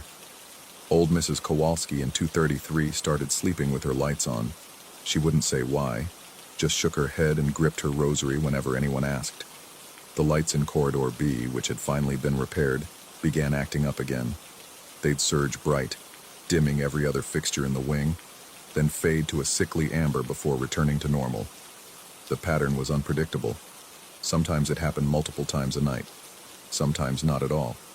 Doors started opening, not violently, not slamming, just opening quietly during the night. I'd secure room 237 before starting my rounds, checking the latch carefully. An hour later, I'd find it standing ajar, the darkness within seeming deeper somehow than the ordinary darkness of an unlit room. I began to dread walking past it. Gloria was the first to say it aloud, what we'd all been thinking. She came to the nurse's station one morning near the end of her shift, her face gray with exhaustion. She told me she'd been in the break room around 3 a.m., eating a sandwich, when she'd heard footsteps in the hallway outside.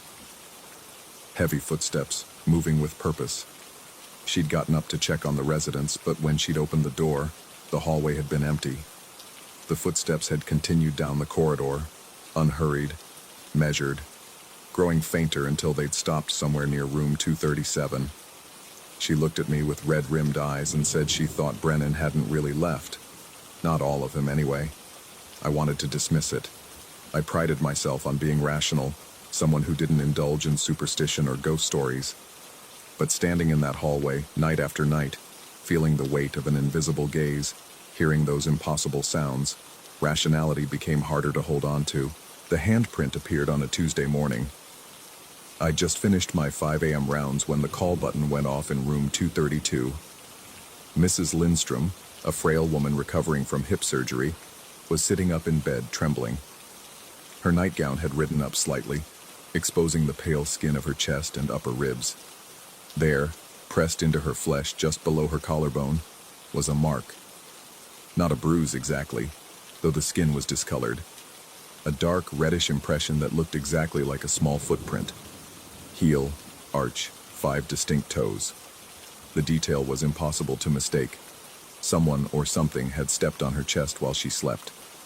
She was too shaken to speak coherently at first.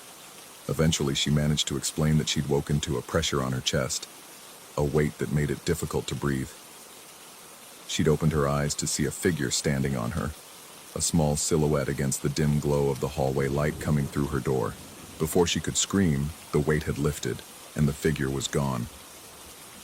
I called the charge nurse, who called the director, who called the family. Mrs. Lindstrom's daughter arrived within the hour, furious and frightened. She wanted to know how someone could have entered her mother's room, assaulted her, and left without anyone noticing. She threatened lawsuits, demanded answers we couldn't provide. The police came. They interviewed the staff, examined the room, photographed the mark.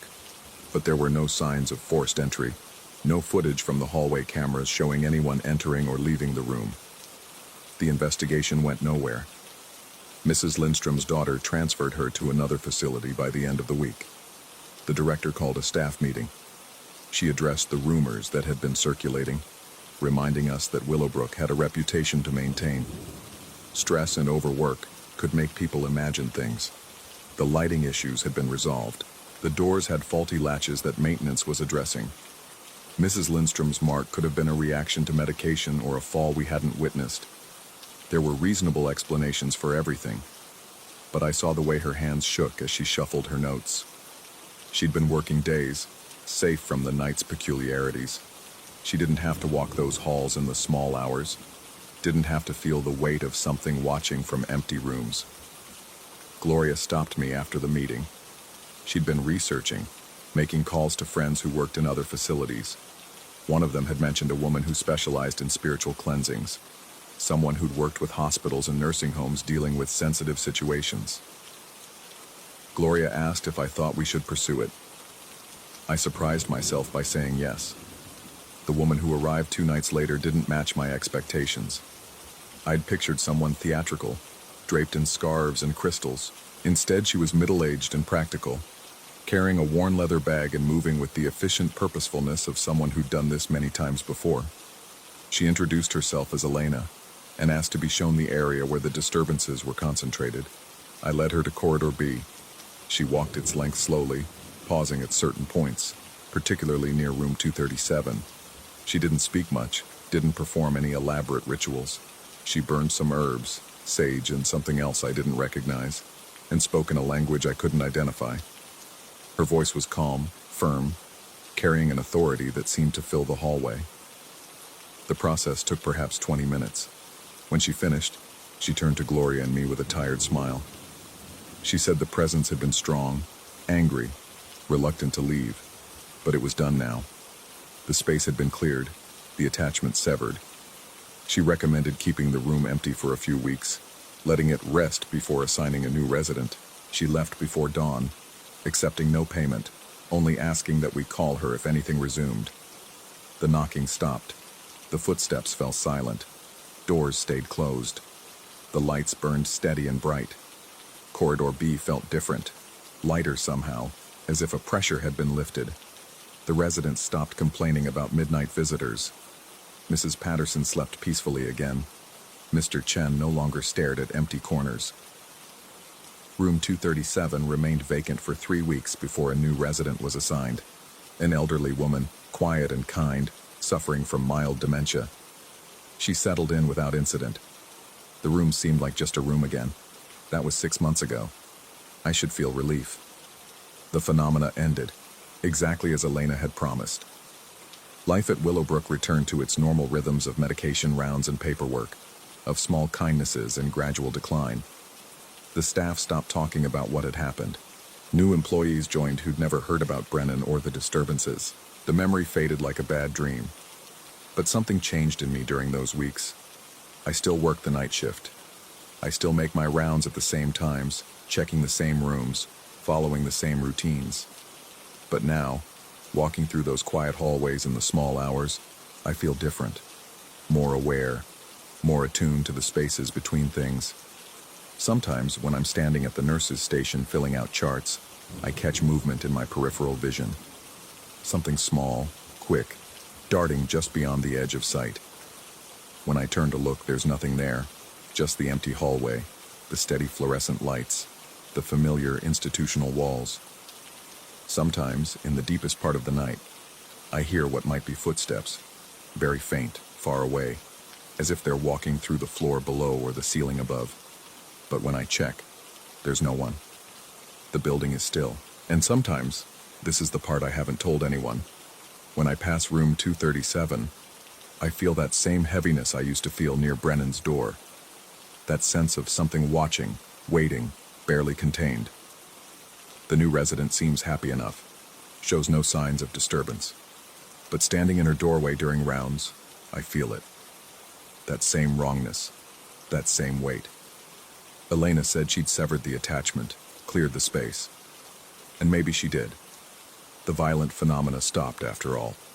The residents found peace. By every measurable standard, she succeeded. But here's what keeps me awake during my off hours, what I turn over endlessly in my mind. When Elena performed her clearing, when she spoke in that unknown language and burned those herbs, what exactly did she clear? Did she banish Brennan's lingering presence from the building? Or did she simply move it somewhere else? And if she moved it, where did it go? I've started noticing small things. The way shadows fall in my apartment, pooling in corners they shouldn't reach. The frequency of small sounds in the night, creaks, taps, whispers of movement. The sensation of being watched when I'm alone. These could be nothing. Stress, as the director suggested. Overwork. A mind trained to find patterns, seeing them where none exist. But then again, maybe not. Last week I woke at 3 a.m. to the sound of knocking. 3 measured raps, just like in the hallway at Willowbrook. I lay in my bed, paralyzed, listening as the sound came again. Knock, knock, knock. I didn't get up to investigate. I pulled the covers higher and waited for dawn, and eventually, mercifully, sleep claimed me again. The knocking hasn't returned to my apartment. Not yet. Maybe it was a dream, nothing more. Maybe I'm finally cracking under the accumulated stress of 2 years of night shifts. Maybe I need to request a transfer to days, get more sunlight, more normal hours, or maybe Elena didn't clear anything at all. Maybe she just redistributed it. Maybe she looked into that corridor, sensed what was there, and made a choice about where it would do less harm. Maybe she decided that one witness, one bearer of the burden, was preferable to an entire wing of vulnerable elderly residents. If that's true, if I'm now the container for whatever Brennan left behind, I can accept that. It's what I signed up for when I chose this profession, to bear the difficult things so others don't have to. But here's the question that haunts me as I walk those quiet halls, as I check locks and adjust blankets and dispense medication in the early morning darkness. If the presence is with me now, following me home at the end of every shift, sleeping in the corners of my apartment, waiting in the shadows of my life, what happens when I die? What happens to all that concentrated anger and malevolence when it has no place left to go? Will it return to Corridor B to room 237 waiting for the next person to notice? Or will it find someone else, someone unprepared, someone without the context to understand what's happening. I don't have answers. All I have are my rounds, my routines, and a growing certainty that something fundamental shifted 6 months ago. The disturbances at Willowbrook ended, yes, but endings and absences aren't the same thing. Tonight, I'll return to work. I'll clock in, review the charts, prepare my medication cart. I'll walk the corridors, checking on residents, listening for call buttons, dispensing comfort where I can. And when I pass room 237, I'll pause, just for a moment, feeling that familiar heaviness, that sense of something waiting. And I'll wonder, as I do every night now, whether the clearing worked at all, or whether it simply taught whatever Brennan left behind to be more patient, more subtle, more careful about where and when it makes itself known. The lights in Corridor B burn steady now. The doors stay closed. The residents sleep peacefully. But I know better than to confuse peace with absence, silence with safety, or the end of one haunting with freedom from all of them. Something is still here. And whether it's in that room, in me, or somehow in both places at once, that's the question I carry through every quiet hour of every endless night.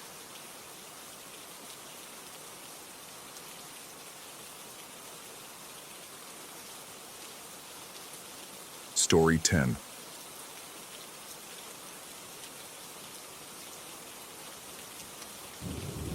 The fluorescent lights in the hotel lobby hummed with a frequency that made my teeth ache. 3 years of night audits had taught me to ignore it, but tonight the sound seemed to drill directly into my skull, persistent and wrong. The clock above the reception desk read 11:47 p.m. when he walked through the employee entrance, 23 minutes late for his first shift. Management had warned me about training someone new. The overnight audit was a solitary position, one that required a specific temperament, the ability to exist comfortably in the dead hours when the building settled into itself and made sounds that had no logical source. Most people couldn't handle it. They'd last a week, maybe 2, before the isolation and the darkness behind every corridor wore them down to resignation letters and apologies. But corporate needed coverage for my vacation days, so here he was. The man who approached the desk moved with a careful, measured gait that suggested either military background or recent injury. His employee badge read a name I won't repeat here, something forgettable, something that slipped from memory the moment you looked away from it. He was older than I expected, perhaps mid-60s, with the kind of weathered face that spoke of decades spent outdoors or in situations that aged you prematurely. His eyes were clear when he introduced himself, his handshake firm but brief, and I remember thinking he might actually work out. The training began with the basics. I showed him how to run the night audit reports, how to balance the day's transactions, how to handle the rare guest who stumbled down for ice or aspirin at 2 in the morning. He nodded along, taking notes in a small spiral notebook he produced from his jacket pocket. His handwriting was meticulous, almost obsessive, each letter perfectly formed, each line ruler straight. Around midnight, after I demonstrated the security camera system, he mentioned needing to step out. Said he'd forgotten his medication in the car. The way he said it felt rehearsed, as if he'd practiced the excuse earlier, refining it until it sounded casual. I told him to be quick. The audit reports had to be completed before the morning shift arrived at 7, and we were already behind schedule. He left through the side entrance, and I watched him on the security monitor as he crossed the parking lot. The camera's night vision cast everything in shades of gray and green. He didn't go to any of the vehicles. Instead, he walked to the far edge of the lot, beyond the range of our lights, and simply stood there. For 17 minutes, I watched him stand motionless in the darkness, facing the tree line that bordered the property. When he returned, everything had changed. The medication excuse made more sense now, but not in any way that brought comfort. His pupils had expanded until his irises were barely visible rings of faded blue around pools of absolute black. He moved differently too, looser, as if his joints had been replaced with something that didn't quite fit the original specifications. The careful, measured walk was gone. Now he swayed slightly as he approached the desk, and I caught the smell that preceded him.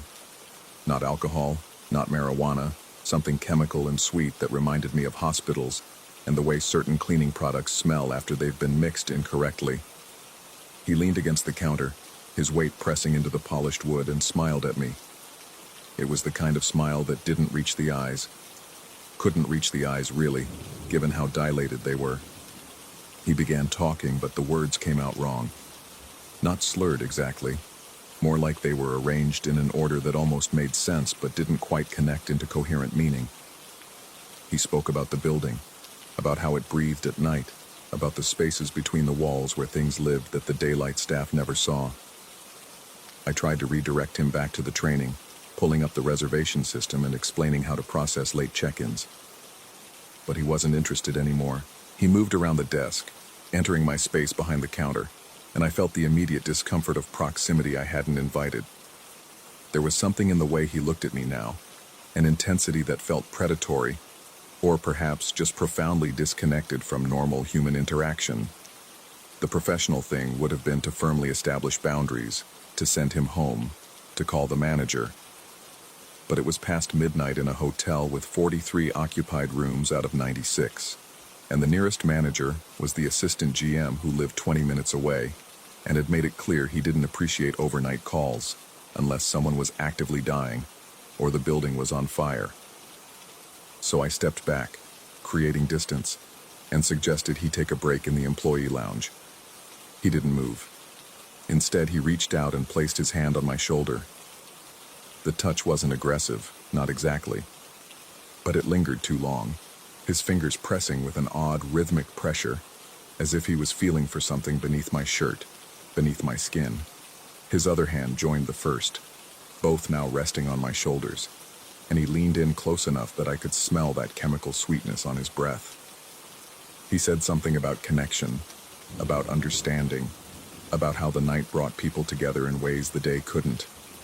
I shrugged off his hands and told him firmly that he needed to step back. My voice came out steadier than I felt. There's a particular kind of fear that comes from being touched by someone whose grip suggests they're not entirely present in their own body, someone whose eyes reflect nothing you can recognize as fully human.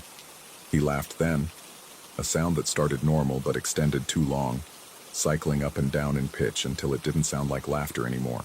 Then he turned and walked toward the side entrance, moving with that same loose-jointed gait, and I watched on the security monitor as he stepped outside. The cameras showed him standing in the pool of light from the entrance fixture. He seemed to be looking at something I couldn't see, his head tilted at an unnatural angle. Then, without warning or any visible cause, he pitched forward, not stumbled, not tripped. He went down as if every string holding him upright had been simultaneously cut. His face hit the concrete with a sound I heard clearly through the glass entrance doors, a wet, heavy impact that made my stomach clench. He didn't put his hands out to catch himself, didn't turn his head, just straight down, face first into the pavement. I grabbed the phone and called 911, already moving toward the entrance. The operator's voice was calm and procedural as I explained the situation, gave the address, confirmed he was breathing. Through the doors, I could see him lying motionless in that pool of light, a dark stain spreading beneath his head across the concrete. I didn't go outside. This is important to understand.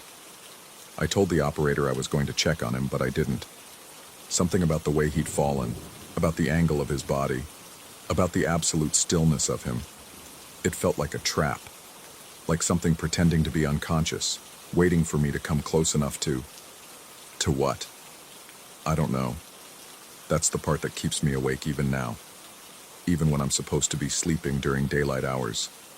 I don't know what I was afraid would happen, only that the fear was visceral and immediate, and entirely convinced of its own validity. The ambulance arrived first, red and white lights strobing across the building's facade. I watched through the glass as the paramedics approached him, checked his vitals, radioed something back to their dispatch. They seemed cautious too, I noticed. They didn't rush to move him. One of them kept looking around as if trying to understand what had happened, why someone would just fall like that. The police arrived 7 minutes later. 2 officers, one older, and one who barely looked old enough to have graduated from the academy. They spoke with the paramedics, then came inside to talk to me. I explained about the training, about him going to get his medication, about how he'd seemed different when he returned. I didn't mention the touching, didn't mention the way his eyes had looked or the things he'd said about the building breathing. Those details felt somehow too revealing, as if sharing them would make me complicit in whatever had happened. The older officer's expression changed when I mentioned the man's name. A kind of weary recognition settled over his features, and he exchanged a glance with his partner that communicated volumes without words. He asked if this was his first shift, and when I confirmed it was, the officer just nodded slowly. The paramedics were loading him into the ambulance when the older officer told me, his voice flat with the kind of resignation that comes from repeating yourself too many times, that the man was a known problem. Multiple prior incidents at other establishments. A pattern of behavior that always followed the same trajectory. Getting hired, the medication excuse, the inappropriate conduct, the inevitable collapse. The details varied, but the skeleton of the story remained consistent. They took him away. The ambulance pulled out of the parking lot without using its siren, which somehow made everything feel worse. The officers asked if I needed them to contact my manager, but I declined. They took my statement, gave me an incident number, and left. I was alone again in the lobby with the humming fluorescent lights and the night audit report still waiting to be completed. Here's what I haven't told anyone. What I wrote in the incident report but crossed out before submitting it. What I deleted from the email I started to send to HR 3 times before abandoning it entirely. When I watched the security footage back, trying to understand what had made him fall, I saw something that doesn't make sense. In the split second before he went down, in the frame immediately preceding his collapse, there's a shadow. It's not his shadow. His is clearly visible, cast by the entrance light. This is something else, something that appears behind him, separate and distinct and wrong in a way that makes my eyes hurt to look at directly. It's only there for one frame, 24th of a second. But it's there. I've watched that footage maybe 200 times now. Sometimes I can see it clearly. A shape that suggests a person but isn't quite right. Too tall or too angular or possessing too many joints. Other times I convince myself it's just a glitch, a compression artifact, a trick of the low-light camera struggling to process movement. But I know what I saw, what I keep seeing. The hotel assigned me a different trainee 2 weeks later. She lasted 3 shifts before quitting, said she couldn't handle the feeling that someone was always watching her from the end of the corridors. I didn't tell her I felt it too. Have felt it every night since. That awareness of presence, of something paying attention from just beyond the reach of the lights. I still work the night audit, still run the same reports, still handle the same rare guests stumbling down for ice or aspirin. But now I understand what he meant about the spaces between the walls, about things that the daylight staff never see. Because sometimes, around 3 or 4 in the morning, when the building is at its quietest, I hear footsteps in the employee corridor, slow, measured steps that stop just outside the range of the security cameras. And sometimes, if I'm very still, if I don't let on that I've noticed, I can smell something chemical and sweet drifting through the ventilation system. The older officer called me once about a month after the incident, asked how I was doing, if there had been any other problems. I told him everything was fine. He was quiet for a long moment, and then he asked me a question that I think about constantly now. He asked if I'd ever noticed anything strange about the hotel before that night, anything that didn't quite fit the normal pattern of things. I told him no, but we both knew I was lying, because the truth is, there's always been something wrong with this building. I've just been here so long that I'd learned to ignore it, to accept the sounds and the shadows and the feeling of being watched as normal parts of the overnight landscape. He'd seen it immediately, recognized it for what it was with those dilated eyes that seemed to perceive wavelengths I couldn't access. Whatever medication he'd gone to get, if that's really what he went for, had opened something in his perception. And whatever he'd seen, whatever had been watching back, had made him fall, or pushed him. I finish the night audit reports now with a new ritual. Before I log out of the system, before I print the final balance sheet, I check the security footage, all of it, every camera, every blind spot and dark corner, looking for shadows that don't quite match their sources, for movements in empty corridors, for faces and windows of rooms I know are vacant. Most nights, I find nothing. But some nights, not often, but often enough, I see something standing at the far edge of the parking lot, just beyond the range of our lights, facing the building, watching, waiting, and I wonder if it's waiting for me to step outside, to cross that threshold between the light and the darkness, the way he did. Or if it's waiting for something else entirely, something patient and inevitable that doesn't need me to come to it because eventually, given enough time, it will find a way to come to me. The clock reads 6:43 a.m., 17 minutes until the morning shift arrives. 17 minutes until I can leave this building and step into daylight and pretend for a few hours that the things I've seen don't exist outside the boundaries of the overnight hours. But I'll be back tonight, and tomorrow night, and all the nights after that. Because someone has to run the audit. Someone has to watch. Someone has to stand in the lobby with the humming fluorescent lights and bear witness to what moves through this place when no one else is looking. And somewhere, in a database I don't have access to, in incident reports filed at other hotels and other overnight establishments, there's a record of all the other watchers, all the other people who stood where I'm standing and saw what I'm seeing. The older officer's final words to me before he hung up that day were simple. Try not to stay too long. I didn't ask him what he meant by too long. Didn't ask what happened to the others who stayed past whatever threshold he was warning me about, because part of me already knows. Part of me has been knowing since the moment I watched that figure pitch forward into concrete, driven down by something I couldn't see, but that he, with his chemicals and his dilated eyes, had perceived with absolute clarity. The morning shift supervisor is pulling into the parking lot now.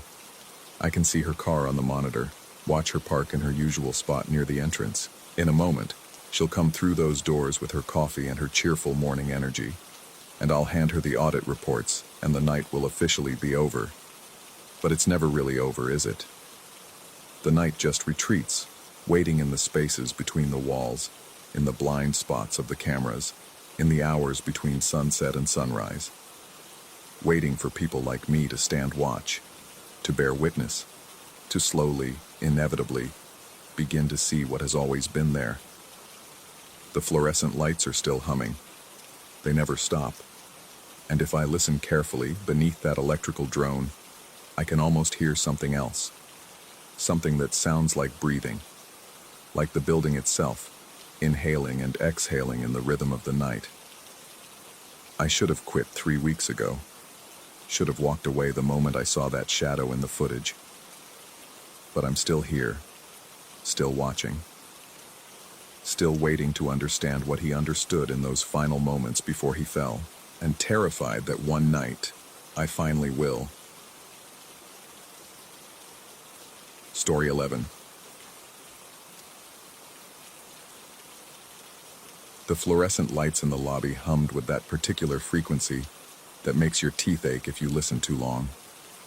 I'd been listening for 3 hours straight, alone at the front desk of the Riverside Apartments, watching dust particles drift through the bluish glow like microscopic ghosts. It was past 2 in the morning, and I'd already made my 3rd cup of coffee that tasted like burnt rubber. The building was one of those converted industrial complexes, all exposed brick and high ceilings that the rental listings called character. What they didn't mention was how those same high ceilings created echoes that traveled through the ventilation system, carrying sounds from floors above and below, footsteps that weren't footsteps, voices that might have been wind through the old ductwork, the kind of ambiance that made you understand why the previous night clerk quit without notice. I'd been scrolling through my phone, reading about some supposedly haunted hotel in Maine, when I made the mistake of reading a passage aloud to the empty lobby. Something about cold spots and shadow people. I laughed at my own voice bouncing off the walls, at how ridiculous it sounded in the silence. Ghosts. As if this place needed anything supernatural to feel unsettling. The security monitor array sat to my left, 6 screens showing grainy feeds from various corners of the building, hallways stretching into darkness, the parking garage with its single functioning light, the laundry room in the basement bathed in the ghostly white glow of the infrared camera, because the overhead lights down there had been broken for weeks. Management kept saying they'd fix them. They never did. I glanced at the monitors out of habit, A sweep of the eyes that had become automatic after months of night shifts. Hallway clear, garage empty, laundry room. Something moved. Not moved exactly. Blurred. A streak of white across the IR camera, there and gone so fast I couldn't be sure I'd seen anything at all. The image was always grainy at night, pixels struggling to make sense of darkness. Could have been a glitch. Could have been heat from the dryer vents creating strange patterns on the infrared sensor. Could have been nothing. I stared at the screen. The laundry room sat motionless now. Washing machines hunched like sleeping animals against the far wall, shadows pooling in the corners where the camera couldn't quite reach. The infrared gave everything a ghostly quality, whites blooming too bright, darks swallowing details. Empty, completely empty. Except I'd just been reading about ghosts, joking about them, and now my brain was helpfully supplying every horror movie scene it had ever filed away for future nightmares. I forced myself to look away, to breathe normally, to acknowledge that I'd simply been staring at screens too long. The mind plays tricks in the small hours. Everyone knows that. The previous clerk probably quit because of boredom, not because of anything sinister. People always need to invent drama where none exists. Then I saw it again. This time there was no mistaking it. A white blur, unmistakably the shape of something tall and thin, moving across the frame from left to right before disappearing behind the row of dryers. My heart kicked against my ribs. The movement had been quick but deliberate, not random like a technical glitch. Something was down there. Someone was down there. The thought brought a strange mix of relief and dread. A person made sense. A person I could deal with. Probably just a resident doing late-night laundry, though it was unusual for anyone to be down there at this hour, especially with the lights broken. But it explained the movement. The white blur likely just clothing or reflection from the IR camera. Except residents used their key fobs to access the laundry room, and the door was connected to the security system. No alert had sounded. No little beep to indicate entry. And even as I thought this, I watched the screen with increasing unease, waiting for the person to reappear, to move back into frame, to do something that would confirm they were normal and solid and real. The laundry room remained still. Nothing moved. Not even shadows shifting in that wrong way shadows sometimes do when you're tired, and your eyes are creating motion out of stillness. I should call it in. That's what the handbook said. Suspicious activity. Contact the building manager. Contact the police if necessary. But what would I report? That I saw something white on a grainy infrared camera that might have been a person, or might have been a technical glitch, or might have been my imagination, wound up from reading ghost stories. The logical thing was to go check. I had a flashlight, a radio, keys to every door in the building. Walking down to the basement would take 5 minutes, confirm the room was empty, or that some absent-minded tenant forgot to check in properly, and I could return to my desk feeling stupid but reassured. I didn't want to go down there. The feeling came with perfect clarity. Every instinct I possessed was suddenly screaming at me to stay exactly where I was, to keep the desk between myself and whatever might or might not be in that laundry room 3 floors below. It was the same primal warning system that made ancient humans avoid dark caves and dense underbrush. Danger. Stay away. But I couldn't just sit here. The building manager had made it clear during my training that part of my job was investigating unusual activity. Besides, if there really was an intruder, I couldn't just leave them wandering around. And if it was nothing, I needed to know that too. Needed to prove to myself that I wasn't losing my grip on reality during these long, solitary shifts. I grabbed the flashlight from the desk drawer, tested its beam against the lobby wall. Bright and steady. I clipped the radio to my belt, though there was no one to call if something went wrong. The building had no security beyond me. I was the security. The stairwell door opened with a metal shriek that echoed down the shaft. I hesitated at the threshold, peering into the darkness below. The emergency lights provided barely enough illumination to see the stairs themselves, but they created deep pockets of shadow between each landing. The infrared camera didn't cover the stairwells. Anything could be waiting in those shadows. I started down, one hand on the railing, flashlight beam bouncing ahead of me. My footsteps rang out against concrete, announcing my presence to the entire building. The descent felt longer than it should have, as if the building had stretched during my shift, adding extra floors between me and the basement.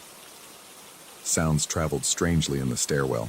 My breathing seemed to echo back from multiple directions, making it hard to tell if I was hearing myself or if something else was breathing down there in the dark. The basement level door was unmarked except for a faded B1 stenciled in industrial paint. I pressed my ear against the cold metal, listening. Nothing. Just the distant hum of the building's mechanical systems, the ancient bones of the converted factory still grinding away. I reached for the handle, then stopped.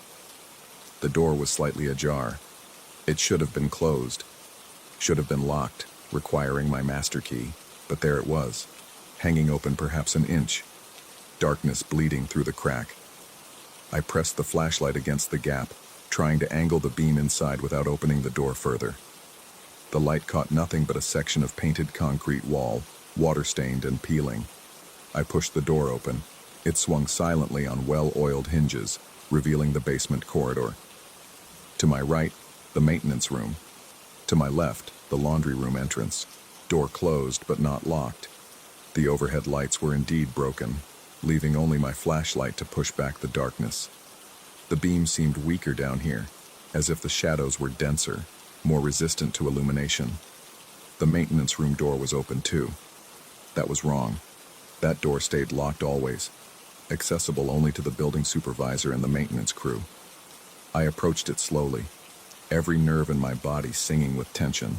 The beam of my flashlight swept across the small space inside, revealing metal shelves lined with tools, cleaning supplies, the junction box for the sprinkler system. Or rather, where tools should have been. Several spaces on the shelves were empty, gaps between items that suggested something had been removed. Recently, a screwdriver set was missing, some kind of prying tool, judging by the outline in the dust. The sprinkler access panel hung open, exposing the maze of pipes and valves behind it. Someone had broken in, pried open the sprinkler room somehow, disabled or bypassed whatever lock mechanism protected it, and taken tools. An actual intruder, a real, solid, explainable intruder. The relief was immediate and overwhelming.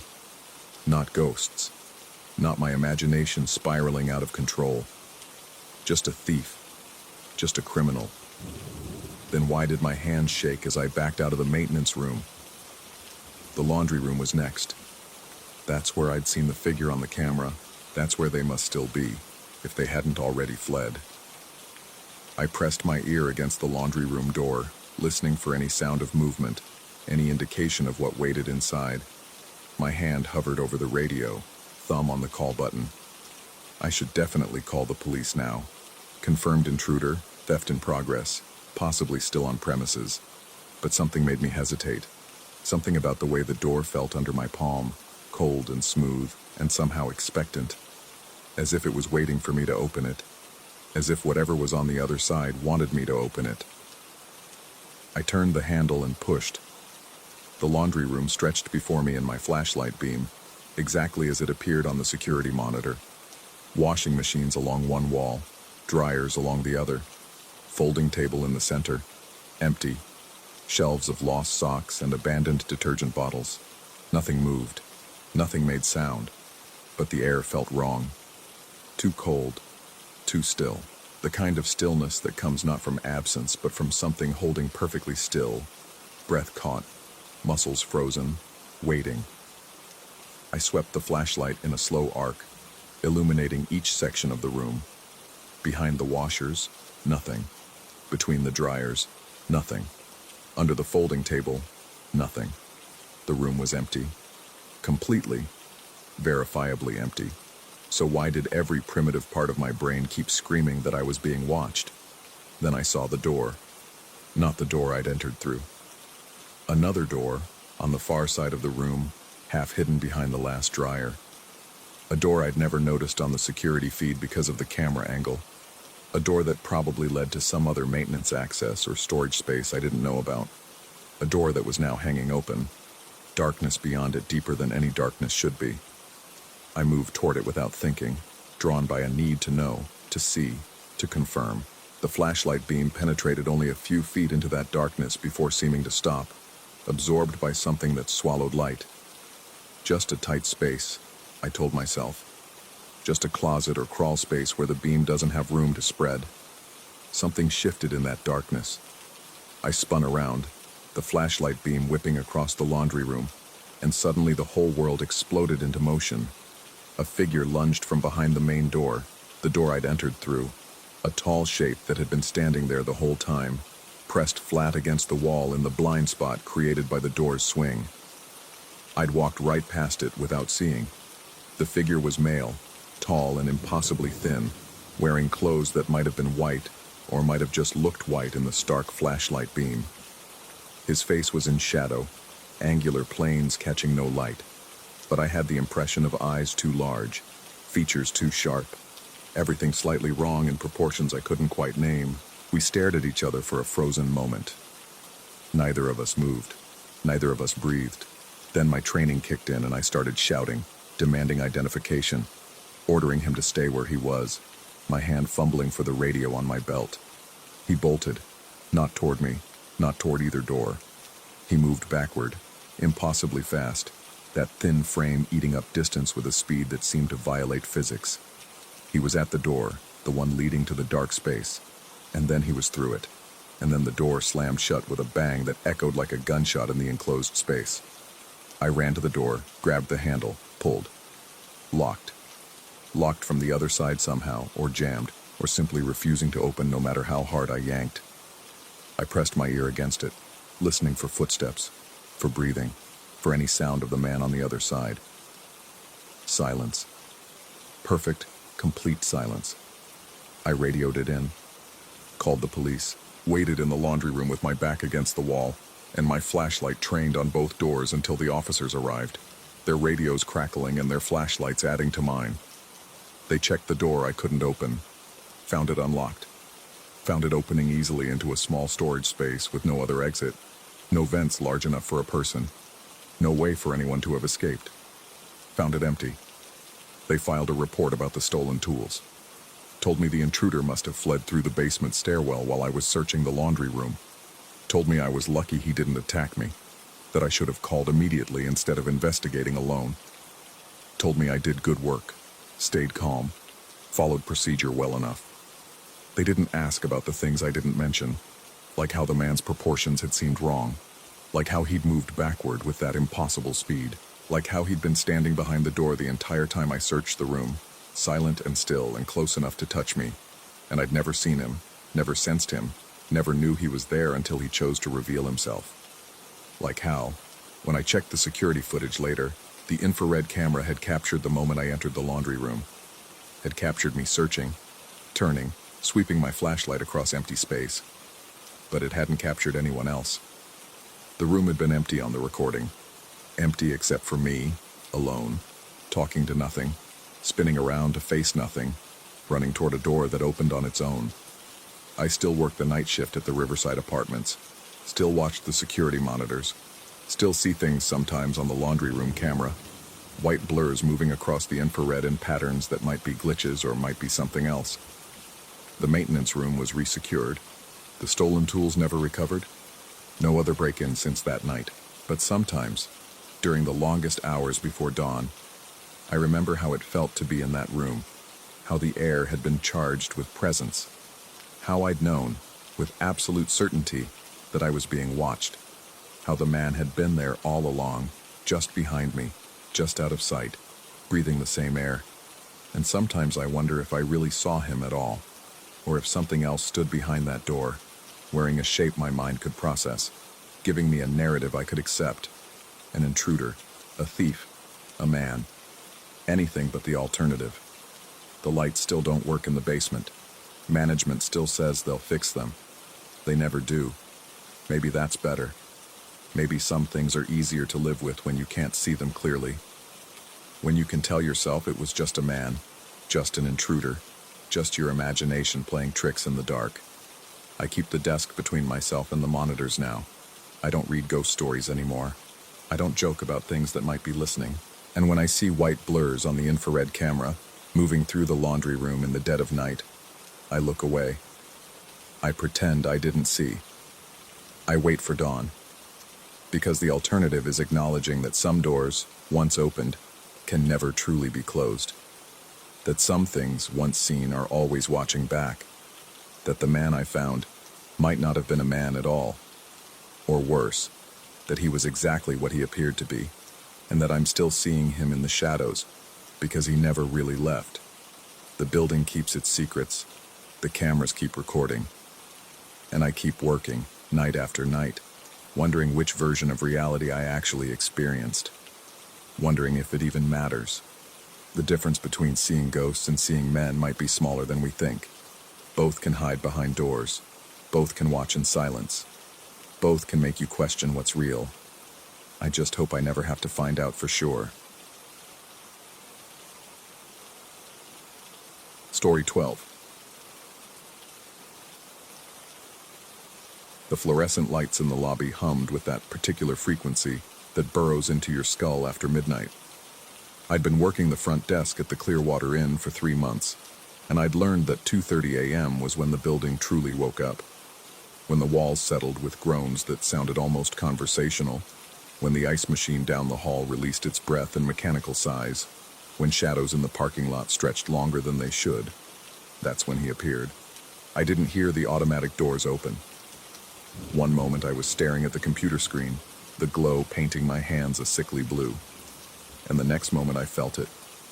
That primitive awareness that prickles at the base of your spine when you're being watched. I looked up slowly, my neck stiff from hours of the same position, and there he was on the other side of the glass entrance, his face pressed close to the door, breath fogging the surface in irregular bursts. He was massive, easily 6'4", with shoulders that seemed to fill the entire doorframe. His clothes hung wrong on his body, a stained jacket that might have once been burgundy, jeans that looked slept in for days, but it was his eyes that locked me in place.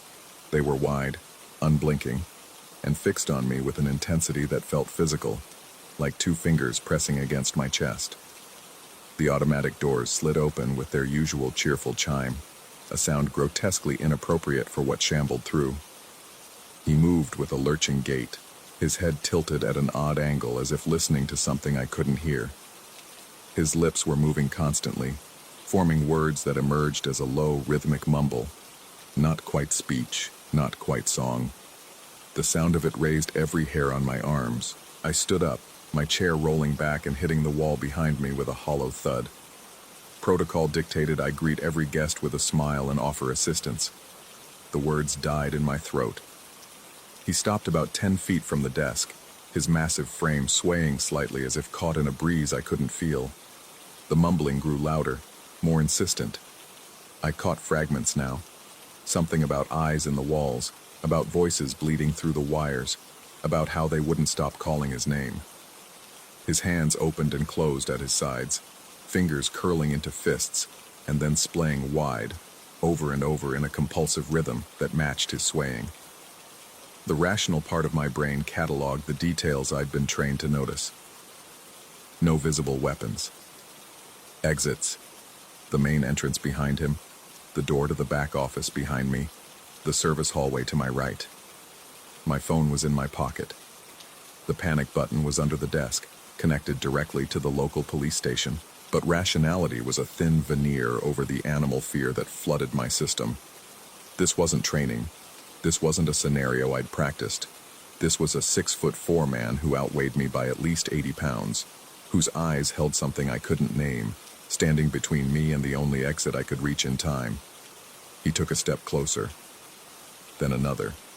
His shadow fell across the desk, and in that shadow something felt wrong, too deep, too solid, as if it had weight.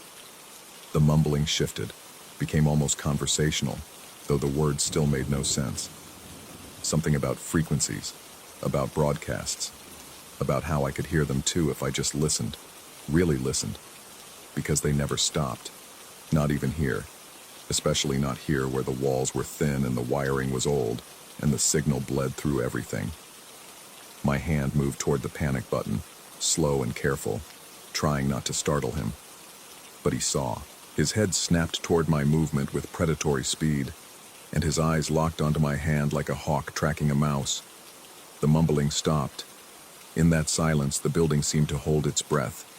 The fluorescent hum felt deafening. My pulse hammered in my ears, each beat distinct and too fast. I could smell him now. Sweat and something sour, like milk left too long in the sun. But underneath it, something else. Something chemical and wrong. When he spoke, his voice was surprisingly clear, almost gentle. He wanted to know if I could hear them. The voices. The ones that came through the lights, through the computer screens, through the very air itself. He needed to know if I heard them too. Because if I did, then it was real. And if I didn't, then... His train of thought derailed. His face contorted, features twisting through emotions too quickly to track. Confusion. Fear. Rage. Something that might have been anguish. His hands shot to his head, fingers digging into his scalp, and a sound emerged from him that wasn't quite human. A keening wail that started low and built, reverberating off the lobby walls until it seemed to come from everywhere at once. I hit the panic button. He lurched forward and instinct took over. I stumbled backward, hip colliding painfully with the desk corner, hands raised in a pathetic attempt at defense. But he didn't come for me.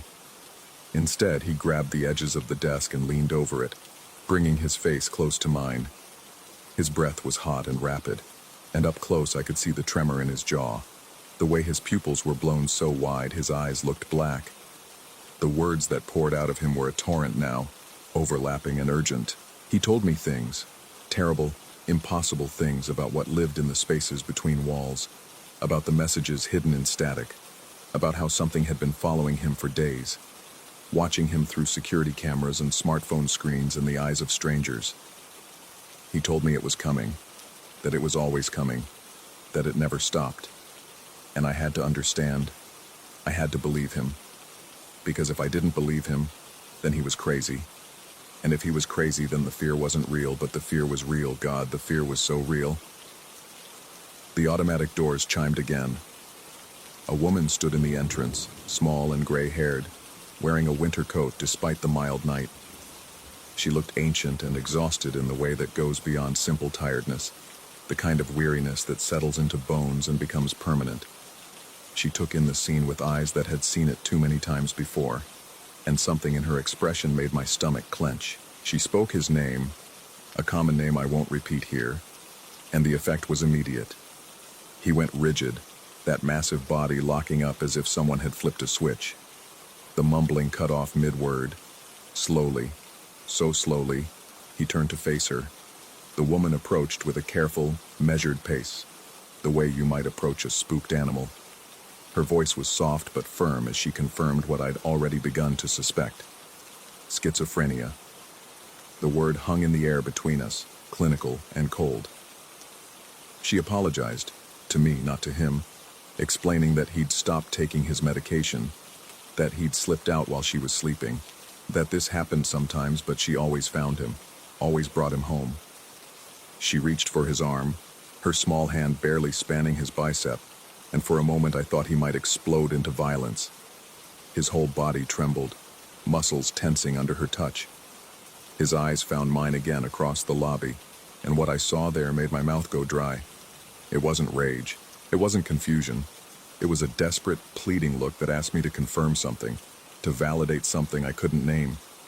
Then he turned back to her, and his shoulders sagged. The fight drained out of him like water from a broken vessel, leaving behind only that awful, defeated exhaustion. She guided him toward the door, murmuring things I couldn't quite hear.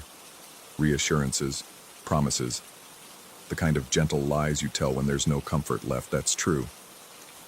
At the threshold, he stopped, turned, looked back at me one final time. His mouth formed words I couldn't hear over the distance, but I could read his lips well enough. "They're still here," he mouthed. "They never leave."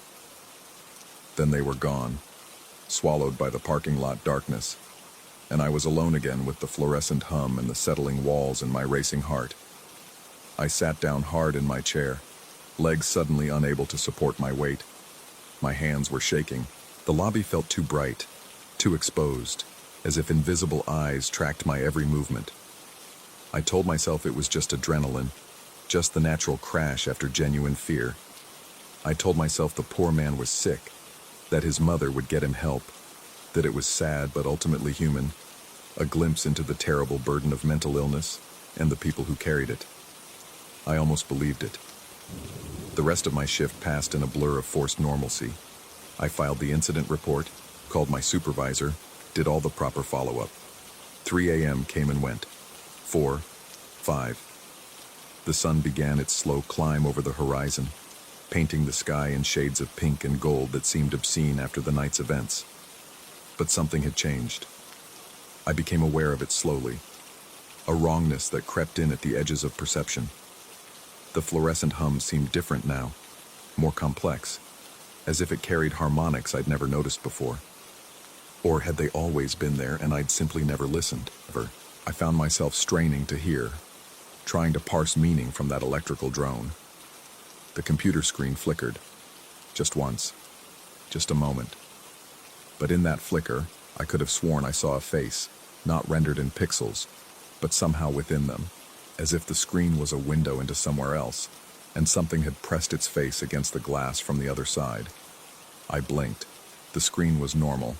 Login page, weather widget, reservation system, everything exactly as it should be. But my heart was pounding again. The feeling of being watched intensified. I spun in my chair, scanning the empty lobby, the dark parking lot beyond the glass. Nothing. No one.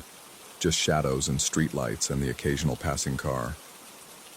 Yet the sensation persisted, crawling across my skin like insects I couldn't see. I tried to rationalize it, tried to explain it away as hypervigilance after a stressful encounter. The human brain, after all, is designed to find patterns, to see faces in random noise, to sense danger where none exists. It's an evolutionary advantage that sometimes misfires. That's all this was. A misfire. Then the phone rang.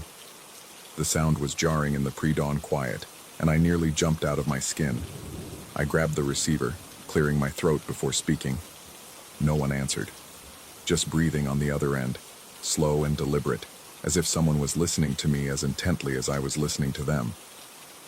I asked who was calling.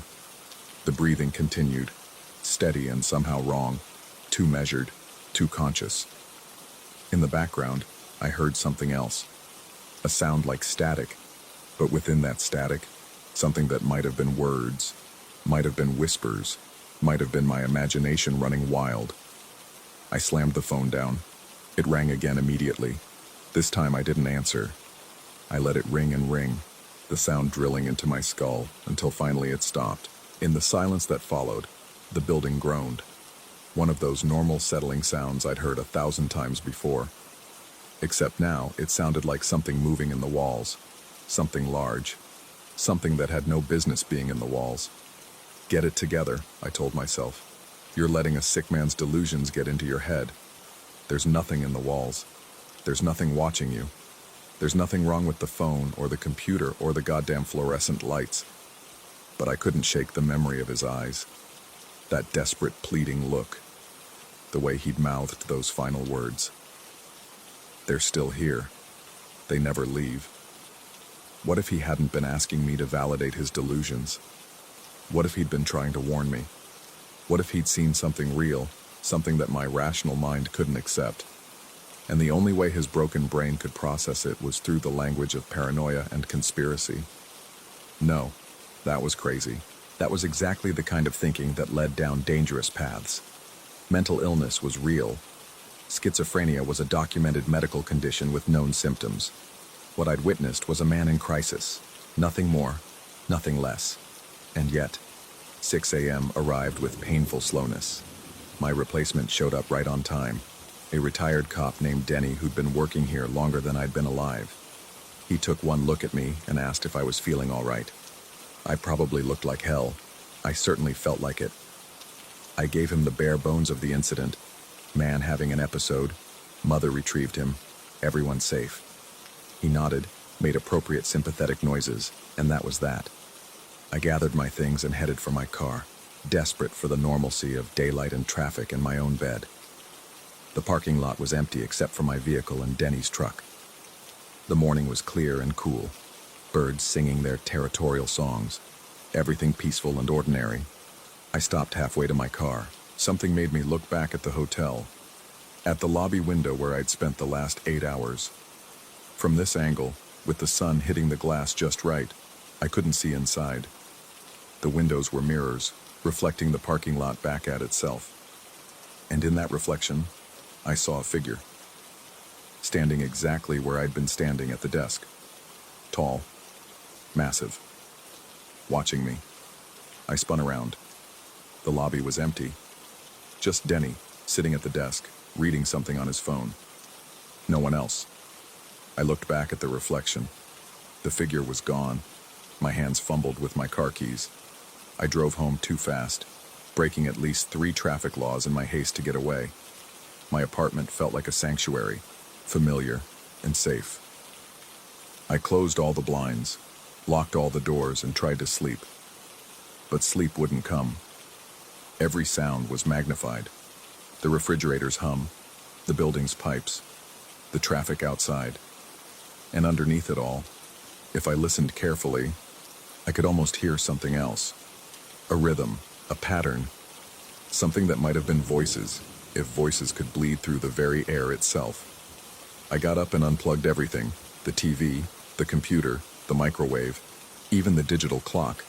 But I couldn't unplug the wiring in the walls, couldn't silence the building's electrical grid, couldn't stop the signals that passed through everything, invisible and constant, carrying information through space on waves I couldn't see but knew were there, had always been there, would always be there. I pressed my hands over my ears, but that made it worse.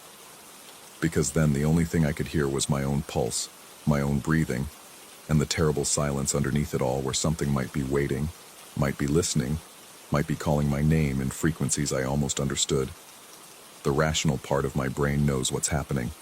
I'm experiencing hypervigilance, anxiety, maybe the onset of something worse. Stress can do terrible things to perception, to judgment, to the thin line between reality and delusion. I should call someone, a doctor, a therapist. I should get help before this spirals.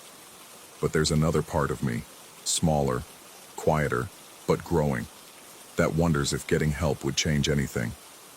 Because what if the man at the hotel wasn't sick? Or what if his sickness was just a reaction to something real? Something that most people's brains simply filtered out, but that some people, the unlucky ones, couldn't ignore? What if the voices aren't a symptom? What if they're what happens when you finally learn to listen? I'm writing this at my kitchen table, 3 days after my shift at the Clearwater Inn. I haven't slept more than a few hours total. The blinds are closed, the electronics are unplugged, but I can still feel it. That sense of being observed, of existing under scrutiny I can't escape. The worst part is the uncertainty, not knowing if I'm losing my mind or waking up to something that was always there. Both possibilities are equally terrifying. Both lead to places I don't want to go. I'm supposed to work another shift tonight. The night shift, 10 p.m. to 6 a.m. 8 hours in that lobby with its fluorescent hum and its settling walls and its windows that reflect more than they should. I don't know if I'll go, but I also don't know if staying home will make any difference. Because wherever I am, whatever I do, I can feel them now. In the lights, in the wires, in the empty spaces where sound should be. Watching, waiting, whispering things I'm terrified I might one day understand. The man knew. He tried to tell me. And now I can't unhear what he made me listen for. They're still here. They never leave.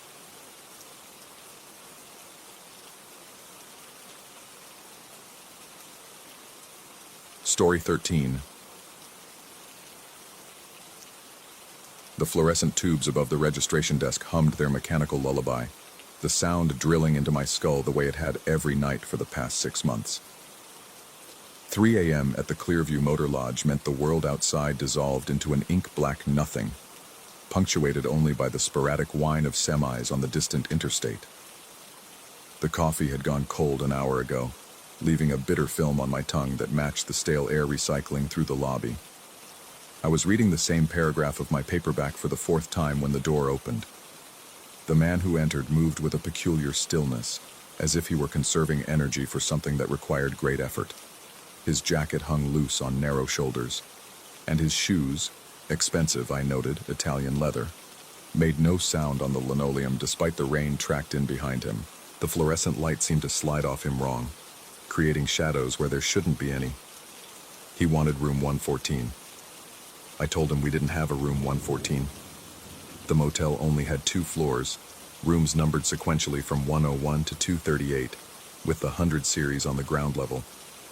There had never been a room 114. The architect had designed it that way, some quirk about the building's footprint and the parking lot configuration. I'd given this explanation before to confused guests who couldn't find rooms that didn't exist. But he didn't look confused. He looked certain. The man stood at my desk, rain dripping from the hem of his jacket onto the floor, and insisted that room 114 existed. His voice carried a flat quality, each word precisely enunciated like he was reading from a script only he could see. When I pulled up the property map on the computer, when I walked him to the corridor between rooms 113 and 115 to show him the blank wall where 114 should have been, he simply nodded, as though I had confirmed something he already knew. Then he left without booking anything, walking back out into the rain that had intensified to a downpour, his Italian shoes silent against the pavement. The humming of the fluorescent lights seemed louder after he left. I returned to my post, but the paperback remained closed on the desk. Through the lobby's large windows, I could see the parking lot, half full with the vehicles of sleeping guests. The sodium lights created pools of sickly yellow that made the darkness between them seem somehow substantial, as if you could reach out and feel its texture. 20 minutes later, the phone rang. The voice on the other end belonged to the man, though I couldn't recall him mentioning which room he'd checked into. Because he hadn't checked in at all, I reminded myself. Yet here he was, calling from what the display identified as room 207, asking if I knew about the car in the lot with its lights on. Silver sedan, he said. Northeast corner. Driver's side door slightly ajar. Battery would drain if someone didn't attend to it. I thanked him for the information, hung up, and stared at the phone. The call log confirmed it. Room 207. I pulled up the registration. Room 207 belonged to a couple from Ohio who'd checked in at 6 p.m. 2 adults according to the booking, and I'd seen them both shuffle in with their luggage, exhausted and middle-aged. Through the window, I could see a silver sedan in the northeast corner of the lot. Its headlights cut pale tunnels through the rain. The driver's door stood open at an angle that looked deliberate, theatrical even, like a stage prop positioned for maximum visibility. The logical explanation assembled itself in my mind. The man had somehow gotten into room 207, or he'd spoofed the call, or the registration system had glitched. These things happened. Technology failed. People lied. The world ran on mundane chaos, not mystery. I grabbed the master keys and an umbrella, though I knew the umbrella would be useless in this wind. The moment I stepped outside, the rain attacked from every direction, cold needles that found the gaps in my collar and sleeves. The parking lot stretched before me, and I became acutely aware of how exposed I was, how the sodium lights created perfect circles of visibility while everything beyond remained impenetrably dark. The sedan's headlights grew brighter as I approached, or perhaps my eyes were adjusting to the night. Water streamed across the windshield, making it impossible to see inside.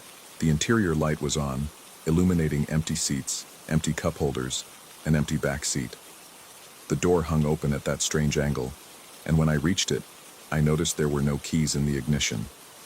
The lights were on, the door was open, but there was no key anywhere in the vehicle. I closed the door, heard the locks engage automatically, and the headlights continued to burn. The battery would indeed drain by morning. I made a note of the license plate to check against our registration records, then hurried back to the lobby, my skin crawling with the sensation of being observed from a dozen invisible vantage points. The lobby felt smaller when I returned, the ceiling pressing down, the walls closer together than they should be. I shook off the rain and checked the registrations. The silver sedan's plate didn't match any guest vehicle on file. It belonged to someone who wasn't staying at the motel, someone who'd abandoned their car in our lot with the lights on and the door open. The phone rang again. Same flat voice, same room 207 showing on the display. He told me the car was still there, lights still on. Did I not check on it? I explained that I had checked, that I'd closed the door, that the vehicle wasn't registered to any guest. His response came after a pause that stretched too long, as if he were conferring with someone I couldn't hear. He suggested I should probably call the police. Someone might need help. The way he said help made my mouth go dry. I called the non-emergency line, gave them the situation. Abandoned vehicle, lights on, no keys, not registered to any guest. The dispatcher said someone would swing by within the hour. Standard procedure. Nothing unusual, just another piece of mundane chaos. I returned to watching the parking lot through the lobby windows. The silver sedan sat in its pool of light, looking increasingly wrong the longer I observed it. The angle of the door, now closed, seemed different than it should be. The position of the vehicle within its space appeared to have shifted slightly, though I knew that was impossible. I'd walked away from it for maybe 3 minutes. The rain began to ease, transitioning from downpour to steady drizzle, and in that lessening of white noise, I heard other sounds. A car door closing somewhere in the lot, muffled but distinct. Footsteps on wet pavement, or maybe just water dripping from the awning above. The fluorescent tubes overhead buzzed with renewed intensity, their frequency seeming to synchronize with my pulse. The phone rang a third time. Room 207 again, but this time the voice carried a different quality, urgent and low. He told me I should look at the security monitor at camera 3, which covered the northeast section of the parking lot. He told me I should look right now, before they noticed I was watching. Before who noticed? But he'd already hung up. The security monitors sat beneath the registration desk, 4 screens showing grainy black and white feeds from around the property. I'd glanced at them periodically throughout the night, the usual routine sweep that revealed nothing but stillness and shadows. Camera 3 showed the northeast parking lot, and when I pulled up the feed, I felt something cold and fluid replace my spine. 3 figures stood near the silver sedan. They weren't moving, just standing in a loose triangle around the vehicle, their postures suggesting conversation, though they were too far from the camera for me to see their faces clearly. They wore dark clothing that blurred at the edges in the low resolution, making them look less like people and more like tears in the fabric of the image itself. I switched to live view from the lobby window. The parking lot appeared empty. The silver sedan sat alone under its sodium light. No figures anywhere near it. I looked back at the monitor. The 3 figures remained, standing in their triangle, and as I watched, one of them turned toward the camera. The image quality was too poor to make out features, but I felt the weight of that gaze through the screen, through the walls, through the distance that separated us. The lobby door opened and I nearly knocked over my coffee cup, the cold coffee I'd forgotten I still had. A young woman entered, shaking water from her jacket, asking if we had any rooms available. I processed her check-in on autopilot, gave her a key to room 142, welcomed her to the Clearview Motor Lodge with a voice that sounded like it belonged to someone else. She thanked me and left, and I was alone again with the humming lights and the monitors and the parking lot that showed 2 different versions of itself depending on how I looked at it. Through the window, empty. On the monitor, 3 figures now moving slowly apart, expanding their triangle as if searching for something. I called the police again, used the emergency line this time, told them there were suspicious individuals in the parking lot, possibly attempting to break into vehicles. The dispatcher confirmed the previous report, said a unit was already en route, should arrive within 10 minutes. I could hear the skepticism in her voice, the weariness of someone who'd fielded too many calls from paranoid night workers seeing threats in shadows. But I wasn't paranoid. I was looking right at them on the monitor, 3 figures who existed in the electronic record but not in physical space. Or perhaps the reverse was true, and they were in the parking lot but invisible to my direct observation, hidden by some quality of the rain or the light, or my own failing perception. The figures on the monitor stopped moving. They'd arranged themselves at 3 equidistant points around the silver sedan, and they stood perfectly still, as if waiting for a signal only they could detect. I watched them for what felt like hours, but was probably only minutes, my eyes burning from the monitor's glow, my breath coming shallow and quick. Red and blue lights strobed through the lobby windows. The police cruiser pulled into the parking lot, its spotlight sweeping across the pavement in mechanical arcs. I looked at the monitor. The 3 figures were gone, just empty space around the silver sedan.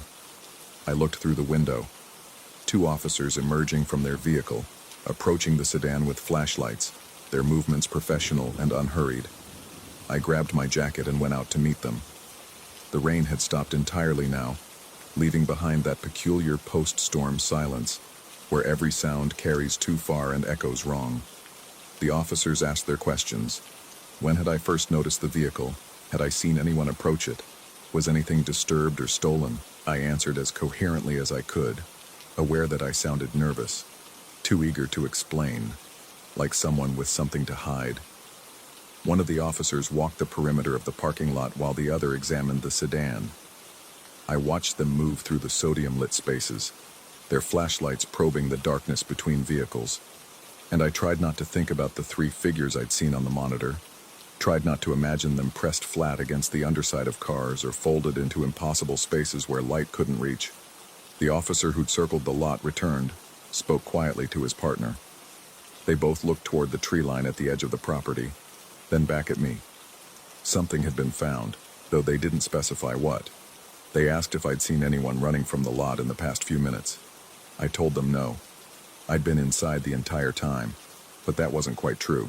I'd been outside checking the sedan's door, standing exposed in the rain, my back turned to the darkness while anything could have been approaching.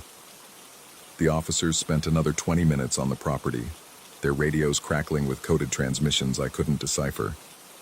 Eventually, they got back in their cruiser, told me to call if I noticed anything else unusual, and drove away slowly, their spotlight making one final sweep across the lot before they reached the street. I returned to the lobby. The fluorescent light seemed dimmer than before, or maybe my eyes had adjusted too fully to the darkness outside. I looked at the security monitors. Camera 3 showed the empty parking lot, the silver sedan sitting alone, everything as it should be. I rewound the footage to when the police had arrived, watching the timestamp scroll backward, and found the moment when the 3 figures had been there. They weren't there. The recording showed an empty parking lot from the moment I'd first checked the sedan until the police arrived. No figures, no triangle formation, nothing but rain and stillness. Either I'd hallucinated what I'd seen, or the cameras had failed to record what had actually been present, and I wasn't sure which possibility frightened me more. The phone didn't ring again. Room 207 remained silent for the rest of the night. I checked the registration twice more, confirming that the couple from Ohio was still the only booking for that room. At 6 a.m., I called up to verify they were okay, ready with an excuse about a maintenance issue that needed reporting. A woman answered, groggy with sleep, annoyed at the early disturbance. She confirmed they'd been in the room all night, both of them, door locked, phone untouched. She hadn't called the front desk about anything, and her husband certainly hadn't either. The silver sedan was gone when I did my morning walkthrough of the property. No indication it had ever been there except for a faint pattern in the gravel where it had been parked, and even that could have been from any vehicle at any time. The day shift manager arrived at 7, and I gave him a condensed version of the night's events. He listened with the glazed expression of someone hearing a story they'd heard before. Some variation of the weird late-night call or the suspicious guest, or the thing that didn't add up. He told me to get some rest, that I looked terrible, that maybe I should think about switching to day shifts if the nights were getting to me. But it wasn't the nights getting to me. It was the man who'd asked for room 114, who'd called from a room he'd never checked into, who'd known about the car and the lights and the need to call the police. It was the timing of it all, the precision, the way events had unfolded like a choreographed performance with me as the unwitting audience. I drove home in the bright morning light, but the sensation of being watched persisted, a pressure between my shoulder blades that intensified at every red light and stop sign. When I finally reached my apartment, I stood in the doorway for a full minute before entering, checking the corners and shadows, making sure no one had arranged themselves in a patient triangle, waiting for some signal only they understood. The television news made no mention of attempted robberies at local motels. The police blotter published nothing about suspicious individuals scattered by patrol officers. Either the incident was too minor to report, or nothing had actually happened at all except inside my head, a cascade of misperceptions and paranoid connections that felt like truth but dissolved under scrutiny like morning fog. I tried to sleep but couldn't. The apartment was too quiet after the constant hum of the motel's fluorescent lights, and in that silence, I kept hearing phantom rings of the telephone, kept seeing the 3 figures on a monitor that wasn't there, kept feeling the certainty that somewhere in the city, a man in Italian leather shoes was checking into another motel, asking for another room that didn't exist, making another call about lights in another lot. And somewhere, 3 people who may or may not be real were standing in patient formation, waiting for him to fail, waiting for the moment when no one noticed or called or cared enough to bring the police. I haven't worked a night shift since. I told them it was for health reasons, that my doctor recommended better sleep patterns, and they accommodated the request without question. Someone else stands behind that registration desk now when the world goes dark. Someone else watches the parking lot and answers the phone, and trusts what they see on the security monitors. I wonder if the man in the Italian shoes has visited them yet.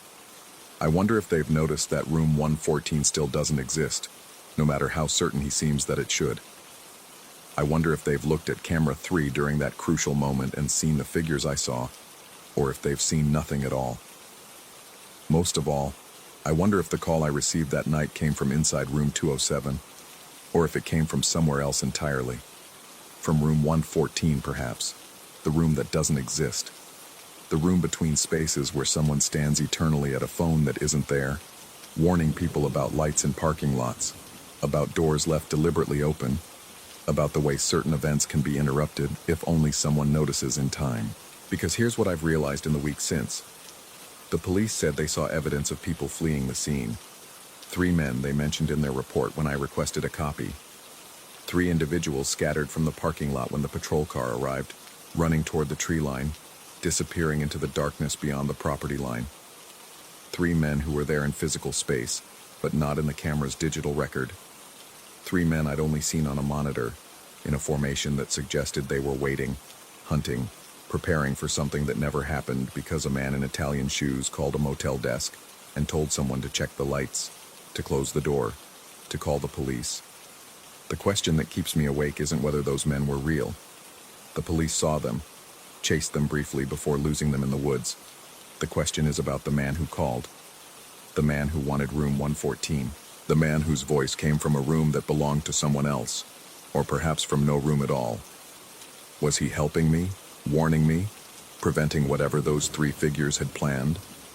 Or was he orchestrating something else entirely, using me as an unwitting player in a scenario I still don't understand? I've driven past the Clearview Motor Lodge several times since I stopped working there, always during daylight, always with my doors locked. Each time, I count the rooms on the ground floor as I pass. 101 to 113, then 115 to 138. No room 114. No blank space where it should be. Just a wall that looks like it's always been there, solid and unremarkable. But sometimes, when the light hits the building at certain angles, I think I see something. A door, maybe. Or the shadow where a door might be if the building's geometry were slightly different. A number on that door, brass digits catching the sun. 114. And sometimes, late at night when sleep eludes me, I hear my apartment phone ring. I never answer it. I let it go to voicemail, and in the morning, there's never any message waiting. The call log shows nothing, but I know who it would be if I picked up. He'd tell me about lights somewhere, a car with its door open. He'd tell me I should probably call someone, warn someone, stop something from happening. And I'd have to decide whether to trust a voice that comes from nowhere, from a room that doesn't exist, from someone who knows things he shouldn't know. I'd have to decide whether I was an unwitting hero that night, or simply the next person being positioned in their triangle, waiting for my moment to scatter into the darkness when the lights finally arrive. The truth is, I don't know which version keeps me awake more, the one where I prevented something terrible, or the one where I helped it happen. Both feel equally possible in the dead hours before dawn, when the world is nothing but darkness, and the sounds your mind creates to fill the silence. All I know for certain is this. Somewhere, a man in expensive shoes is asking for room 114. Somewhere, 3 figures stand in patient formation. Somewhere, lights are on that shouldn't be. And somewhere, a phone is ringing that no one will answer. Because answering means choosing which reality to believe, and neither option offers any comfort at all.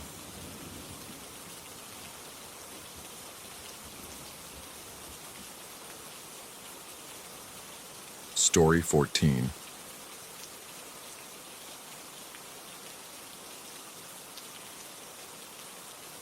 The fluorescent lights in the lobby hummed with that particular frequency that made my teeth ache. 3 nights into this job, and I still hadn't gotten used to the sound, a constant drone that seemed to burrow into the space between my thoughts. The Grandview Hotel wasn't grand at all, just tired. Worn carpet that might have been burgundy once, brass fixtures tarnished to a dull brown, and that smell, that particular hotel smell of industrial cleaner failing to mask decades of cigarette smoke and human presence. I'd taken the night shift because I needed the money, and because I thought I preferred solitude. The manager had been clear during my brief training. Check people in. Don't bother people. Call if there's an emergency. He hadn't defined what constituted an emergency. I got the sense he didn't want to be called. The clock behind me clicked over to 2:47 a.m. The sound of each minute passing was audible in the silence, a mechanical heartbeat that marked time in a place where time seemed irrelevant. Outside, the parking lot stretched empty under sodium lights that turned everything the color of old bruises. A car passed on the distant highway, its engine fading into the vast Oregon darkness beyond our little pocket of illumination.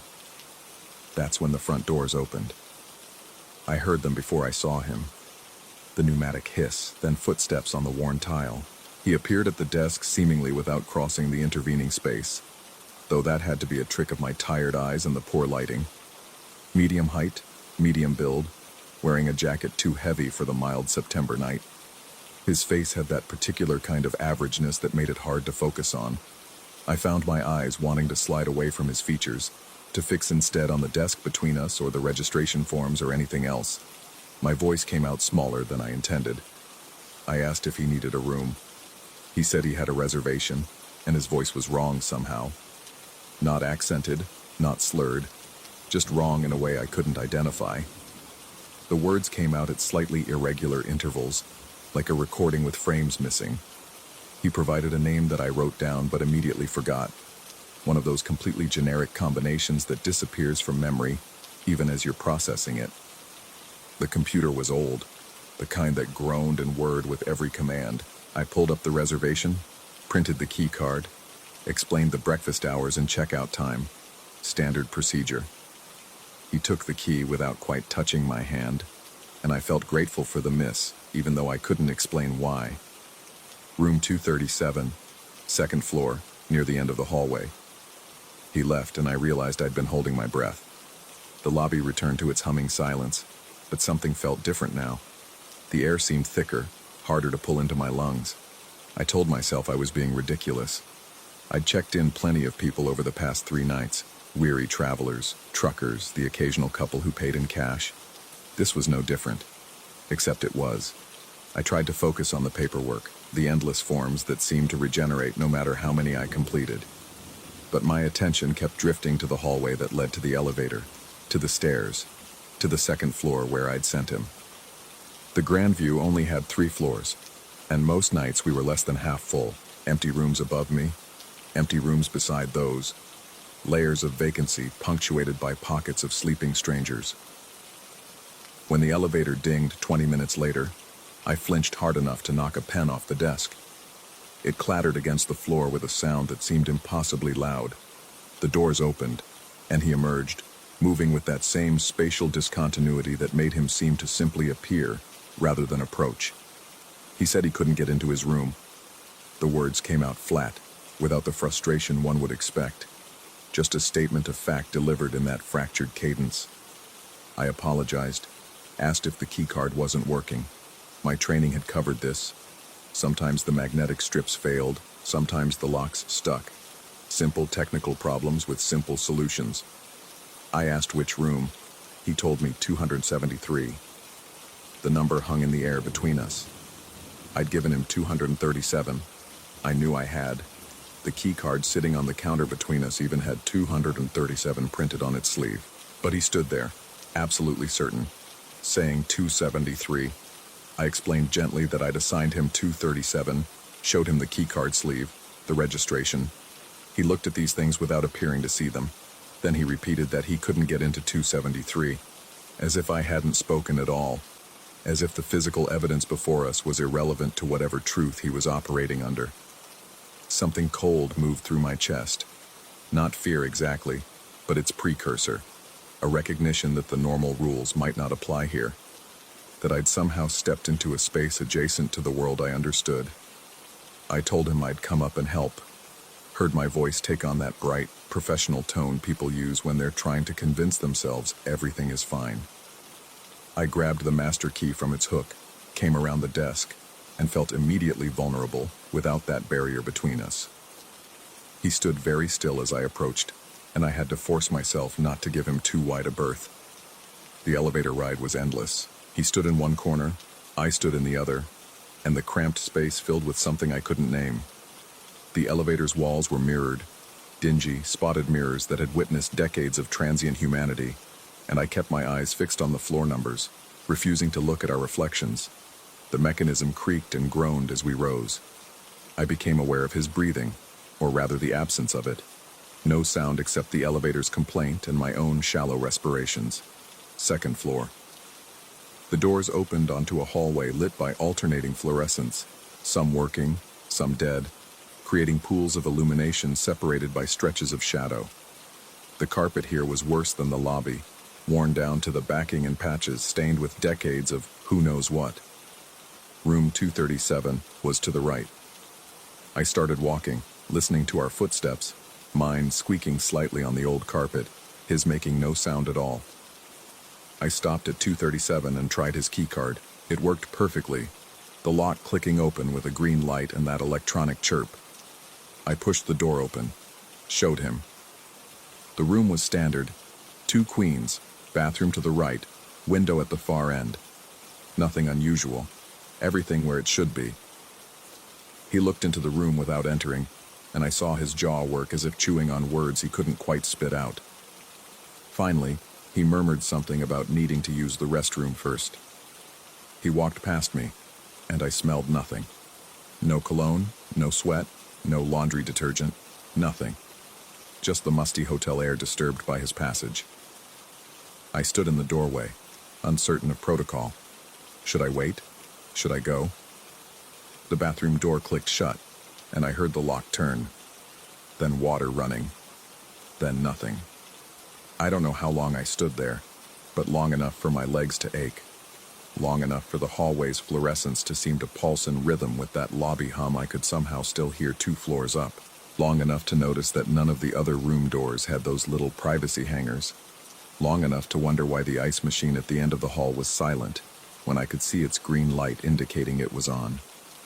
The running water stopped. In the silence that followed, I heard something else. A voice. His voice, but different now. Sharper. The words were muffled through the door, but the cadence was faster, more insistent.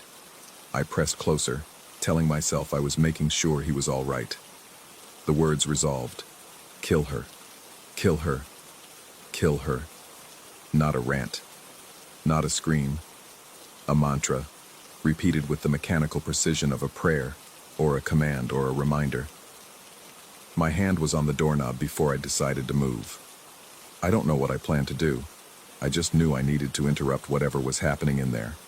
But before I could knock, could call out, could do anything, the lock clicked. The door opened. He stood there, backlit by the bathroom's harsh fluorescence, and his face was exactly the same. Unmemorable, average, wrong.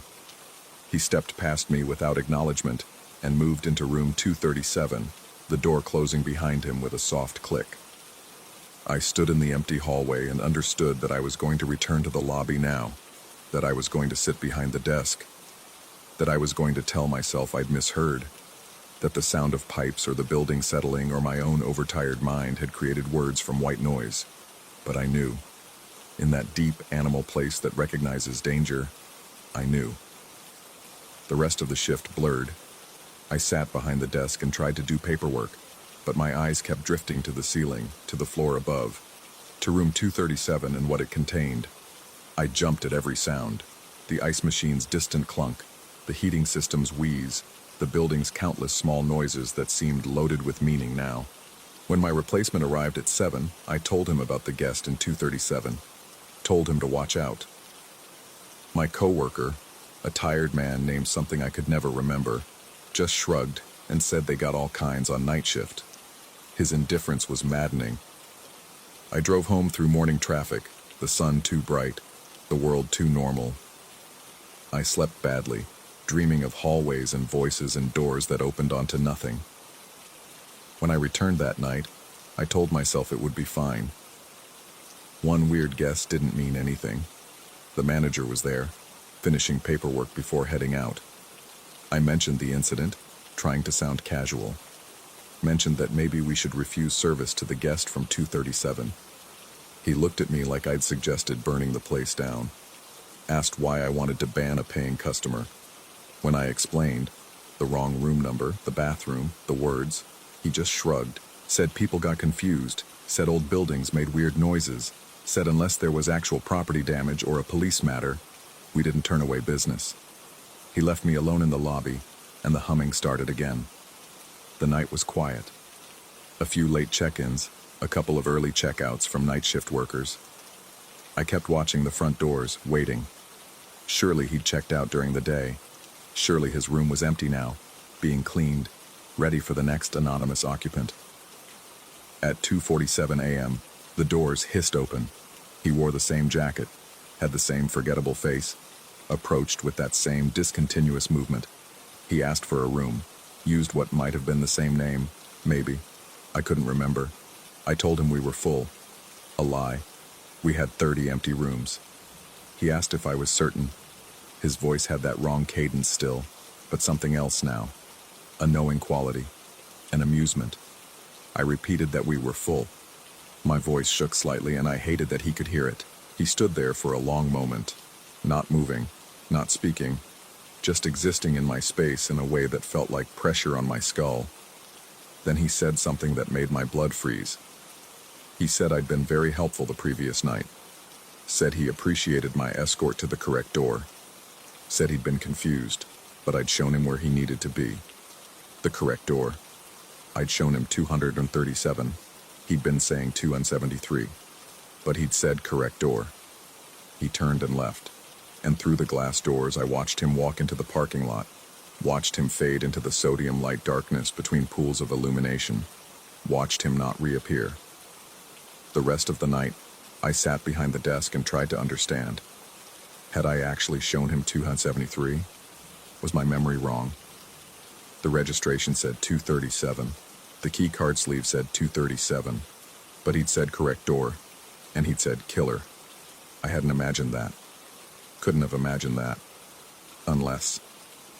The thought crept in like cold water. What if the problem wasn't the guest? What if the fractured cadence, the wrong room number, the impossible statements? What if those were reflections of something wrong in the receiver, not the transmitter? I'd been sleeping badly. The night shift scrambled your brain chemistry, and I'd started this job right after... No. I pushed the thought away, but it came back, insistent. I'd started this job right after my sister stopped answering her phone, right after our last argument, when I'd said things I couldn't take back, when she'd said she never wanted to see me again, when I'd said fine, fine. Room 273, 237. The numbers swam in my vision. I pulled up the registration system, scrolled through current guests. Room 237, vacant, had been vacant all week, but I'd put him there. I'd walked him there. I'd opened the door, except the system showed no check-in for that room. No keycards issued. No guest. My hands were shaking as I checked the previous night's logs. Nothing. No record of anyone checking in at 2:47 a.m. The phone on the desk rang, and I nearly screamed. 3 in the morning, and the phone never rang during night shift. I picked it up, and the voice on the other end asked for me by name. It was my sister, or something using her voice. She said she'd been trying to reach me, said she was worried, said she'd been calling and calling but I never answered, said she knew I'd taken the night shift, knew I was at the Grandview, wondered if I was okay. I told her I was fine, heard my voice come out in that fractured cadence, those irregular intervals. The words felt wrong in my mouth, arriving at my tongue too late or too early, disconnected from intent. She asked if I remembered what I'd said during our last argument, asked if I remembered what I'd promised to do. The lobby lights seemed to pulse in rhythm with the phone's static. I couldn't remember our last argument, couldn't remember the last time I'd seen her, couldn't remember. She said she was at the hospital. Room 273, second floor. Visiting hours were over, but she needed me to come. Needed me to know where the correct door was. The phone went dead. I sat in the humming silence and looked at the computer screen, at the registration system, at the calendar showing today's date, which I suddenly couldn't quite focus on. The numbers swam and reformed, and I realized I didn't actually know what day it was. Didn't know how many shifts I'd worked. Didn't know when I'd last spoken to anyone who wasn't behind this desk or passing through these doors. The front doors hissed open, and I looked up, expecting to see him again. But the lobby was empty. The doors had opened on nothing, or something I couldn't see. Something that was crossing the space toward me with that discontinuous movement, appearing closer with each moment I couldn't quite perceive. I understood then, in the way you understand things in dreams, that the question wasn't whether he was real. The question was whether I was, whether this desk, this lobby, this humming fluorescent existence was anything more than a waiting room. Whether I'd been the guest all along, given the wrong room number, insisting on a door that didn't exist while someone tired and frightened tried to show me where I actually belonged. The elevator dinged behind me. Second floor. The doors were opening, and I knew with absolute certainty that I needed to go up, that there was a room waiting, that someone needed to be shown the correct door. I stood up from the desk, and the movement felt both inevitable and impossible, like remembering how to walk after a long paralysis. The lobby stretched before me, the hallway to the elevator an impossible distance and no distance at all. As I moved toward it, I tried to remember if I'd always been the clerk, or if once I'd been the guest, if somewhere in this building was a room I couldn't get into, and someone I'd promised to visit, someone I'd said such terrible things to, words that became a mantra, a prayer, a command. The elevator door stood open, waiting. Inside, the mirrors showed nothing. I stepped in, and the doors closed, and the numbers began to climb. 1, 2, and somewhere above, in a room that was or wasn't 237 or 273, or some combination neither memory nor reality could quite grasp, a door waited for me to remember if I was coming to open it, or if I'd been waiting behind it all along.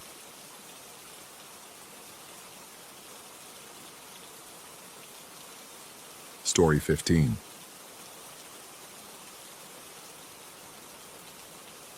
The locker door hung open like a mouth mid-scream. I noticed it first thing that Tuesday morning, third stall from the entrance in the staff bathroom. The metal door sat ajar at an unnatural angle, and something about the darkness inside made my skin crawl before I even understood why. The fluorescent lights hummed their usual discordant frequency, casting everything in that sickly institutional glow that makes even the most mundane spaces feel vaguely threatening. But there was something else, a wrongness that pressed against my temples like the beginning of a migraine. That's when I saw the phone, an iPhone, propped at an angle against a wadded towel, its camera lens catching the light like a watching eye. The screen was black, but I knew, with the kind of certainty that bypasses rational thought and goes straight to the primitive parts of the brain, that it had been recording. My throat tightened. My hands went cold. The bathroom suddenly felt smaller, the walls closing in with each breath. I didn't touch it. Instead, I backed out slowly, my reflection fragmenting across the bathroom mirrors as I moved.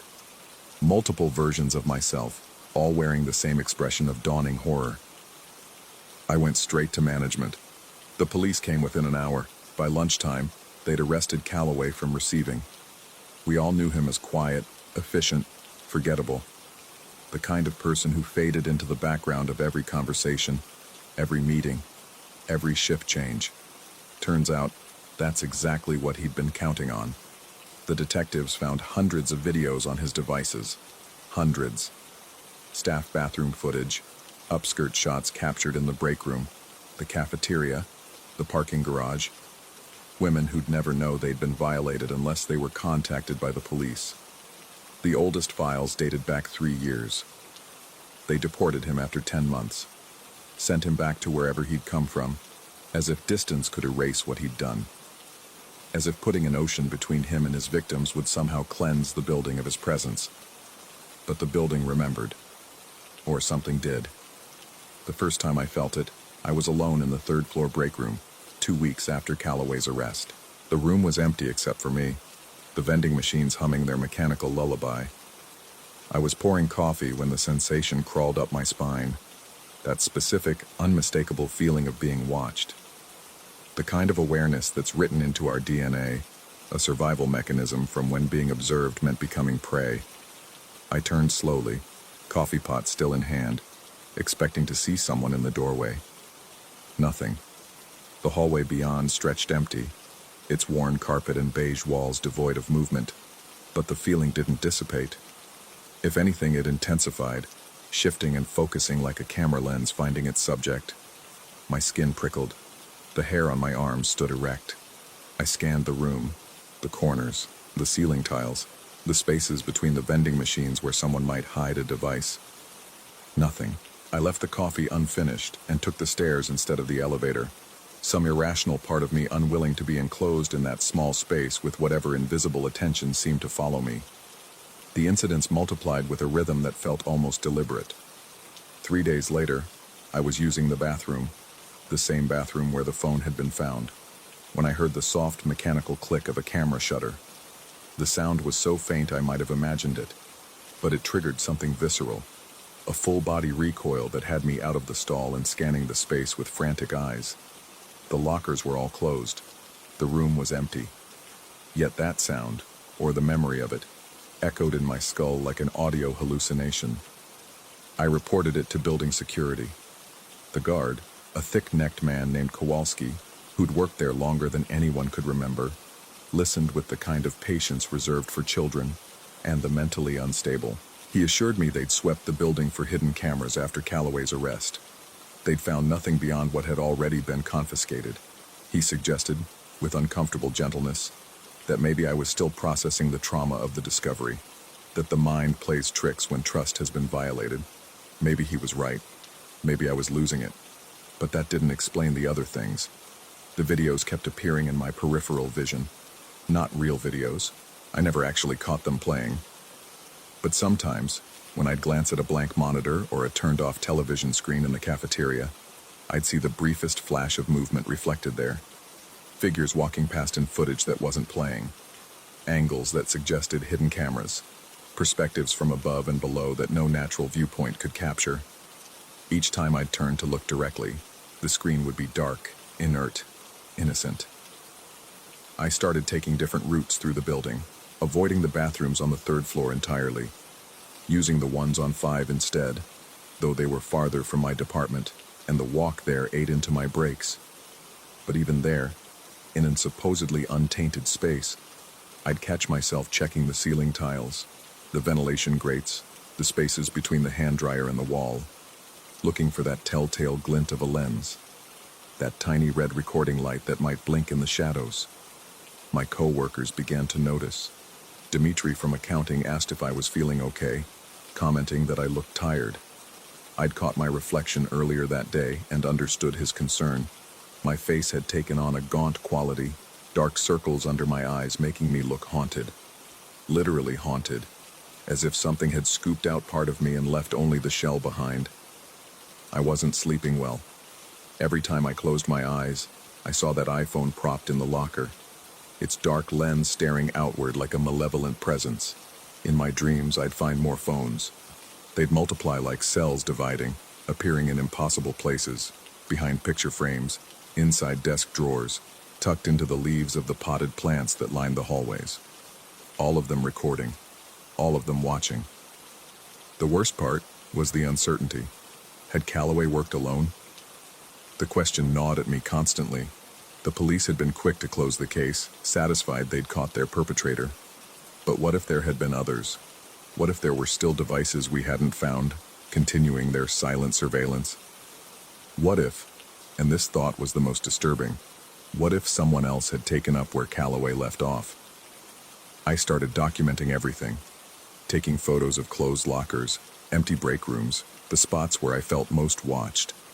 I'd review them later at home, zooming in on every shadow, every reflection, looking for evidence that I wasn't imagining things. The photos revealed nothing, just normal, mundane spaces that somehow felt contaminated by what had occurred there. Then I found the folder. It was tucked behind a row of binders in the shared filing cabinet near my desk. Old, unlabeled, the kind of thing that could have been there for years without anyone noticing. Inside were printed photographs, not the kind of evidence the police would have missed. These were older, lower quality, printed on cheap paper that had yellowed with age. But the subjects were unmistakable. Staff members, women from various departments, caught in private moments. The cafeteria, the parking lot, the bathroom. The photos predated Calloway's employment by at least 5 years based on the faces I recognized. Some of the women pictured didn't even work there anymore. They'd moved on, changed jobs, started new lives, completely unaware that these images existed. My hands shook as I held them. Someone else. There had been someone else before Calloway. Maybe that someone had taught him. Maybe they'd worked together. Or maybe, and this possibility sent ice through my veins, maybe they were still here, still working, still watching. I brought the folder to HR the next morning. The director, a stern woman named Valdez who'd been with the company for 2 decades, examined the photos with an expression that shifted from shock to something harder to read. She thanked me, assured me they'd investigate, and asked me to keep the discovery confidential while they looked into it. That was 3 weeks ago. Nothing has changed. No announcements, no arrests, no investigation that I can see. When I tried to follow up with Valdez, her assistant informed me she was in meetings. Unreachable, every single time. The watching feeling has intensified. It's constant now, a pressure that follows me from the parking garage in the morning to my departure each evening. Sometimes I catch other staff members glancing at me with expressions I can't quite read. Are they concerned? Suspicious? Or do they feel it too? This sense of invisible eyes tracking our every movement. I've started testing my own perception, leaving objects in specific positions and checking if they've been moved.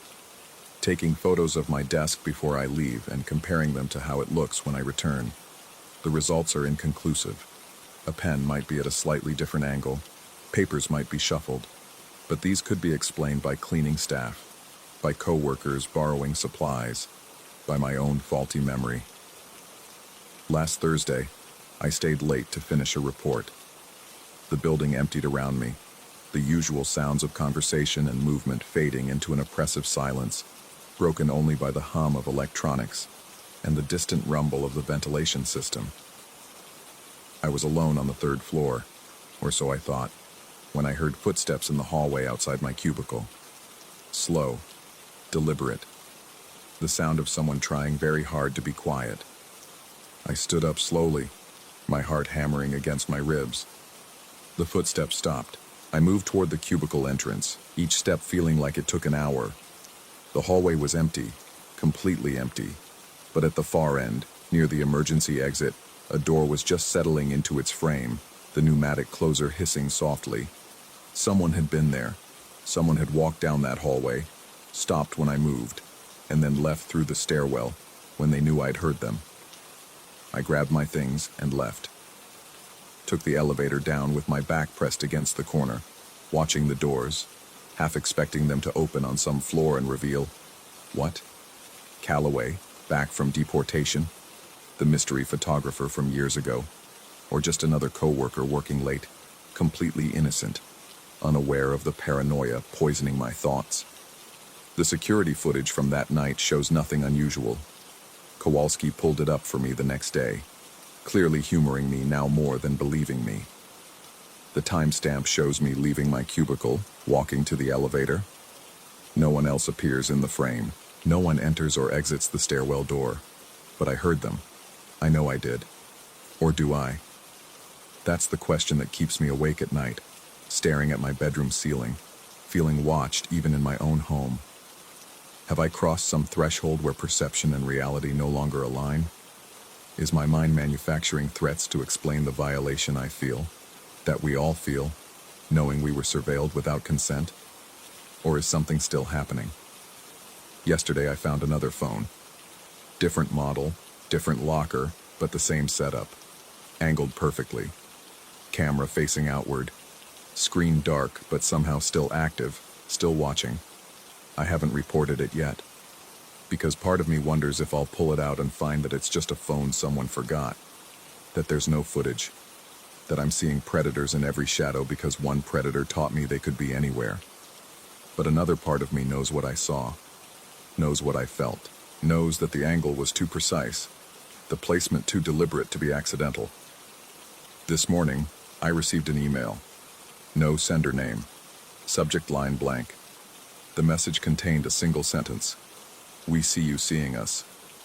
I've read it 50 times, trying to decode whether it's a threat, a warning, or my own crumbling sanity manifesting through technology. The IT department has no record of the email. It's not in my sent items, not in any folder. But I know I received it. I screenshotted it before it could disappear, as if capturing the pixels would somehow prove I'm not losing my mind. The screenshot is on my phone right now. When I look at it, the words are there, clear as anything. But when I show it to others, they squint and ask what I'm showing them. They see a blank email. Nothing but white space where the text should be. I don't know what's real anymore. I don't know if Calloway acted alone or if he was part of something larger. I don't know if the building is still compromised or if I've simply been compromised myself. My sense of safety shattered so completely that I can't distinguish between genuine threat and phantom fear. What I do know is this: the watching never stopped. Whether it's cameras or ghosts or the fractured remnants of my own surveillance-traumatized psyche, something is still paying attention, still recording, still filing away these moments for purposes I can't fathom. And the worst part, the part that keeps me frozen in place even as every instinct screams at me to run, is not knowing which possibility is worse: that I'm being watched, or that I'm losing my mind imagining it. The locker door hangs open again today. Same stall, same angle, same darkness inside, deep and patient, and waiting for me to look closer. I haven't decided yet whether I will.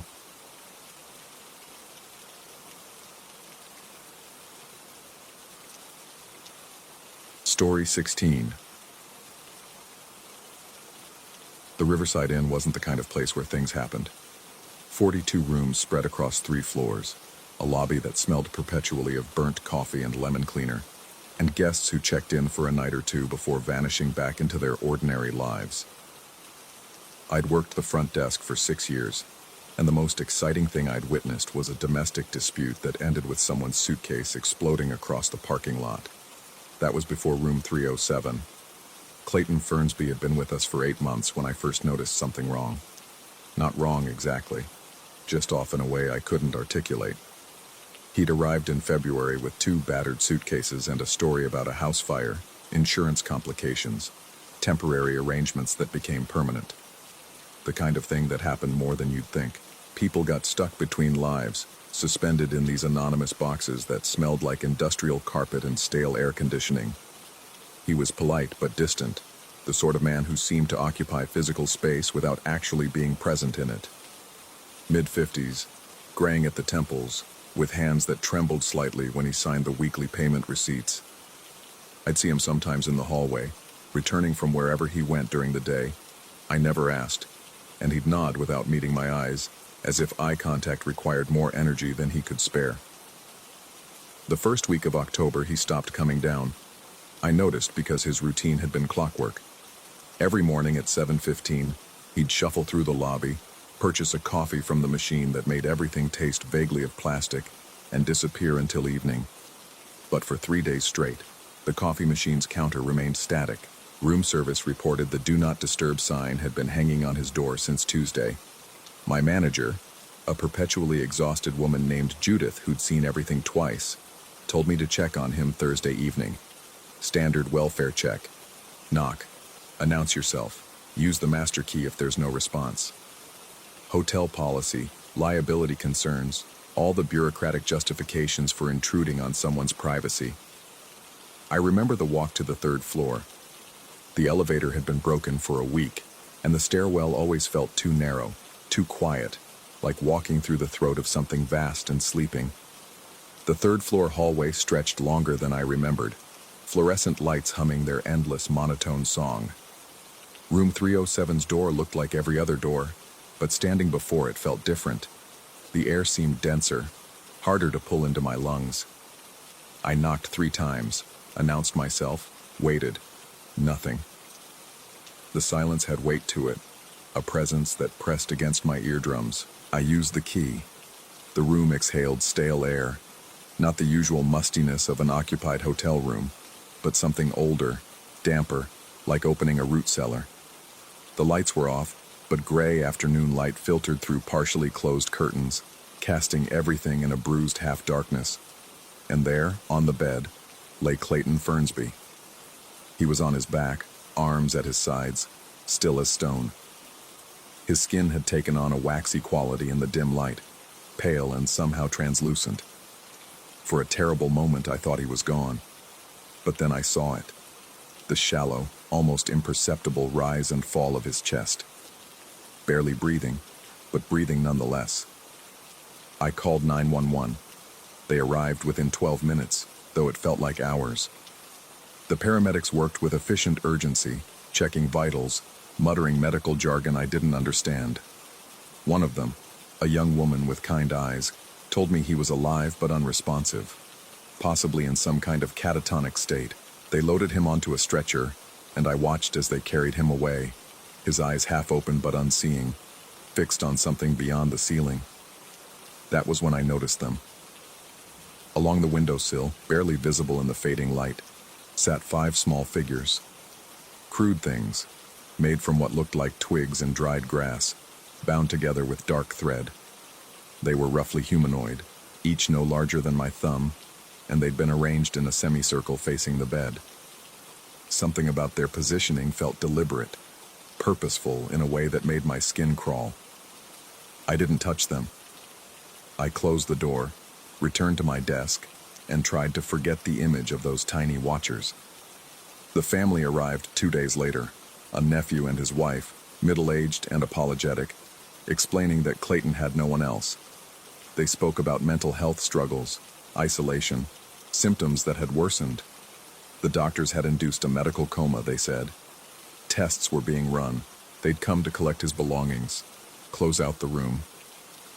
I gave them the key and returned to my duties, grateful to be uninvolved. But an hour later, the nephew appeared at my desk, carrying a cardboard box sealed with duct tape. His face had gone pale, his hands unsteady. He asked if we had a dumpster out back. I showed him to it, and watched as he threw the box in with more force than necessary, as if eager to be rid of it. He didn't explain, but I knew. I'd seen the small figures on the windowsill. Whatever else they'd found in that room had convinced them to purge it all, to treat Clayton's possessions like contaminated material. After they left, I went to 307. The room had been stripped, bed linens gone, personal items removed, surfaces wiped clean. It looked like every other vacant room we had, ready for the next temporary occupant. But something remained. Not physically. I checked every corner, every drawer, but in the quality of the space itself. The air felt watched, if air could feel such a thing, and the light was wrong. We had motion sensor lights in the rooms, designed to conserve energy when guests were out. They'd turn on automatically when someone entered, triggered by movement near the door. Room 307's light behaved differently now. It would flicker on at odd moments, 3 in the morning, midday when the floor was empty, during the dead hours when nothing stirred. I checked the sensor, find nothing wrong mechanically, but the pattern continued. Housekeeping began refusing to clean it alone. Rita, who'd been with us 15 years and claimed to fear nothing, told me she felt someone standing behind her whenever she entered, a presence just outside her peripheral vision. When she'd turn, the room would be empty, but the sensation persisted, growing stronger each time. We tried replacing the light fixture. The electrician found nothing unusual, but the new bulbs did the same thing, flickering on without apparent cause, creating shadows that seemed to move independently of any light source. I started avoiding the third floor when possible, taking stairs instead of the elevator just to bypass that hallway. But I couldn't avoid it entirely. My job required me to check every floor nightly, ensuring doors were locked, emergency exits clear, everything secure. And every night when I reached the third floor, room 307's light would be on, not flickering, just steadily illuminated, as if someone inside had activated it moments before my arrival. I'd check the room each time. Empty. Always empty. But the air would be warmer than it should be, and sometimes I'd catch a faint smell, not unpleasant exactly, but organic, like dried herbs or wood smoke. 3 weeks after Clayton's removal, I began noticing other things. Small disturbances, easy to rationalize individually but disturbing in accumulation. Objects in the room would be slightly displaced. A chair moved inches from where housekeeping had left it. Curtains drawn when they'd been opened that morning. The bathroom door closed when protocol dictated leaving them ajar. I mentioned it to Judith. She suggested squatters, though security footage showed no one entering. She suggested I was overworked, seeing patterns in randomness, and maybe she was right. Maybe the isolation of night shifts had begun warping my perception, creating narratives from nothing. But then the dreams started. Not every night, but often enough. I'd be standing in room 307, though it didn't quite match the actual room. Walls too close, ceiling too low, light coming from no discernible source. And I'd feel them before I saw them. The small figures multiplying along every surface, thousands of tiny bound forms arranged in concentric circles, all facing inward toward where I stood. Their presence radiated something I can only describe as attention, vast and inhuman, and absolutely focused on me.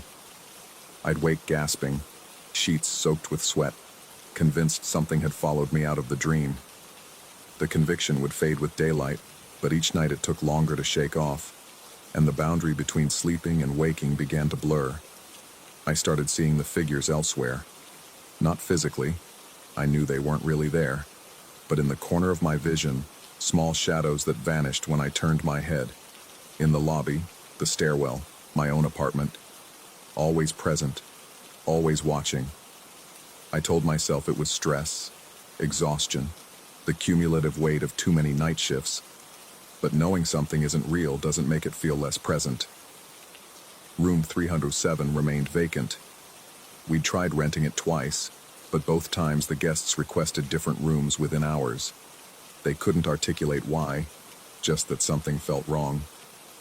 The light, one of them said, it felt like it was watching them, changing quality whenever they looked away, becoming somehow more present, more aware. After the second complaint, Judith removed it from available inventory.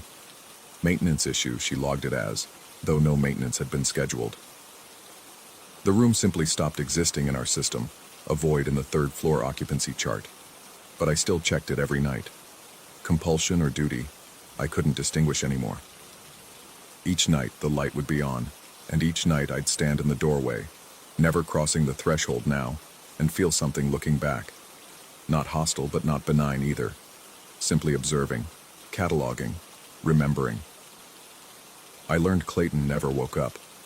The nephew called to inform us, his voice tired but unsurprised. The doctors couldn't explain it. His body functioned, maintained by machines, but consciousness never returned.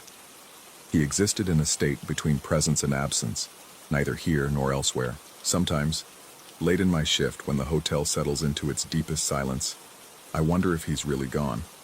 If whatever lived in those 8 months, the isolation, the small bound figures, the deliberate arrangement of watchers, didn't extract something essential, leaving behind only the biological container. And I wonder if what was extracted remained. The light in 307 flickers as I write this, visible through my office window. 3 in the morning, the building empty except for sleeping guests and whatever occupies that room. I should check it, walk that hallway, confirm the space remains as empty as it appears. But I won't. Not tonight. Because yesterday, cleaning out old storage, I found something tucked behind a broken radiator in the basement. A small figure, crudely bound with dark thread, made from dried grass and twigs. Unmistakably identical to those the nephew had thrown away. I didn't touch it, left it exactly where I found it. But now, sitting at my desk, I feel what Rita described. That sensation of someone standing just behind me, just outside the range where I could turn fast enough to catch them. And when I glance at my reflection in the darkened window, sometimes the shadow beside mine seems too tall, too angular, as if cast by something that isn't there. The light in 307 flickers again. On, off, on. I think it's trying to tell me something. I think I already know what it means. And I think, tomorrow night, I'll finally understand why the nephew looked so pale when he threw that box away. What he'd seen in Clayton's room that convinced him to purge everything. What truth had been obvious in the arrangement of those small, watching forms. Tomorrow night, when my shift ends at dawn, I'll enter room 307. I'll cross that threshold I've been avoiding, and I'll look for what the light has been trying to show me all along. But tonight, I'll sit here in my office, feeling eyes that may or may not exist boring into my back, watching the light flicker its patient, persistent signal. And I'll wonder if Clayton Fernsby ever really left, or if he simply changed rooms. The building is so quiet now, so perfectly, impossibly still, and the light remembers everything.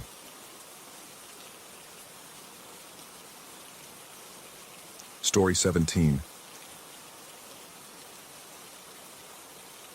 The fluorescent lights hummed with that particular frequency that burrows into your skull at 3 in the morning.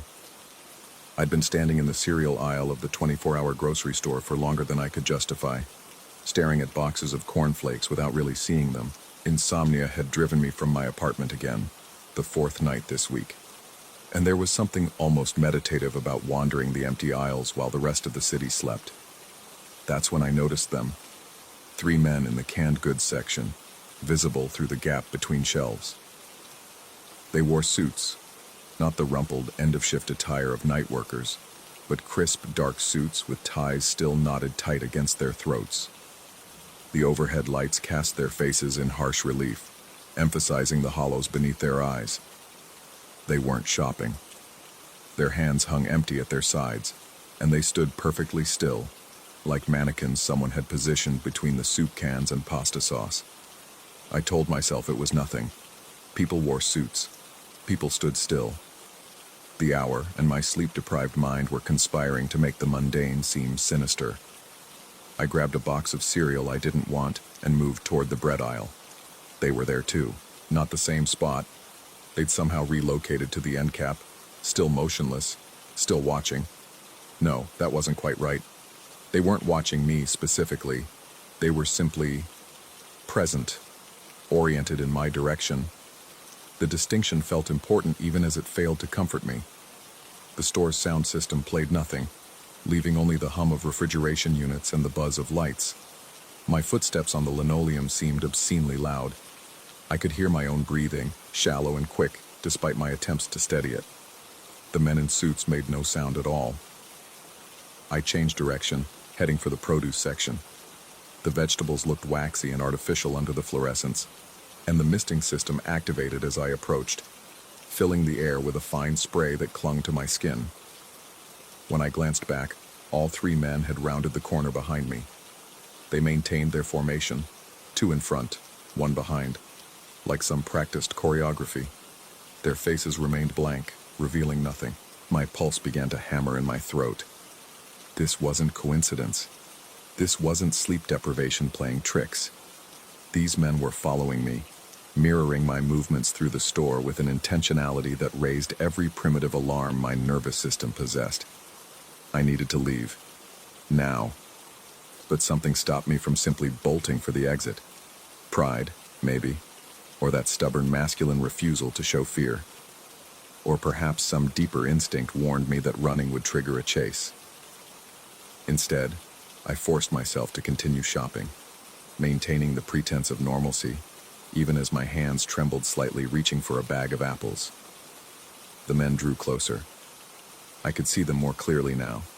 3 sets of eyes tracking my movements with an intensity that felt physical, like pressure against my skin. Their suits, I noticed, were identical. Same cut, same color, same sheen of expensive fabric. The one in back wore glasses that reflected the overhead lights, turning his eyes into blank white discs. Time seemed to stretch and compress unpredictably. I'd pick up an item, examine it, set it down, and when I looked up, they'd be closer. Not walking, just nearer, as if the space between us contracted without anyone actually moving. My rational mind rejected this, insisting on logical explanations. They were walking when I wasn't looking. I was dissociating. My perception was compromised by exhaustion. But my body knew. My body was preparing for violence. The store felt larger than it should, aisles stretching endlessly. Each section I entered, they followed. The pharmacy area, with its locked medicine cabinets. The magazine rack with its glossy covers featuring faces that seemed to watch me too. The frozen food section where my breath began to fog, and the cold pressed through my jacket. They never spoke. That was somehow the worst part. No whispered conferences, no muttered words, just that relentless, silent pursuit. I found myself near the checkout lanes, the front of the store visible through the automatic doors. The parking lot beyond looked vast and dark, my truck a distant island of familiar metal. I couldn't see the attendant anywhere. The checkout lane stood empty, registers dark. Perhaps there was someone in the back office, or perhaps I was entirely alone in this building with the 3 men in suits. Then I saw them. A couple, middle-aged, pushing a shopping cart with the exhausted determination of people working night shifts. They moved down the main aisle toward the checkouts, and I felt a surge of relief so intense it made my knees weak. Witnesses. Safety in numbers. Whatever game these men were playing, they wouldn't continue it with other people present. I timed my approach, falling into step near the couple without being obvious about it. The woman glanced at me briefly, offering a tired nod of acknowledgement. Fellow travelers in the weird hours, united by necessity and insomnia. I resisted the urge to look back at the men, to confirm they were still there. We reached the front together. The couple headed for the self-checkout while I made straight for the doors. The motion sensors triggered and glass panels slid open, releasing me into the night air. It was cold, sharp enough to bite exposed skin, and I'd never been more grateful for discomfort. My truck sat in the second row, the only vehicle in this section of the lot. The couple's sedan was parked near the store entrance.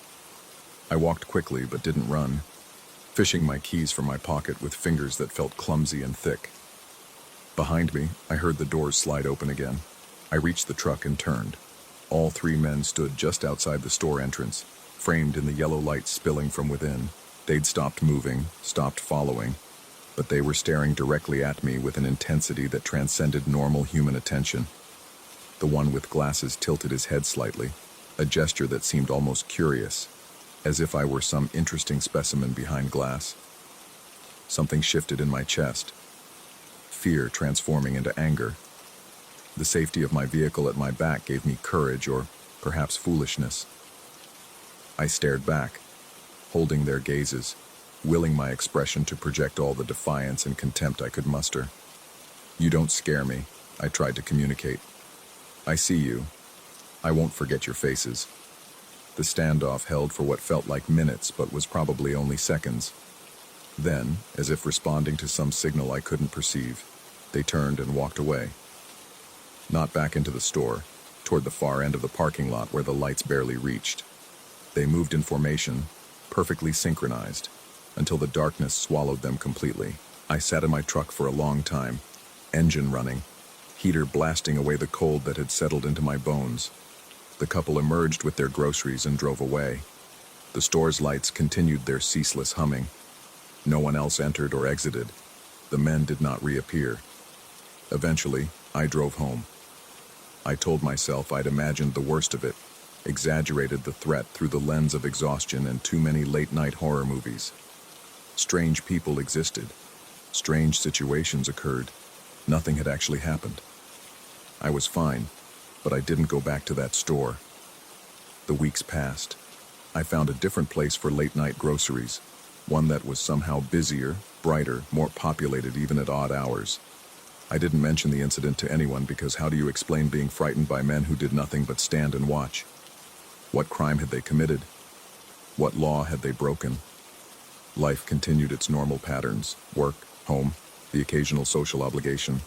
The memory of that night began to fade, taking on the quality of a dream, vivid in parts, fuzzy in others, increasingly difficult to trust as accurate. Maybe I had been sleep deprived. Maybe I had projected meaning onto random coincidence. Then I saw the news. I was at a bar with colleagues, the television mounted in the corner showing the local evening broadcast. The volume was off, but closed captions scrolled across the bottom of the screen. The story was about an armed robbery. A jewelry store hit at midday, the perpetrators still at large. The anchor cut to security footage. My blood turned to ice. Two of them. Two of the men in suits from that night. Grainy and low resolution, but unmistakable. The same faces. The same build. The same unsettling quality of movement. They'd struck with precision and violence, terrorizing employees, making off with hundreds of thousands in merchandise. My colleague made some comment about criminals getting bolder. I nodded, unable to speak, transfixed by the footage looping on screen. The men moved through the store with that same eerie coordination they'd displayed in the grocery aisles. The police were asking for any information, any sightings, any leads. I should have called. I had information, a location, a time, a detailed memory of their faces. But something stopped me. Some instinct that went deeper than civic duty. Because there had been 3 men that night. The news showed only 2. And as I sat there, the hair on the back of my neck began to rise. That sensation of being watched, so familiar from 3 a.m. in the grocery store, washed over me again. Slowly, unwillingly, I turned my head. He sat at the bar, 3 stools down, the one with glasses. Still in his suit, still perfectly composed. He raised his drink in a slight gesture that might have been a toast. His expression remained neutral, but there was something in his eyes. A recognition, an acknowledgement, a warning. Then he smiled. I blinked, and he was gone. The bar stool sat empty, no glass, no indication anyone had occupied the space. My colleagues were laughing about something, oblivious. The TV had moved on to sports scores. Everything was normal except for the thundering of my heart and the certainty that I had not imagined what I'd seen. That was 3 months ago. Since then, I've seen him 4 more times. Or I think I have. A figure in an identical suit, always at the periphery of my vision, in the reflection of a store window, crossing the street half a block behind me, standing in the background of a crowded restaurant. Each time I look directly, there's nothing there, or someone who looks almost but not quite like him, close enough to spike my anxiety but different enough that I can't be sure. I've stopped sleeping well again. The insomnia that drove me to that grocery store has returned with a vengeance, but now I don't leave my apartment after dark. I've installed extra locks. I check the news obsessively for updates on the robbery case, but the 2 men remain at large, and there's never any mention of a 3rd suspect. My friends say I seem distracted. My performance at work has slipped. I've started seeing things in patterns that probably aren't there. 3 cars of the same color parked in a row, 3 strangers standing together at a bus stop, 3 birds perched on a wire outside my window. Numbers follow me. Coincidences pile up until they stop feeling coincidental. I keep asking myself the same questions. Why did they let me go that night? Why follow me through the store only to stop at the threshold? What were they looking for, and did they find it? And the question that haunts me most, why does the 3rd one keep appearing? Sometimes I convince myself it's paranoia, that the trauma of that night has blossomed into something clinical that requires medication and therapy. Other times I'm certain there's a pattern I'm meant to recognize, a message encoded in these encounters that I'm too slow to decode. The worst part is not knowing which interpretation is correct, not knowing if I'm falling apart or if I'm the only one who sees the truth, not knowing if I escaped something terrible or if I'm still, even now, in the middle of it. Last night I broke my rule. Insomnia and cabin fever drove me out, and I found myself, almost unconsciously, driving toward that same grocery store.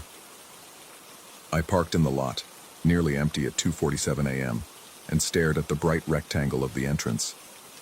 The automatic doors slid open and closed, admitting and releasing no one. I didn't go in, but I sat there until sunrise, watching those doors, waiting for something I couldn't name. And just before dawn, I saw a figure in a dark suit step out from between two parked cars at the far end of the lot. Even at that distance, even in the pre-dawn gray, I knew those glasses. He stood there, perfectly still, perfectly patient, watching me watch the store.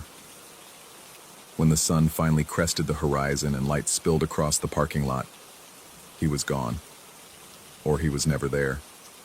I can't tell the difference anymore.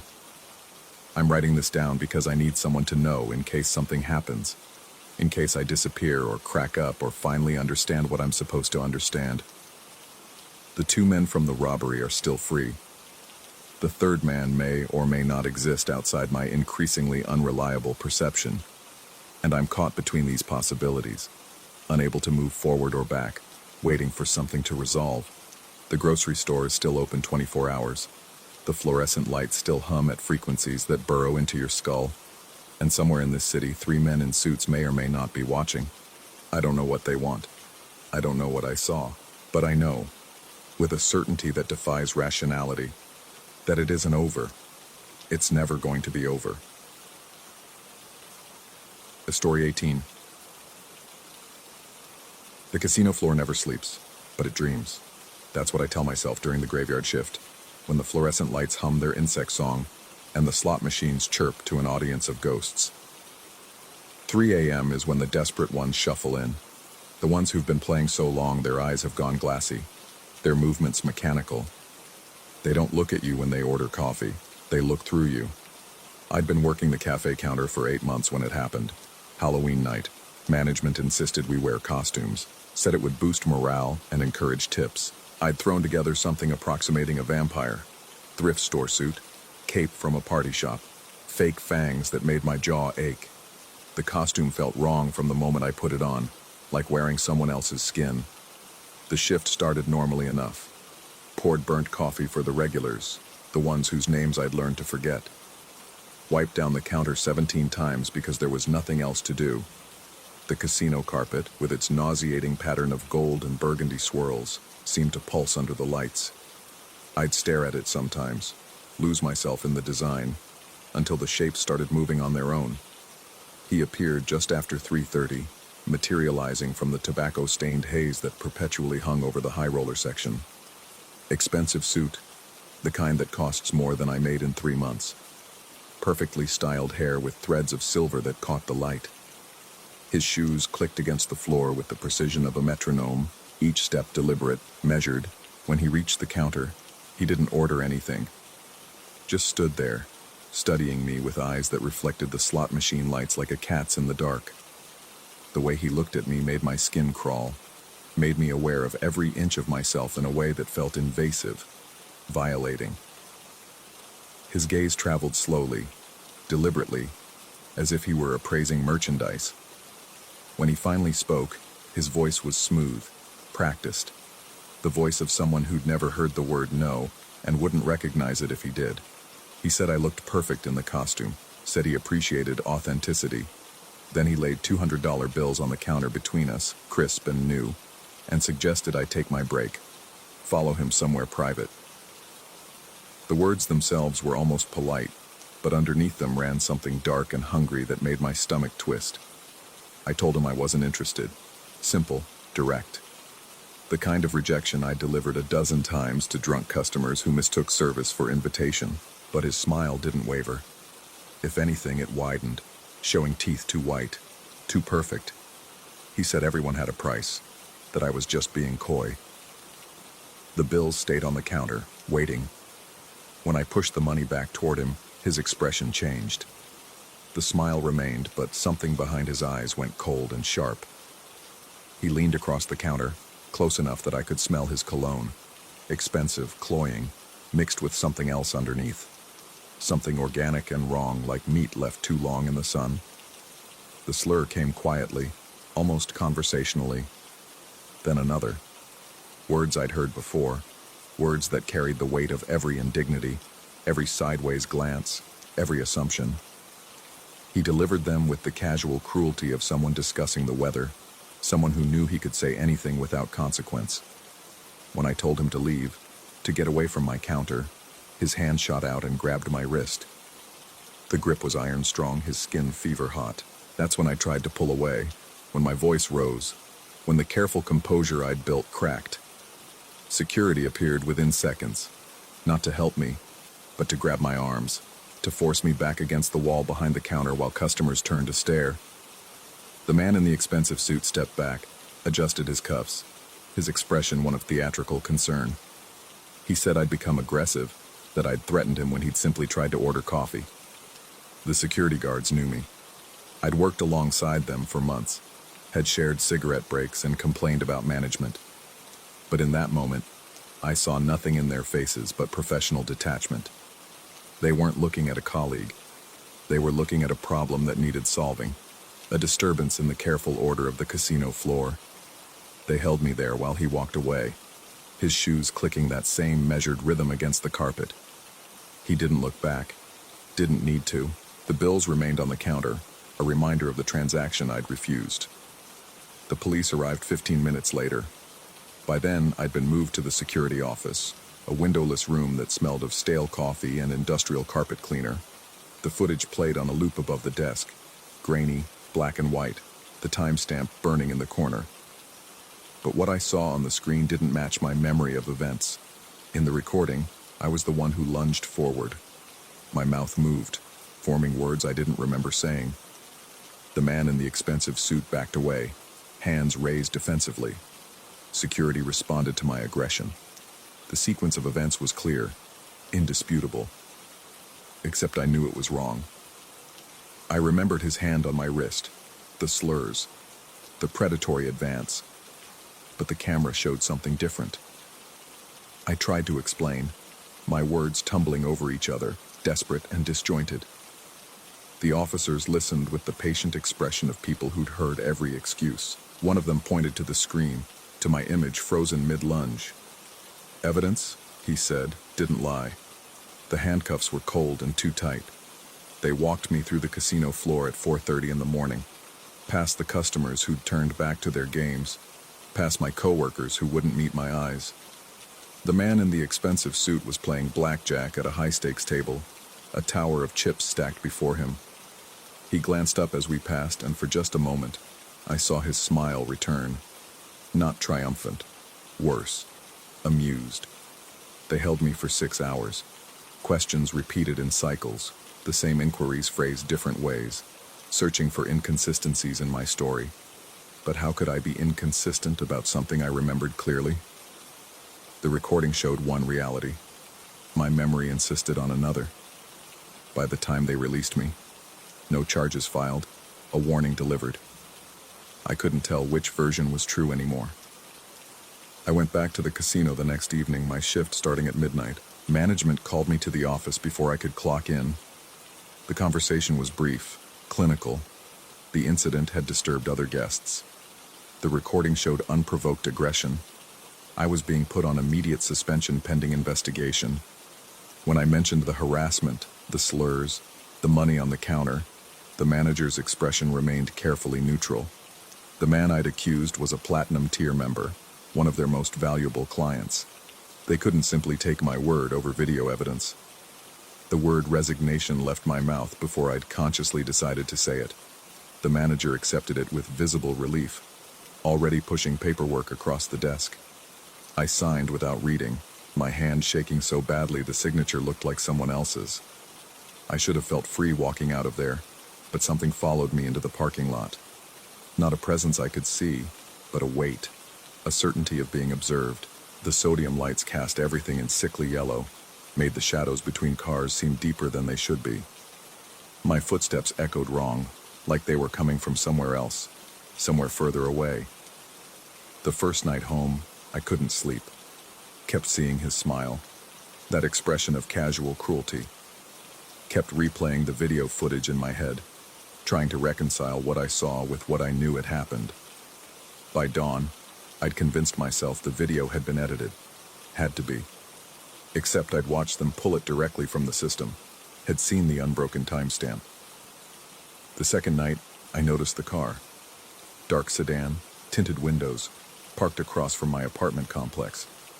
It was there when I went to bed, still there when I checked at 2 a.m. to 3 a.m. per 4 a.m. gone by morning.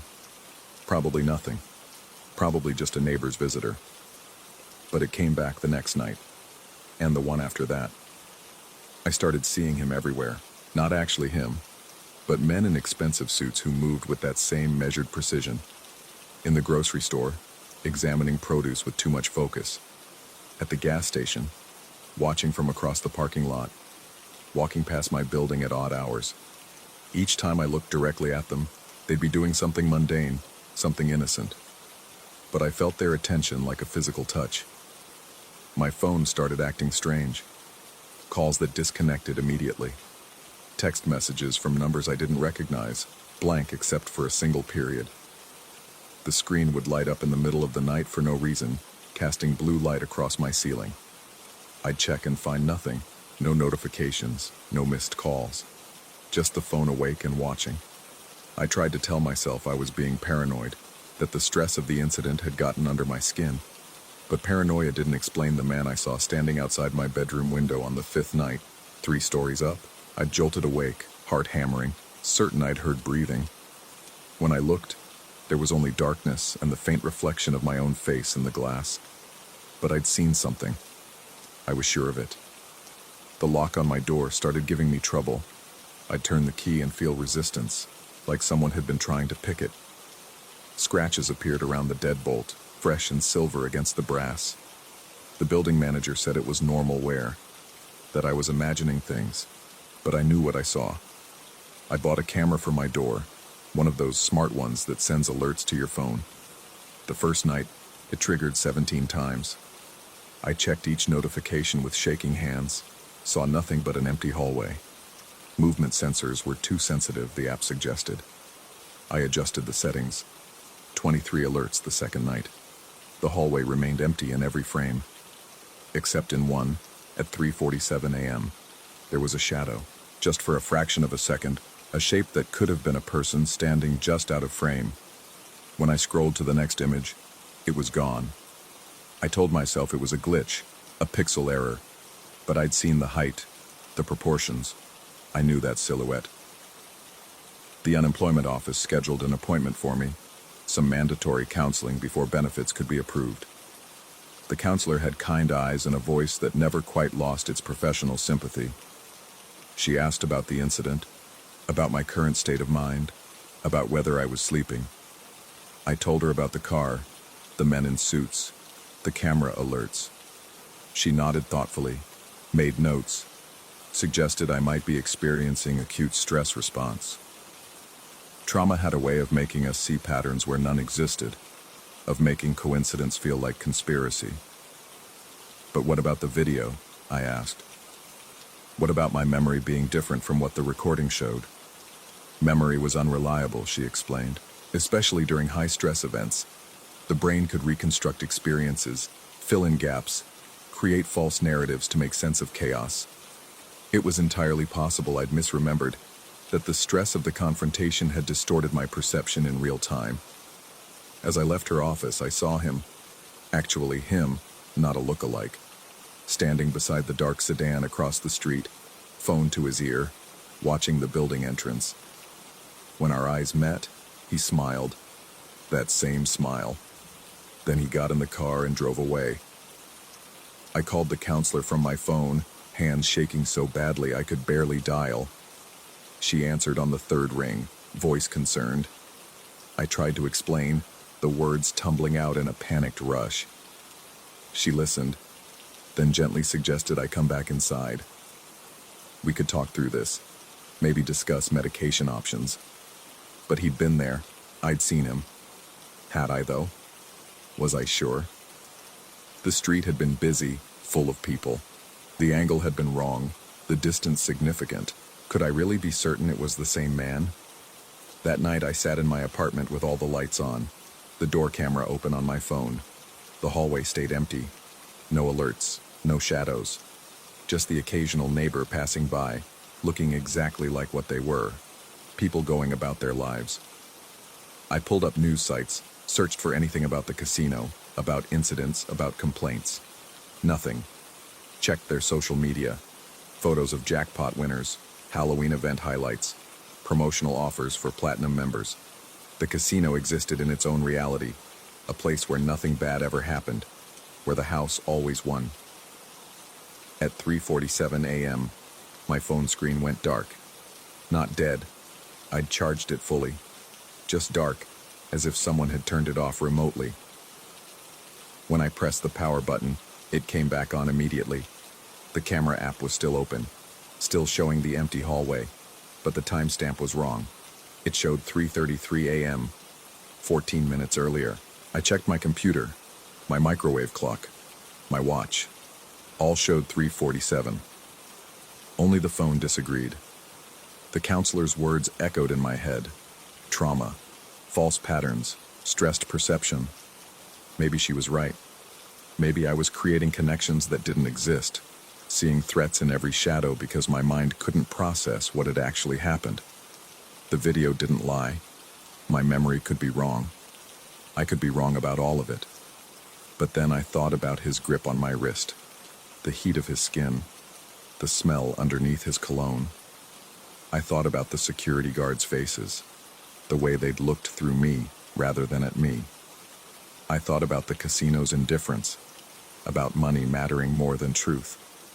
And I thought about the recording, about my image lunging forward, about evidence that contradicted everything I knew to be real. The phone screen flickered. For just a moment, the camera feed showed something different.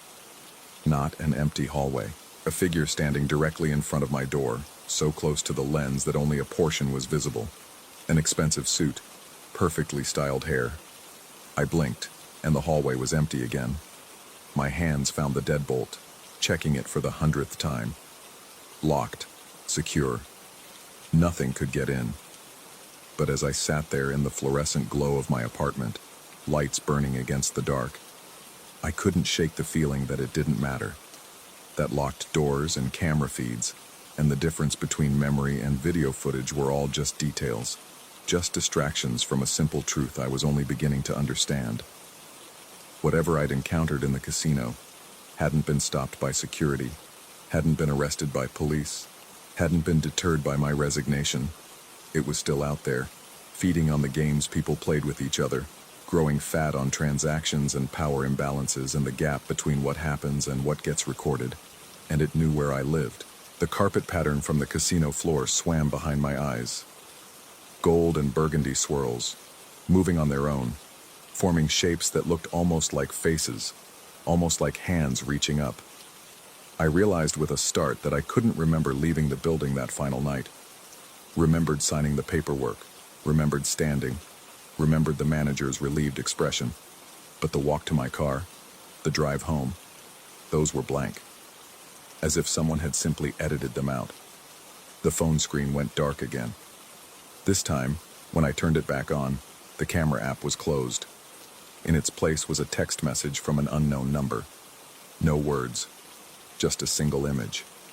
Me, in my vampire costume, frozen mid-lunge. The timestamp from the casino security footage. Except in this version, I could see what I was lunging toward. Not a person, not anything solid. Just empty air where his reflection should have been. My finger hovered over the delete button, but I didn't press it, because if I deleted it, if I convinced myself I'd imagined it, then what else was I wrong about? What else had I failed to see? The casino carpet pattern pulsed behind my eyes, and I wondered if I'd ever actually left that building at all. If maybe I was still there, still behind the counter, still wearing someone else's skin, while something that knew how to smile walked around in mine. The lights in my apartment hummed their insect song, and I realized I'd never checked what the graveyard shift at the casino really meant. What buried things stirred when normal people slept. What transactions occurred in the gaps between recording and reality. The dark sedan returned, parking in its usual spot. I didn't close the curtains. Somewhere in the space between what happened and what was recorded, something was waiting to see what I would do next. And I still couldn't remember driving home.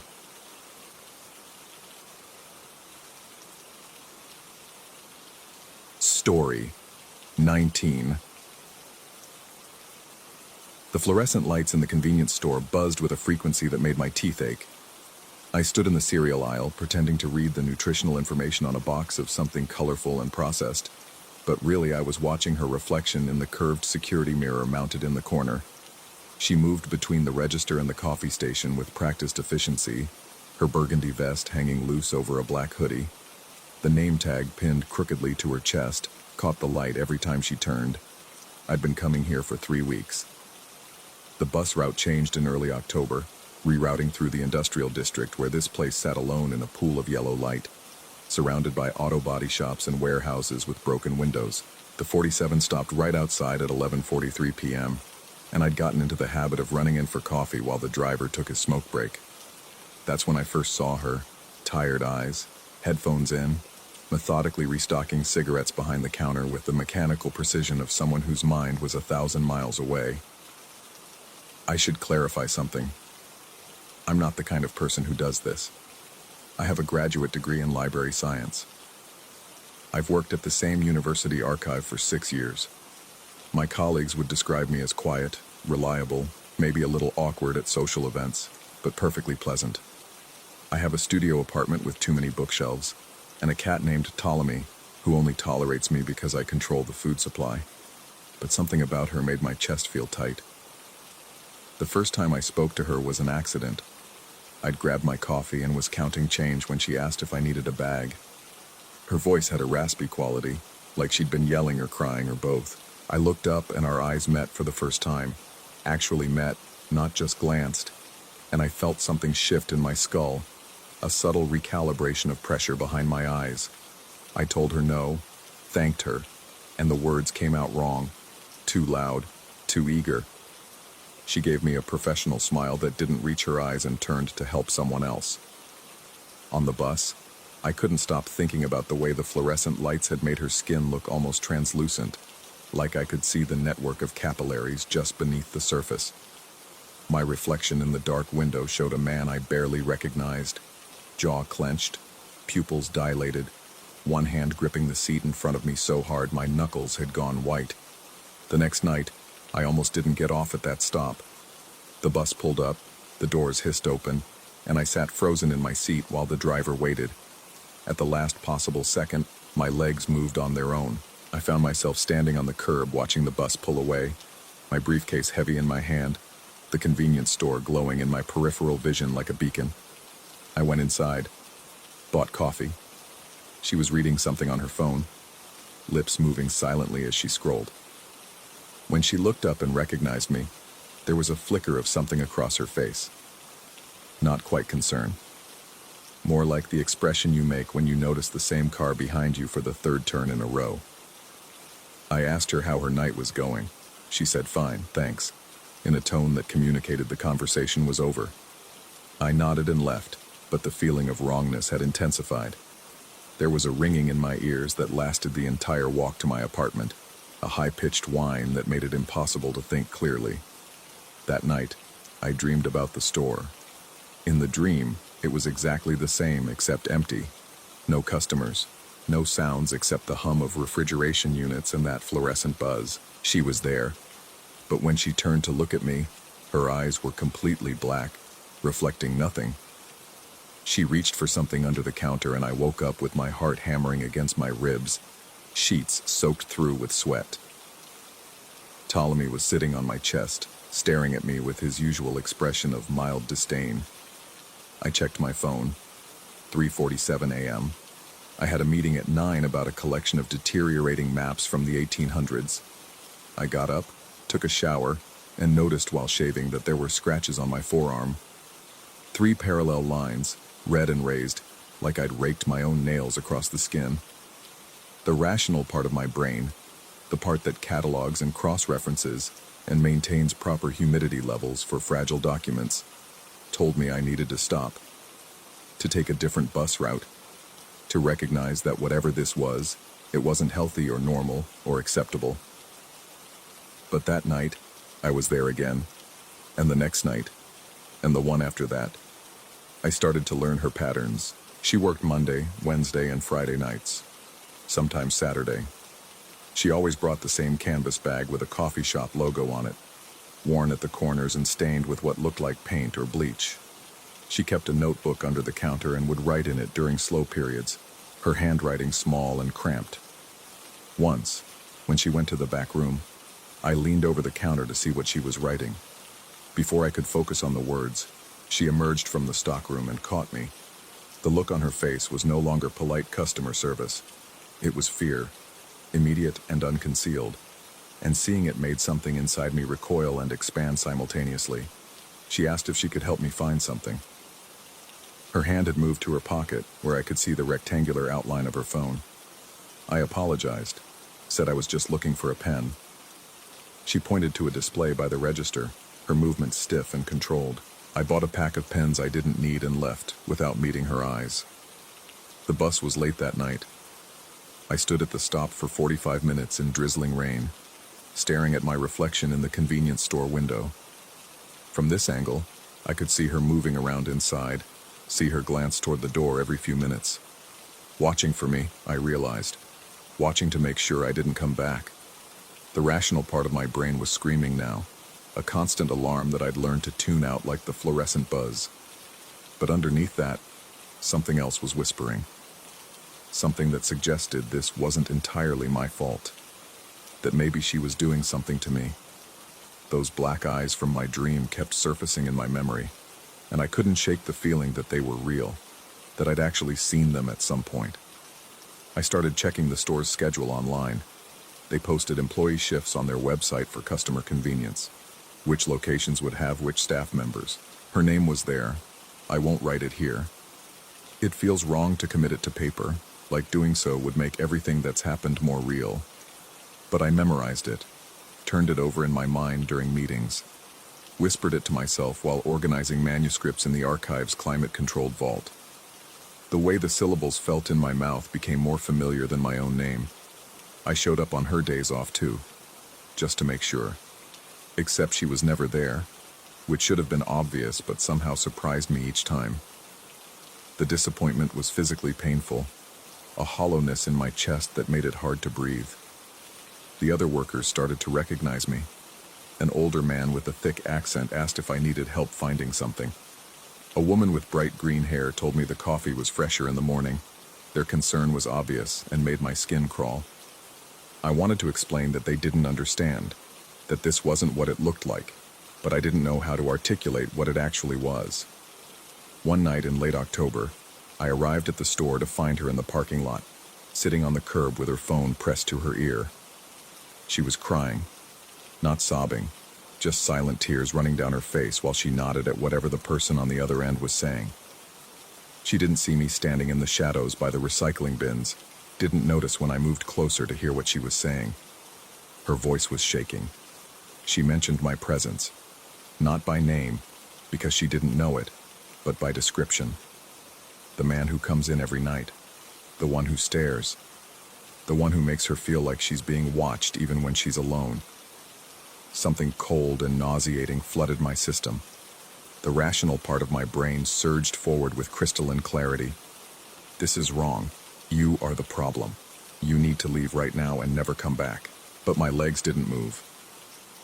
I stood there listening to her fear, feeling it wrap around me like a living thing, and beneath the horror and shame was something else. Something that whispered she was talking about me, thinking about me. that I existed in her mind even when I wasn't there. The call ended.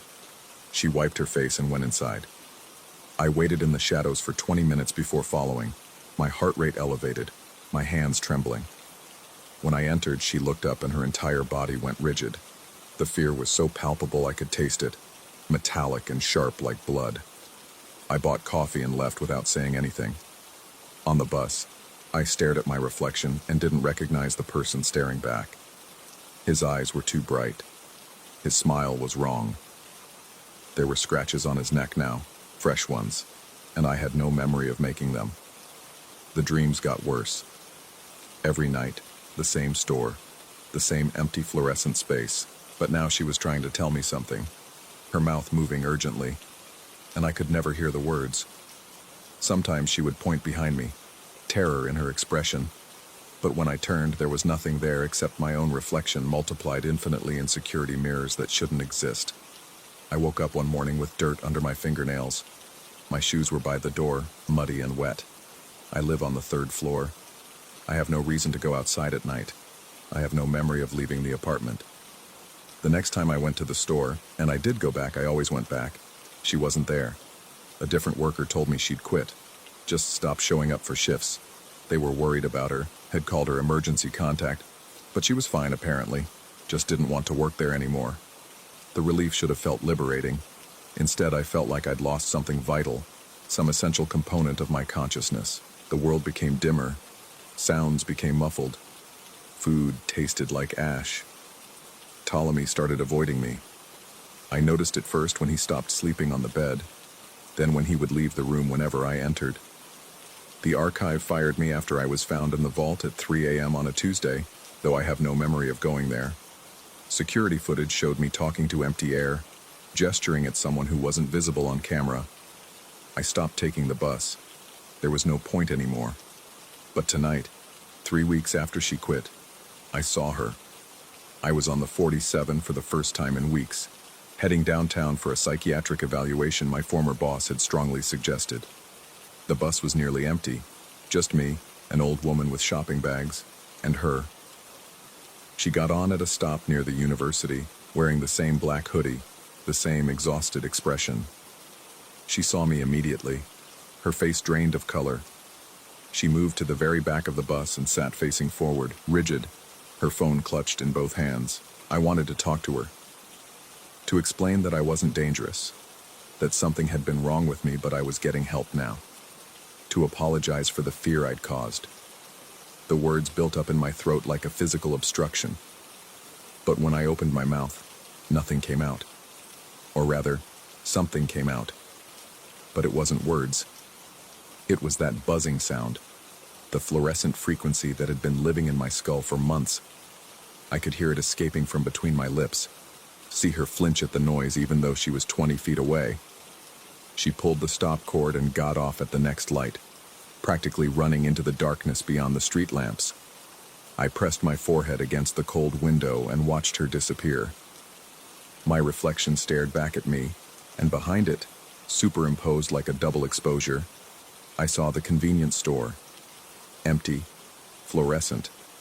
The security mirrors reflecting infinite versions of myself, each one slightly different, each one watching.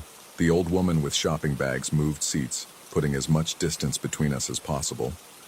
The bus continued through the darkness, and I stayed on past my stop, past downtown, past the last scheduled destination.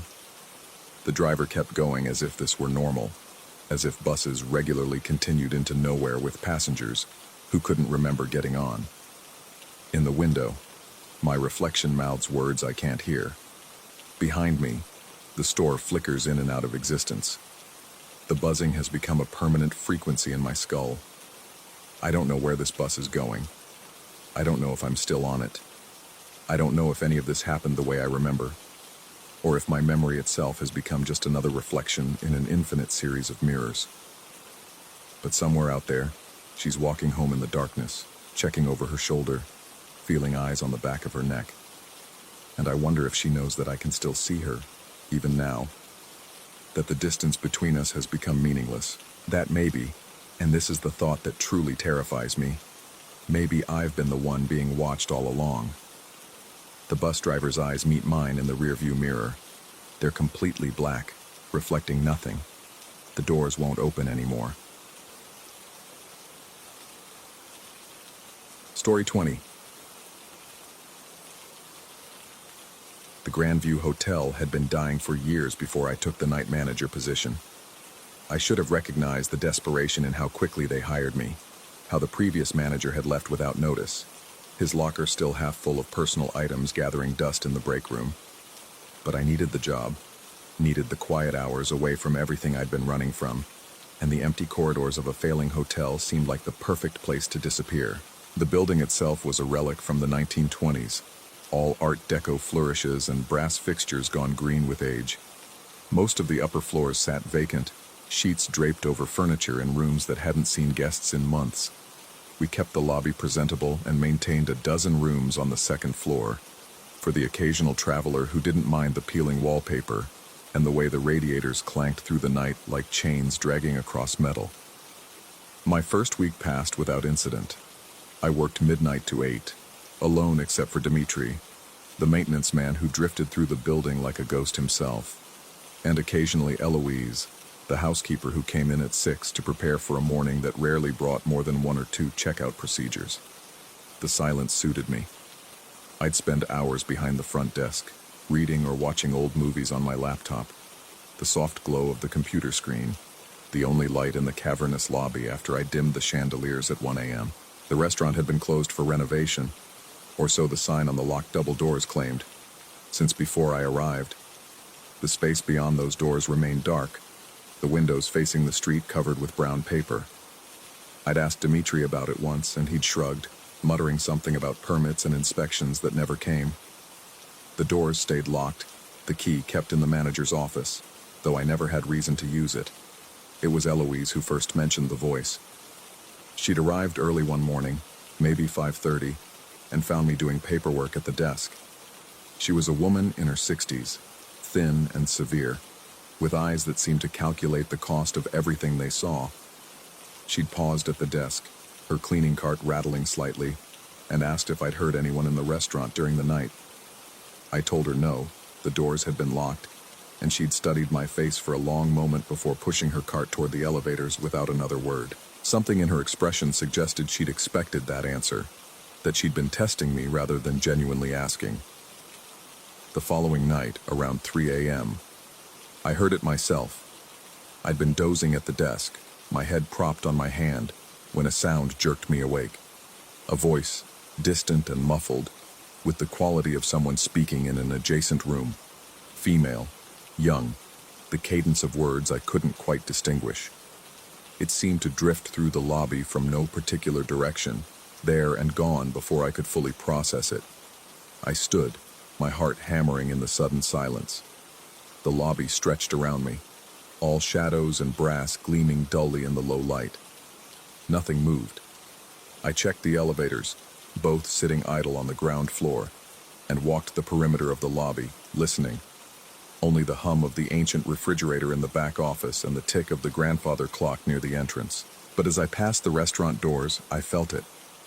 A subtle change in air pressure, the faint sensation of sound vibrating through wood, as if something existed in that sealed space, breathing and shifting in the dark. I pressed my ear against the door. Nothing. Just the hollow silence of an empty room. But my skin prickled with the certainty that something had been there moments before, that I'd missed it by seconds. Over the next few days, the incidents escalated in ways that felt deliberate, as if testing the boundaries of what I would acknowledge or dismiss. Dimitri mentioned hearing the voice while fixing a radiator on the 3rd floor. A woman's voice, he said, singing or humming, coming from somewhere below. He'd gone to investigate but found nothing, just the locked restaurant doors and the empty lobby beyond. Then came the painting. It was a heavy piece, maybe 4 feet wide, mounted in the hallway that led to the restaurant. The frame alone must have weighed 40 pounds, hung on 2 industrial-strength hooks screwed deep into the plaster. I'd passed it hundreds of times, barely registering the dark landscape it depicted, some generic mountain scene done in muddy oils, the kind of art hotels buy in bulk to fill wall space. I found it on the floor at 4 a.m. on a Thursday, lying face down in the middle of the hallway, the frame intact, the hook still firmly embedded in the wall above. Not torn out or broken, but removed cleanly, impossibly, as if the painting had simply decided to leap down from its perch. The impact should have made a tremendous crash, yet I'd heard nothing from the desk. I stood there staring at it, my flashlight beam steady on the undamaged frame, trying to construct a rational explanation. Perhaps the hooks had a release mechanism I didn't understand. Perhaps Dmitri had been moving it and forgotten to mention it. Perhaps I'd been more deeply asleep than I realized and had missed the sound. But I knew the quality of silence in that hotel. I knew how sound carried through the empty spaces, how a dropped pen in the lobby echoed up the marble staircase. There was no way that painting had fallen without me hearing it. I left it where it lay. Some instinct told me that moving it, acknowledging it, would be crossing a line I wasn't ready to cross. The next night, Eloise found it back on the wall, perfectly hung, as if nothing had happened. By the second week, I'd stopped sleeping during my shifts. I'd positioned myself at the desk with my back to the wall, watching the lobby with a vigilance that was exhausting me but felt necessary. The voice came more frequently now, always at the edge of hearing, always seeming to originate from the restaurant but never quite fixed in space. Sometimes I'd hear it directly behind me, a whisper so close I could feel phantom breath on my neck. But when I spun around, nothing. Dmitri started avoiding me. I'd see him disappearing around corners when I approached, taking service stairs instead of walking past the front desk. The few times I managed to corner him, he'd mumble about work in the basement or equipment that needed checking, his eyes sliding away from mine. Even Eloise, normally chatty in her caustic way, had become silent, arriving and departing without the usual commentary about guests or the building's decay. I was alone with it, whatever it was, and it was becoming bolder. The desk bell incident happened on a Saturday night, or rather, Sunday morning, around 2 a.m. I'd been in the back office checking inventory, the door to the lobby propped open so I could hear if anyone arrived. The hotel had been empty all day, no guests checking in, no one in the building except me and Dmitri somewhere in the mechanical spaces below. The bell rang, that bright, clear ding of metal on metal that meant someone wanted service at the desk. I stepped into the lobby, empty. The marble floor stretched to the entrance, the glass doors showing the dark street beyond, not a person in sight. The bell sat on the desk where it always sat, the small brass dome catching light from the chandelier above. I approached slowly, my footsteps echoing. The lobby felt different, the air dense and expectant, as if something had just happened or was about to happen. I reached the desk and looked down at the bell. The metal was still vibrating, barely perceptible tremors traveling up the stem, evidence of recent impact. Then I heard the voice again, but this time I heard the words, "Please, I can't get out." It came from behind me, from the direction of the restaurant, clear and desperate and heartbreakingly young. I spun around, my breath catching. The double doors stood closed, locked, the darkness beyond the frosted glass absolute. But I could feel it now, the presence, the weight of someone watching, waiting, pleading. I wanted to run. Every instinct screamed at me to leave the building, to abandon the job and never return. But something else rose up in me, anger maybe, or the stubborn refusal to let my own mind betray me. I marched to the manager's office, grabbed the key to the restaurant and returned to those doors. My hands shook as I fitted the key into the lock. The mechanism turned with a click that seemed too loud in the silence. I pushed the door open and reached inside for the light switch. The fluorescent panels flickered to life, revealing an ordinary restaurant in mid-renovation. Drop cloths covered the tables, pushed against the walls. The floor was bare concrete where they'd torn up the old carpet. Paint cans sat stacked in corners. Nothing moved. No one was there. But the air was wrong. Too cold, too still, and underneath the smell of paint and plaster, something else. Something organic and wrong, like flowers left too long in water. I walked through the space, my footsteps hollow on the concrete. The kitchen area was equally empty, stainless steel surfaces draped in plastic. The walk-in freezer door hanging open on a dark interior. Every rational corner of my mind said there was nothing here. No one. just an empty room and my own fraying nerves. But when I turned back toward the lobby, I saw it. On the wall beside the door, written in the dust that coated the drop cloths, a single word in a handwriting that wasn't mine. Remember. I staggered backward, my breath coming fast. I hadn't touched those cloths. No one had been in this room. The words sat there, accusing and desperate, the letters shaky but deliberate. I left the restaurant, locked the door behind me, and went back to the desk on legs that felt disconnected from my body. I sat down and opened the security camera footage on the office computer, rewinding to when the bell had rung. The timestamp showed 2:03 a.m. The camera angle captured the desk and part of the lobby. I watched myself appear from the back office, watched myself walk to the desk, watched myself look at the bell. But there was something else in the frame, something I hadn't seen with my own eyes. Behind me, in the background, the restaurant doors were visible in the shot. And in that footage, I could see light leaking from beneath them, a thin line of illumination that shouldn't have existed in a locked, dark room. But more than that, and this was what made my stomach lurch, I could see shadow movement behind the frosted glass, a figure passing back and forth, pacing, as if trapped and desperate. I rewound and watched again. The movement was unmistakable. Someone was in that room, had been in that room, while I stood at the desk. Someone was in there when I walked through moments later and found it empty except for renovation supplies and that single word in the dust. I fast-forwarded through the rest of the night's footage, watching hours compress into minutes. The light beneath the doors continued intermittently, appearing and disappearing. The shadow figure moved with increasing agitation, and then, at 5:47 a.m., just before Eloise would arrive, the footage showed the restaurant doors opening from the inside. Nothing emerged. The doors simply swung open to darkness, the lights inside apparently off despite what the footage showed, and remained that way for 30 seconds before slowly closing again.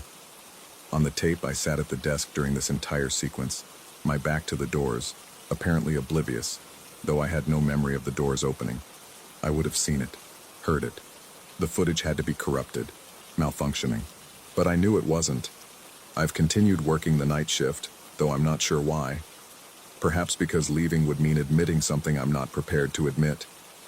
Perhaps because some part of me feels responsible, though I don't know for what. The incidents continue. The voice, the bell, the sense of presence growing stronger each night. I've stopped looking at the security footage, stopped going near the restaurant doors. Dimitri quit last week. He left his keys on the desk with a note saying only that he was sorry, that he should have warned me. Eloise still comes, but she won't speak to me anymore, won't even meet my eyes. She moves through her duties like a ghost herself, and I wonder what she knows, what she saw that made her decide to stay silent. Last night, I found another message in the restaurant. I hadn't planned to go in, but the voice had been so clear, so desperate, speaking my name over and over, though I'd never told anyone my name, never introduced myself to whoever or whatever haunts this place. I opened the doors to silence it, to prove it wasn't real. The message was written on the wall in paint this time, red letters 2 feet high. I was you. I'm sitting at the desk now, writing this as dawn breaks through the lobby windows. I've been thinking about the previous night manager, how he left without notice. I've been thinking about how quickly they hired me, how desperate they seemed. I've been thinking about the quality of my memories from before I started this job, how they seem flat and distant, like scenes from a movie I watched rather than events I lived. The voice is back. It's behind me now, close enough that I should be able to turn and see who's speaking. But I won't turn. I can't, because I'm starting to suspect that if I do, if I actually see her, I'll understand why she keeps saying remember, why she's so desperate to be heard. I'm starting to suspect I'll see myself. The hotel lobby is empty. It's always empty. The bell sits on the desk, waiting. The restaurant doors are closed, locked, but I can see light beneath them now even without the camera, can hear movement inside growing more frantic. And I realize, with the cold certainty of someone remembering a dream upon waking, that I don't know how long I've been sitting at this desk. Don't know if it's been days or weeks or months. Don't know if I was hired or if I simply appeared here one night and convinced myself I belonged. The voice is calling my name again. She sounds like me. She sounds trapped. I'm reaching for the bell, about to ring for service in an empty hotel, about to call for help that won't come. Behind me, the restaurant doors are opening. I can hear them, can feel the change in air pressure, can sense something emerging into the lobby. But I won't turn around. I can't, because turning around would mean acknowledging what I suspect, what I fear, what I'm beginning to remember through the fog that clouds everything before this moment. That I'm not the night manager, that I never was, that I'm something else entirely, caught in a loop of my own making, unable to leave, unable to stop ringing that bell and waiting for someone to hear me in an empty lobby that exists somewhere between memory and reality. The voice behind me is screaming now. She's begging me to remember, to understand, to break the cycle. But I can't distinguish her voice from my own anymore. Can't tell if I'm the one sitting at this desk, or the one trapped in the restaurant, or something else altogether. Something that's been here longer than either. Watching both versions of myself spiral in their confusion. The bell is in my hand. I'm going to ring it. Someone has to answer eventually. Someone has to be real.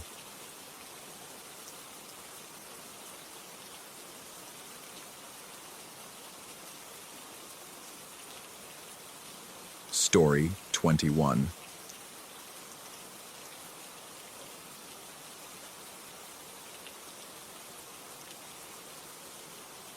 The whispers started at 4:37 in the morning. I know the exact time because I've been checking my phone obsessively for the past 3 weeks, documenting each occurrence with the desperate precision of someone trying to prove their own sanity. The first night, I thought it was the radiator, that metallic ticking followed by a sound like air escaping through teeth. But radiators don't form words, even garbled ones, and they certainly don't seem to move around the bedroom while you're frozen under the covers, every muscle locked tight with a fear so primal, it bypasses thought entirely. My faith had always been a quiet thing, a personal assurance that carried me through the practical difficulties of life. I attended services when my schedule allowed, prayed before meals, tried to live decently. I'd never been one for the dramatic testimonies, the spiritual warfare talk, the casting out of demons. That was theater, I'd thought. Metaphor dressed up as reality for people who needed their religion to have teeth. Then the bathroom incidents began. The toilet paper was always loose in the morning. Not just unspooled. That could be explained by a drafty bathroom or careless replacement. This was different. The paper would be stretched across the floor in deliberate loops, almost decorative, pooling near the doorway, as if something had walked out trailing it like a wedding train. I live alone. I've lived alone for 4 years, ever since the divorce, and I've never sleepwalked in my life. I started sleeping with my bedroom door locked. Then I started sleeping with a chair wedged under the handle. The whispers didn't care about locks. They came in that pre-dawn darkness when the world feels like it's holding its breath, when streetlights seem dimmer and every sound in the house expands to fill the silence. Sometimes they seemed to be coming from inside the walls, a papery rustling voice that spoke in a language I almost recognized. Other times they pressed right up against my ear, close enough that I could feel the cold spot where breath should have been.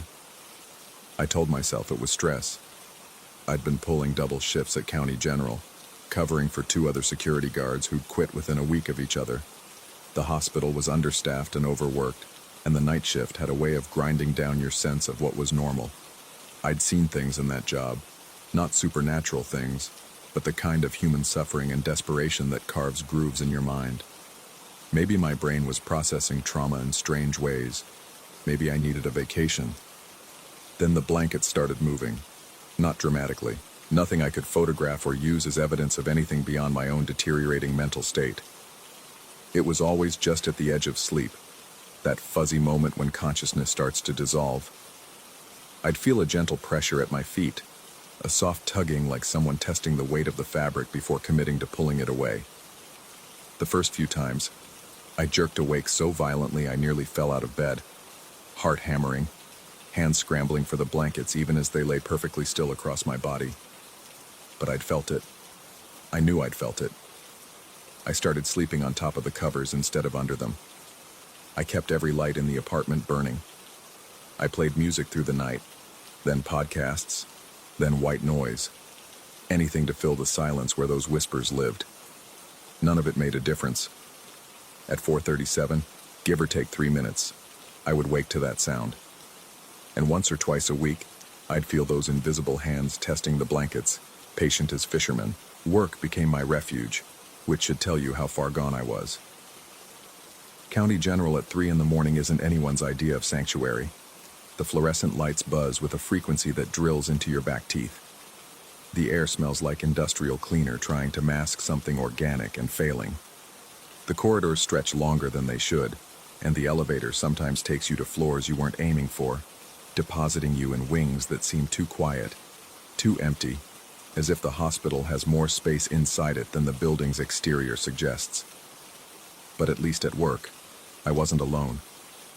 At least the sounds I heard, the beeping monitors, the shuffle of nurses' shoes, the distant intercom pages, were explicable. At least when I felt watched, I could turn around and find a rational reason.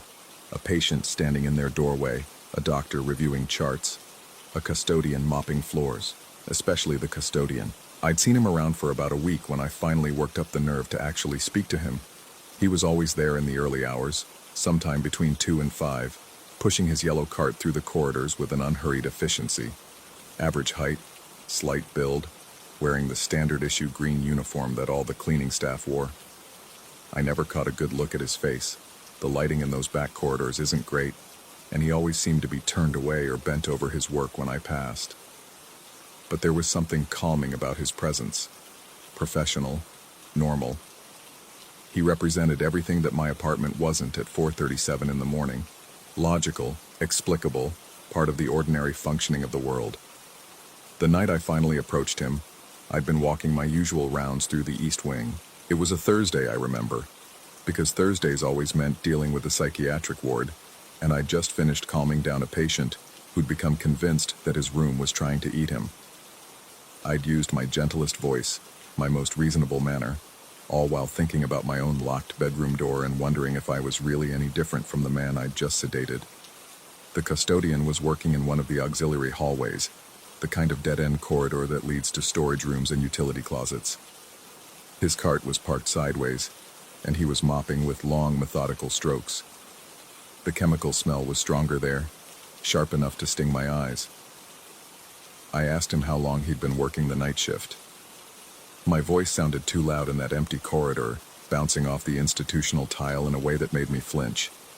He didn't look up immediately, just kept mopping, those smooth strokes back and forth, back and forth. When he finally responded, his voice was pleasant enough, though oddly flat. He mentioned something about preferring nights, about how the quiet suited him. Said he'd been doing this work for longer than he could remember. I told him I knew what he meant about the quiet. Then, because I was so desperate to connect with someone whose job was as thanklessly normal as mine, because I needed to hear another person validate the weird hours and the isolation, I kept talking. I mentioned how the night shift could mess with your head, how things could start to feel off when you weren't sleeping regular hours, how your mind could play tricks. He stopped mopping. The silence that followed felt textured, heavy, as if the air itself had thickened. I watched the back of his head, waiting for him to turn around, to acknowledge what I'd said with a laugh or agreement or any normal human response. The fluorescent lights hummed their dental drill song. Somewhere far away, a monitor beeped its steady rhythm.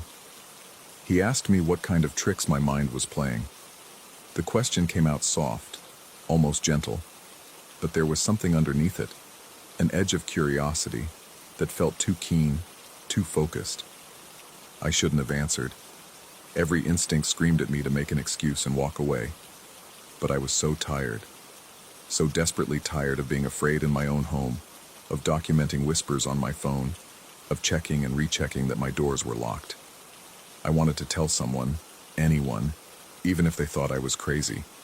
So I told him about the whispers, about the toilet paper, about waking up at 4:37 every morning with my heart trying to punch through my rib cage, about the feeling of being watched, of hands that tested my blankets like they were learning the weight of things, preparing for something.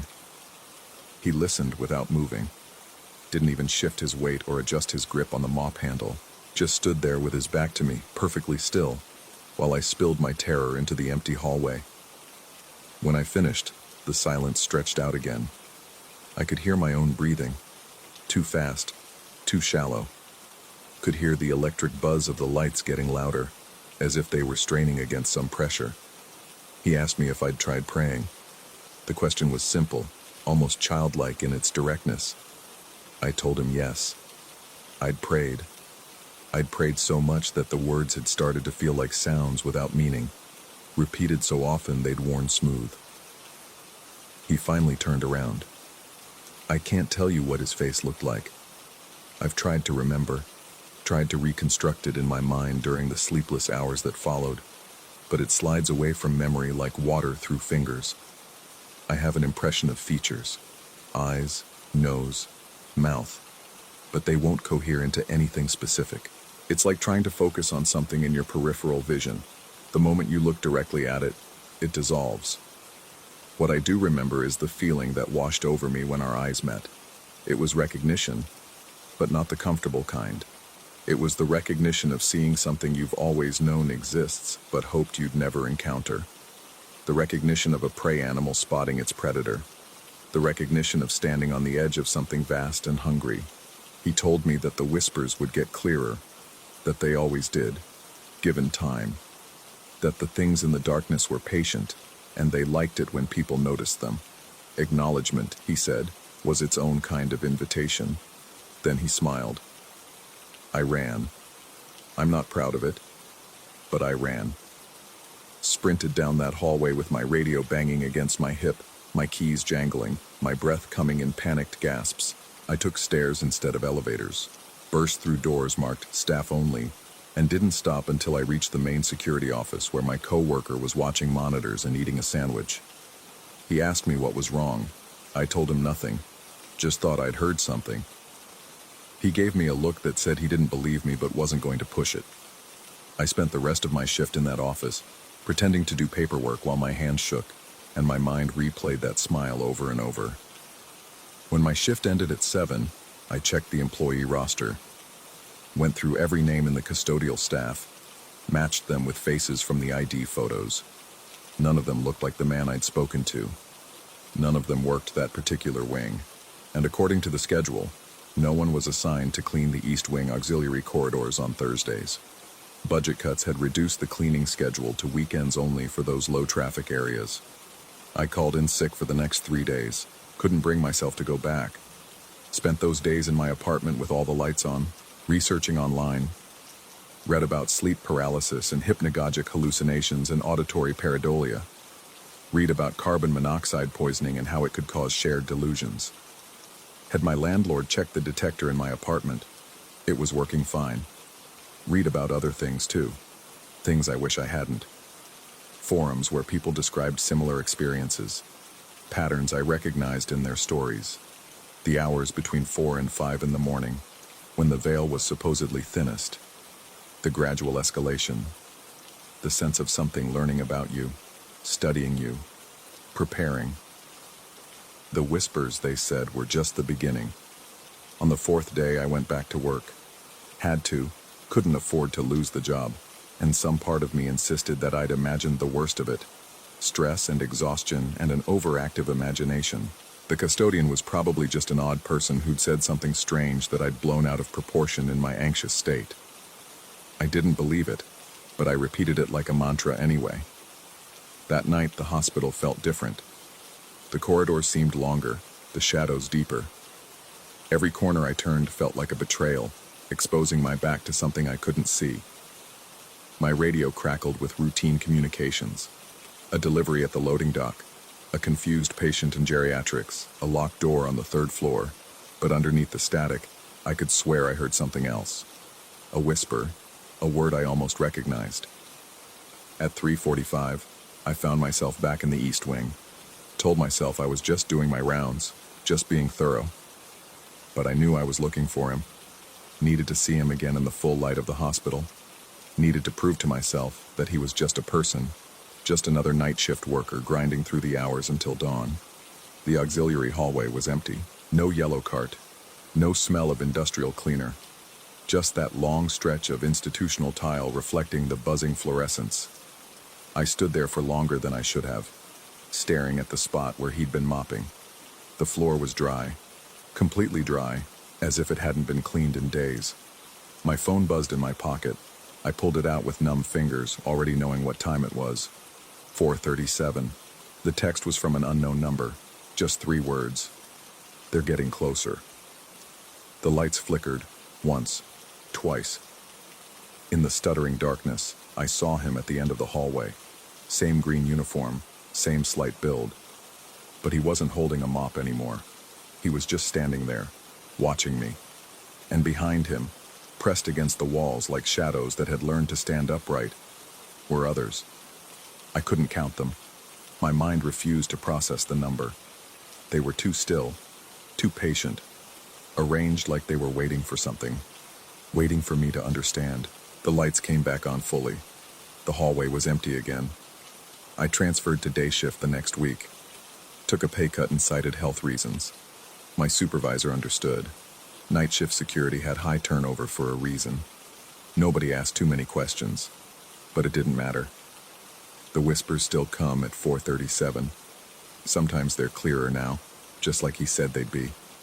I can almost make out words, almost understand what they're trying to tell me. The toilet paper still unspools itself in the darkness. The blankets still move with invisible hands. And sometimes, when I'm lying there frozen with fear, I think about that hallway, about those shapes pressed against the walls, about the patient way they stood like they'd been there for years. Decades, maybe longer. I think about the fact that I never saw him leave, that he just vanished when I looked away, like he'd never been there at all, or like he'd been there the whole time, and I'd finally become able to see him. I think about how he knew my name, even though I'd never told him.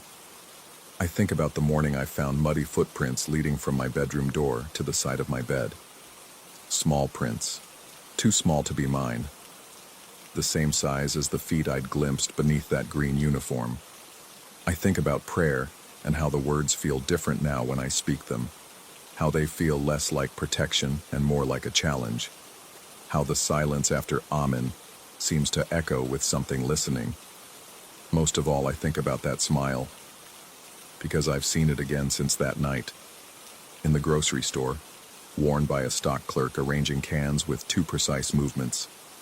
In the parking garage, belonging to an attendant who stood too still in his booth. In the reflection of my bathroom mirror, just for a moment, superimposed over my own face. Always watching, always patient, always reminding me that I acknowledged them, that I invited them in with my recognition, that the boundary between their world and mine was never as solid as I'd believed. The veil, I've learned, was never meant to protect us from them. It was meant to protect them from being seen. And now that I've seen, now that I know they're there, I can't ever go back to the comfortable blindness I once had. Every shadow is suspect. Every stranger might be wearing the wrong face. Every moment of silence holds the possibility of whispers. I still work security, though I avoid hospitals now. Still lock my doors at night and wedge chairs under the handles. Still wake at 4:37, phone in hand, documenting everything with the desperate precision of someone who knows that proof won't matter. Because here's what I've realized.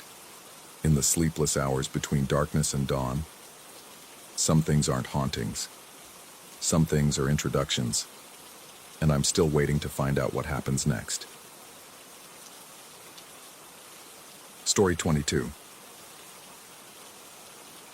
The fluorescent lights above the pumps flickered twice before I locked the front door. Their buzzing hum, the only sound cutting through the November cold.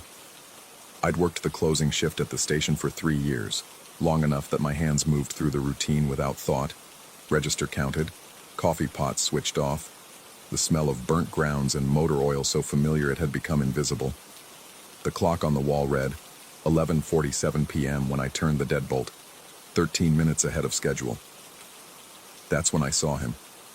He came from the direction of the sheriff's parking lot across the street, his gait uneven and purposeful in the way that only the truly drunk can manage. A controlled stumble that suggested his body was operating on instinct rather than coordination. The sodium vapor lights cast his shadow long across the pavement, stretching it toward me like a warning I couldn't read. I stood there with my hand still on the lock, watching through the glass as he crossed the empty road. The sound of his breathing reached me before anything else, heavy and wet, punctuated by something between a growl and a moan. Then his fist connected with the door. The impact sent vibrations through the metal frame and into my palm. Once, twice, 3 times, each blow harder than the last, the glass shuddering but holding. I stepped back, my mouth forming words I couldn't hear over the pounding. Something about being closed, about coming back tomorrow. His face pressed against the window, features distorted by pressure and rage. Skin flushed the mottled purple red of serious intoxication. His eyes didn't focus on me so much as through me, fixed on some point or purpose I couldn't comprehend. Then he backed up 3 steps and drove his shoulder into the door. The sound of breaking glass wasn't the sharp crack I'd expected, but something deeper, more visceral. A wet crunch followed by the cascade of fragments across tile. The safety glass held together in its web of breakage, but the frame buckled, and for a moment I thought he'd come through entirely. Instead, he bounced back, stumbled, and fell to his knees on the concrete outside. Blood ran from his shoulder, darkening his jacket, but he didn't seem to notice. He was laughing, or crying. The sounds were too similar to tell. I grabbed the phone behind the counter, my fingers slipping on the receiver twice before managing to dial. The dispatcher's voice came through calm and distant, asking questions I answered in fragments while watching him rise to his feet again. This time he just stood there, swaying slightly, that wet breathing audible even through the damaged door. Waiting. The patrol car arrived 7 minutes later. I watched the seconds tick by on the clock, each one lasting far too long. By the time the blue lights swept across the parking lot, painting everything in alternating shades of authority and darkness, he was gone. The deputy who took my statement was young, maybe 25, with a name tag that read Reeves, and an expression that suggested he'd heard stranger things on the night shift, but not by much. Where exactly had the man been standing when I last saw him? What was he wearing? Could I describe his face in detail? I tried, but the image in my memory had already started to blur at the edges, features melting into impression. Angry, drunk, hurt, dangerous. Yes to all of those, but specifics? Height, weight, age? Everything became uncertain when I tried to pin it down. They searched the area. The sheriff himself came out, a thick-necked man named Landry, whose drawl made everything sound less urgent than it was. They found blood on the pavement where he'd fallen, enough to suggest a real injury. But the trail ended 30 feet away, just disappeared like he'd been lifted into the air or ceased to exist. No footprints in the direction of town. No disturbance in the brush along the roadside. Nothing. The broken door got boarded up that night. I stayed until 3 a.m. giving statements, drinking the sheriff's terrible coffee, watching them comb through the empty lot with flashlights that carved tunnels of visibility through the dark. Landry told me they'd keep an eye out, suggested I take a few days off. His tone made it clear he thought I'd be fine, that this was just one of those things that happened in small towns. Some drunk with a grudge or confusion, probably sleeping it off in a ditch somewhere, would turn up embarrassed and apologetic in the morning. He never did. The new door went in 4 days later, the glass so clear it looked like nothing at all, like you could walk straight through into the cold night air. I came back to work the following Monday, and everything was exactly as it had been before. Same fluorescent buzz, same burnt coffee smell, same routine. Except now, every time I turned to lock up, I found myself checking the sheriff's lot first, checking the road, checking the shadows between the pumps where the lights didn't quite reach. 3 weeks passed before the knocking started. Not at the door. Never at the door again. Instead, I'd hear it from the back room, where we kept inventory in the circuit breaker box. Always during the last hour of my shift, when the highway traffic had died down to the occasional long hauler passing through without stopping. Rhythmic and deliberate. 3 knocks in succession, then silence. The first time, I assumed something had fallen. The shelving units were old and prone to settling, but when I checked, everything sat undisturbed, boxes aligned, nothing out of place. The second time, I opened the back door that led to the alley where we kept the dumpsters.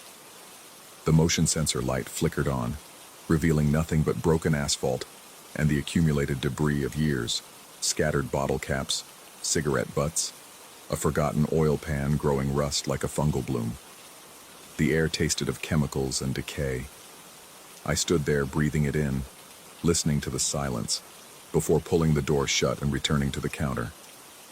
The knocking happened again the next night, and the night after that. I mentioned it to the day shift manager, a woman named Dolores, who'd been working there since before I was born. She gave me the look, the one that said she'd heard this before from other night workers, the same look probably given to every graveyard employee who complained about noises or shadows or feelings. "Old building," she'd said. "Settles strange. Maybe get some sleep." But I did sleep, 8 hours a night, dreamless and heavy, waking unrested. The fatigue had started to accumulate like sediment, making my thoughts slow and thick. I'd catch myself staring at customers during the day shifts I'd picked up to cover for someone's vacation, losing track of conversations mid-sentence, having to ask them to repeat themselves. They'd look at me with concern or annoyance, and I'd apologize, blame the cold I couldn't shake, the seasonal thing going around. It wasn't until January that I saw him again. I was taking out the trash, different night, different routine, but the same hour, always between 11 and midnight. The dumpster lid was heavy, and I had to use both hands to lift it, which meant turning my back to the alley entrance for a moment. In that moment, I felt it. The specific weight of being watched, the prickling awareness that crawls up the spine and spreads across the shoulders like cold water. When I turned, he was standing at the far end of the alley, barely visible in the space between the motion light's reach and the deeper darkness beyond. Same jacket, still dark with that old stain on the shoulder. Same unsteady stance. But the distance was too great to see his face, to be certain it was really him. He didn't move, didn't speak.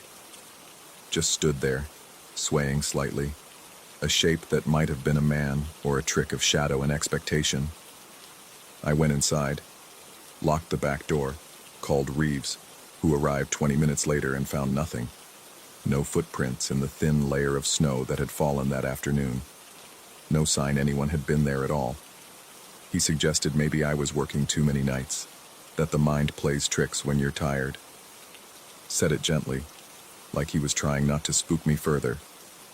After that, I started seeing him everywhere. Not directly, never directly. Always in peripheral vision, in the spaces between deliberate looking, a shape moving past the window while I was restocking shelves. A figure standing just beyond the pool of light from the pumps while I was counting the register. A silhouette in the back seat of cars that turned out to be empty when I looked again.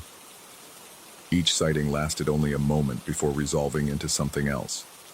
A customer, a shadow, a reflection, nothing at all.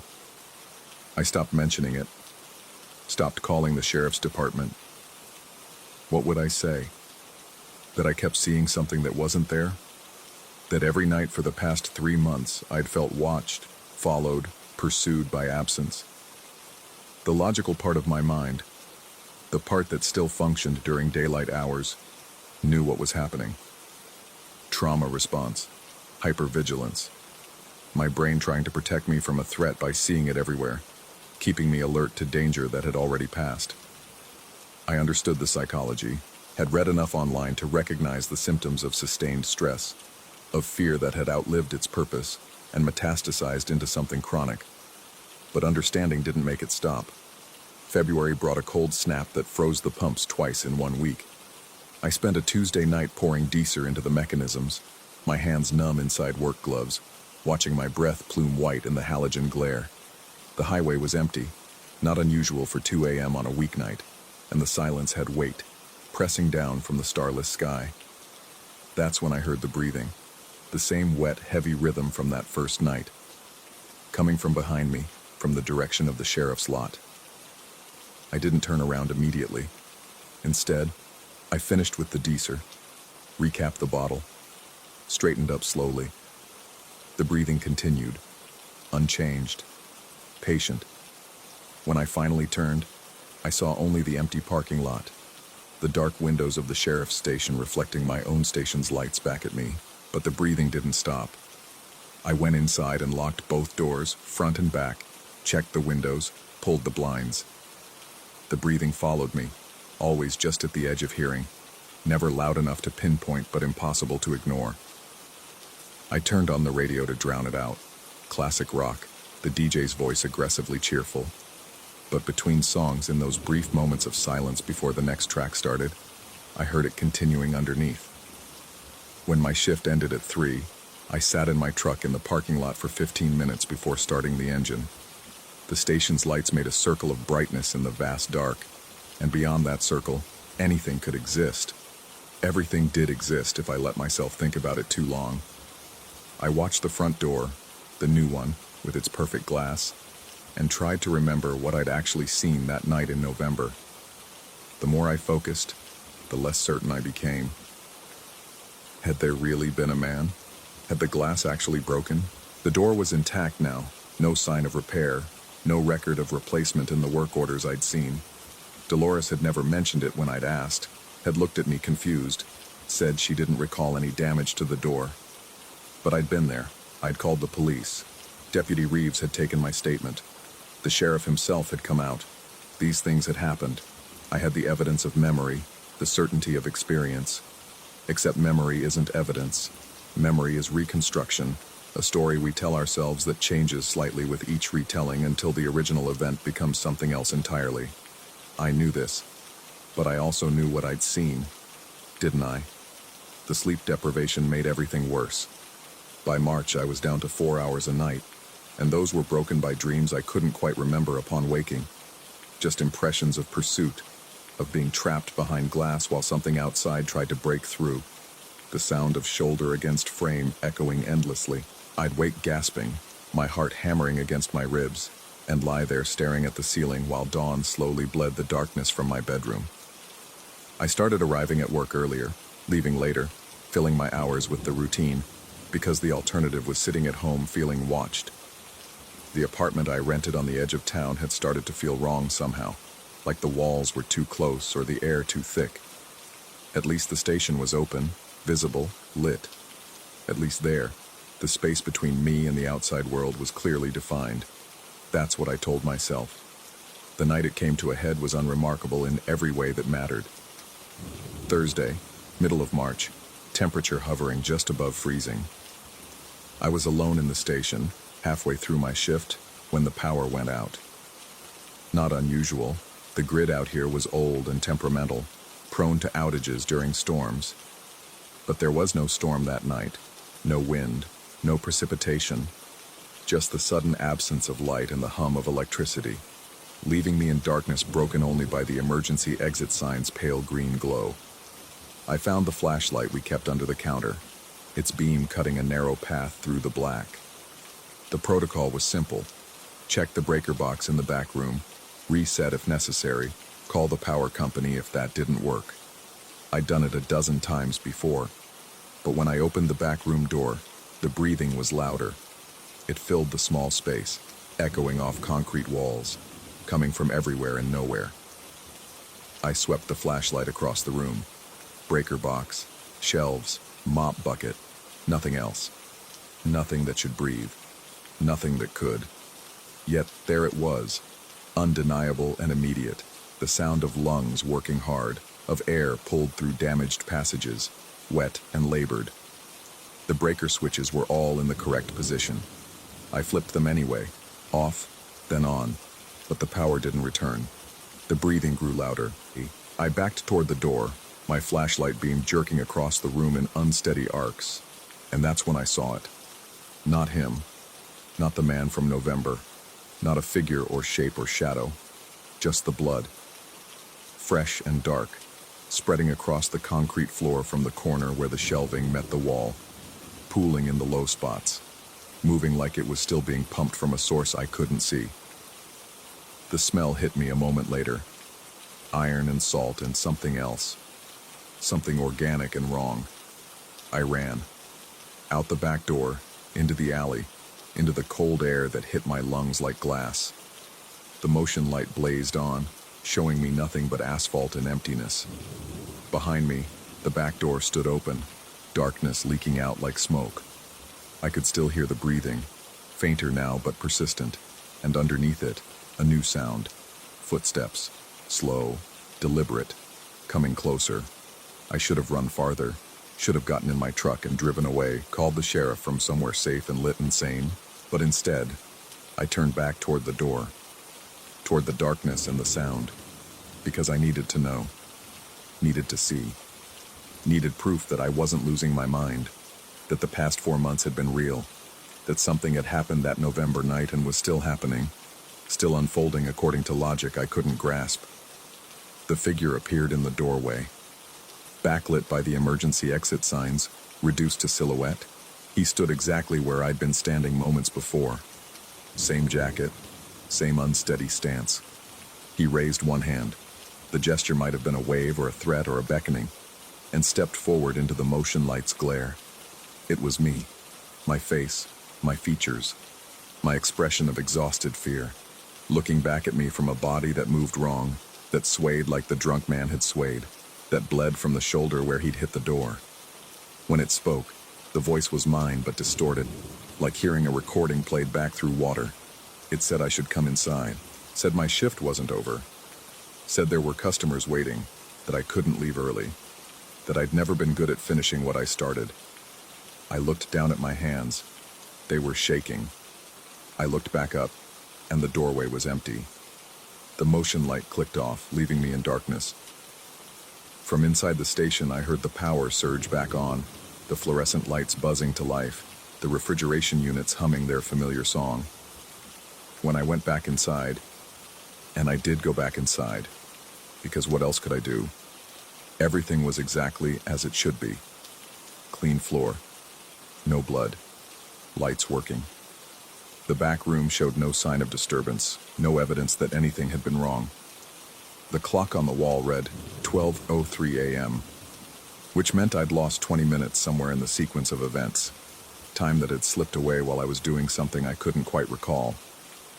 Deputy Reeves found me sitting behind the counter when he pulled in for his usual coffee run at 2:30.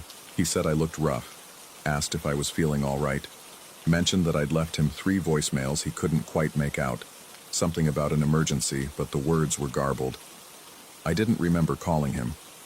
Didn't remember much of anything between midnight and his arrival, just fragments of routine, customers who might have been real, transactions that might have happened, the steady progression of seconds that felt both too fast and impossibly slow.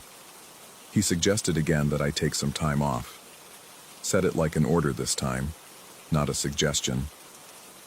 Told me the manager had already approved it, that someone else would cover my shifts for the next few weeks.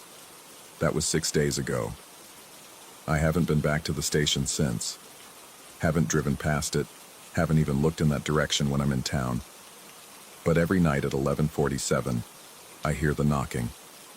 It starts at my apartment door, 3 measured strikes, then moves through the walls, through the ceiling, through the floor. I follow the sound from room to room, trying to pinpoint its source, but it stays just ahead of me, always in the next space, the next moment.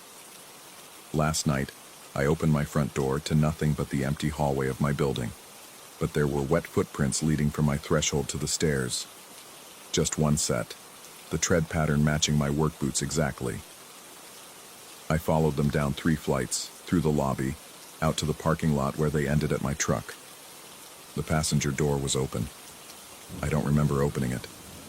Don't remember driving home from wherever I'd been. But my keys were in my pocket, and there was dirt on my jeans, the kind of dirt from the alley behind the station, with its particular texture and chemical smell. Tonight I'm sitting here writing this as the clock approaches 11:47, trying to document something while I still can, while I still remember the distinction between what happened and what I think happened. The knocking will start soon. I'll follow it again, because I always do, because I can't help but answer when it calls. The only question I have left is this. That night in November, when the drunk man came from the sheriff's lot and broke the door and disappeared into nothing. Was I watching from inside, or was I the one outside trying to break my way in? The clock just chimed. 3 knocks echo from the wall behind me. I can hear breathing, wet and labored and familiar, coming from somewhere very close. When I turn around, I wonder which version of myself I'll see standing there, and whether it will matter anymore. The door is locked, but I don't remember locking it. The lights are on, but they're flickering now. That same pattern from the night it all started. And in the window's reflection, I can see someone standing behind me, wearing my face, bleeding from the shoulder, reaching out with hands that might be mine or might be his, or might belong to something else entirely, something that's been here all along, waiting patiently for me to understand. The glass is breaking. Or maybe it broke months ago, and I've been living on the wrong side of it ever since, trying to get back in while everyone watches from the other side, wondering why I won't stop knocking, why I keep trying to break through, why I can't accept that some doors only open one way. 3 more knocks. Closer now. Inside the room. Inside my chest. I think I should answer it. I think I've been waiting to answer it since November. I think maybe I already did.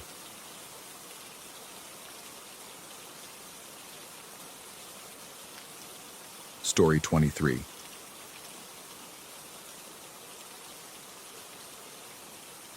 They told me the house had only 1 floor.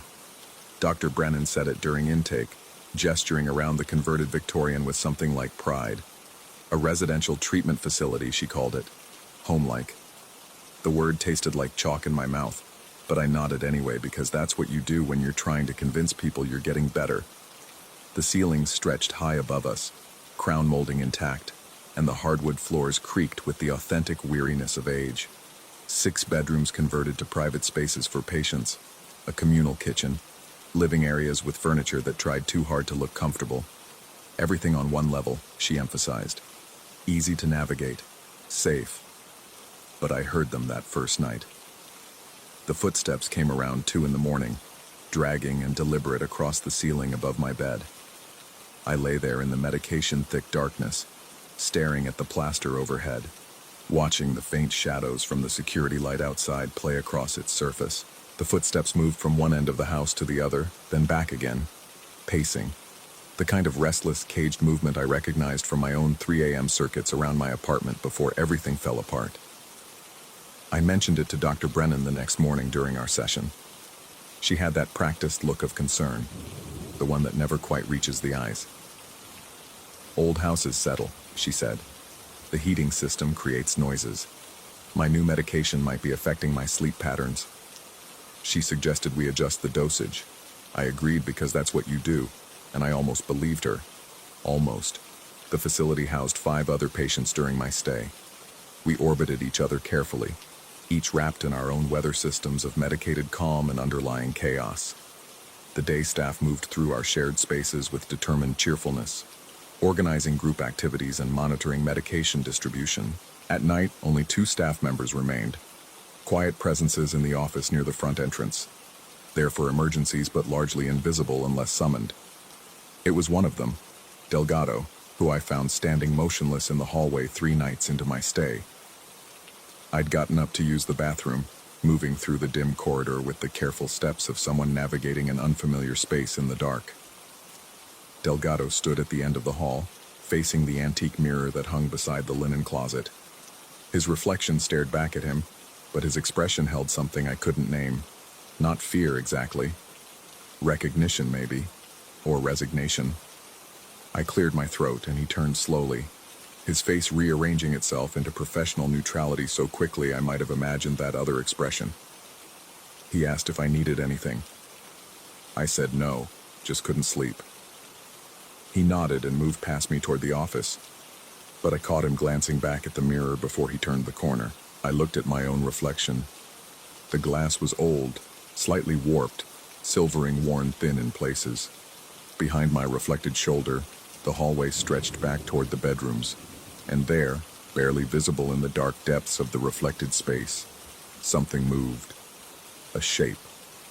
Tall and indistinct, like a shadow that had forgotten to attach itself to anything solid. I spun around. The hallway was empty. When I looked back at the mirror, so was the reflection. Sleep became a hostile territory after that. I'd lie in bed, muscles tensed against the mattress, listening. The footsteps came every night now, sometimes accompanied by the sound of furniture moving, dragging, scraping. Once I heard what sounded like an argument, voices rising and falling in cadence, but too muffled to make out words. The kind of domestic dispute that plays out in 100 houses every night, except this one was happening in a space that supposedly didn't exist. During the day, I studied the ceiling. The plaster showed no seams, no hint of an attic access panel. The exterior of the house, viewed from the yard during our mandated fresh air time, showed only one story beneath a pitched roof. The angles matched. The math worked. And yet, another patient, Keller, approached me in the common room one afternoon. He had the look of someone who hadn't slept properly in weeks, all shadows and angles. He asked if I'd heard them too, the couple upstairs. He said it matter-of-factly, as if commenting on the weather. I pretended not to understand, but he just nodded and walked away, and I saw Dr. Brennan watching us from across the room with that same practiced concern. Keller didn't join us for dinner that evening. Through the kitchen window, I watched him in the backyard, staring up at the roofline, lips moving in what might have been conversation or prayer. One of the day staff eventually guided him back inside, speaking in those low, soothing tones reserved for moments when someone is slipping. That night, I heard him. His voice came through the wall that separated our rooms, rising in frustration. He was arguing with someone, his words sharp-edged despite being muffled by plaster and old wood. A woman's voice answered, or seemed to. I pressed my ear against the cool wall, trying to separate the sounds, but the voices tangled together like rope. Then Keller shouted something about leaving him alone, and there was a crash of furniture hitting the floor. Staff responded within minutes. I heard them enter his room, heard their calm, authoritative voices trying to de-escalate, but underneath it all, I could still hear that other voice, the woman's, soft and insistent, like water wearing down stone. The next morning, Keller's room stood empty, transferred to a more intensive care setting. Delgado told me when I asked. These things happen. Sometimes the home environment isn't quite right. I watched him deliver this explanation, noting how his eyes didn't meet mine, how his hands worked at the edge of his shirt cuff. I spent that day exploring the house with new purpose. In the living room, I tilted my head back and traced the ceiling corners with my eyes, looking for inconsistencies. The kitchen revealed nothing except aging linoleum and that persistent smell of old cooking oil that haunts every communal space. But in the back hallway, near where Delgado had stood frozen that night, I found something. The linen closet. Its door stood slightly ajar, and inside, the shelves stretched up into darkness that seemed deeper than the space should allow. I pulled the cord for the overhead bulb, and yellow light flooded the narrow space, illuminating stacks of towels and sheets. But above the top shelf, shadows gathered in a way that suggested depth. I dragged a chair over, climbed up, and pushed aside a stack of pillowcases. There, at the very back of the highest shelf, I found a key. It was old, the kind made for locks that predated standardization. The metal felt heavy and cold in my palm, and something about its weight suggested importance. I pocketed it and returned everything to its place, my heart performing a rhythmic percussion against my ribs. That evening, during the quiet period after dinner, I found myself studying the other patients. An older man who spent his days completing crossword puzzles. A woman who painted watercolors of gardens she'd never visited. Two younger patients who played cards in the corner with the competitive intensity of people trying to focus on anything except their own thoughts. We existed in parallel, rarely intersecting, each sealed in our own transparent container. None of them looked up. None of them seemed to hear the ceiling groan overhead. I waited until after midnight, listening to the house settle into its nighttime rhythms. The staff office door glowed with pale light at the end of the hall. Delgado and Chen were on duty, and I could hear the low murmur of their voices, the occasional burst of quiet laughter, normal sounds, grounding sounds. Then the footsteps started above me. I rose from bed, the key pressing against my palm like a hot coal. The house felt different in the deep night. Older somehow. More honest. The shadows in the corners held weight, and the air tasted of dust and something else. Something organic and ancient. The locked door stood at the far end of the back hallway, nearly invisible in its ordinariness. I'd passed it 100 times, dismissed it as another closet or storage space. But now, with the key in my hand and footsteps echoing overhead, it seemed to pull at me with gentle insistence. The key slid into the lock as if it had been waiting. The mechanism turned with a click that sounded like teeth snapping shut. Behind the door, stairs climbed up into darkness. They were narrow, the treads worn smooth by decades of feet. The walls pressed close on either side, and the air that breathed down from above carried the scent of closed spaces and old fabric. I could see the faint outline of a landing at the top, maybe 15 steps up. The footsteps had stopped, leaving behind a silence that felt like held breath. My hand found the wall, and I started to climb. Each step protested under my weight, the wood singing soft warnings. The darkness grew thicker as I ascended, swallowing the weak light from the hallway below. My medication-dulled mind struggled to process what I was doing, where I was going, why this staircase existed in a house that was supposed to have only one floor. Halfway up, I heard my name. It came as a whisper, soft and insistent, wrapping around my consciousness like silk. Not from above, from behind me. I turned, and in the dim light from below, I could see Delgado standing at the base of the stairs. His face was pale, eyes wide, and he was shaking his head slowly, deliberately, but his lips weren't moving. He made no sound. And as I watched, his reflection appeared in a mirror I hadn't noticed on the wall beside him. A reflection that showed him facing the wrong direction, looking up the stairs, his mouth open in a silent shout or scream. I looked back at the actual Delgado. He was gone. Had he ever been there? The landing waited above. I could see it clearly now, illuminated by moonlight from a window that shouldn't exist. The footsteps resumed, moving back and forth across the space overhead. Closer now, more deliberate. I climbed the remaining steps. The second floor stretched out before me, a perfect mirror of the layout below. A hallway with doors on either side. The same crown molding, the same hardwood floors, though these were covered in dust, thick enough to show footprints. 2 sets of them, overlapping and tangled. Dancing, maybe, or struggling. At the far end of the hall, a door stood open. I moved toward it, my own footsteps muffled by the dust.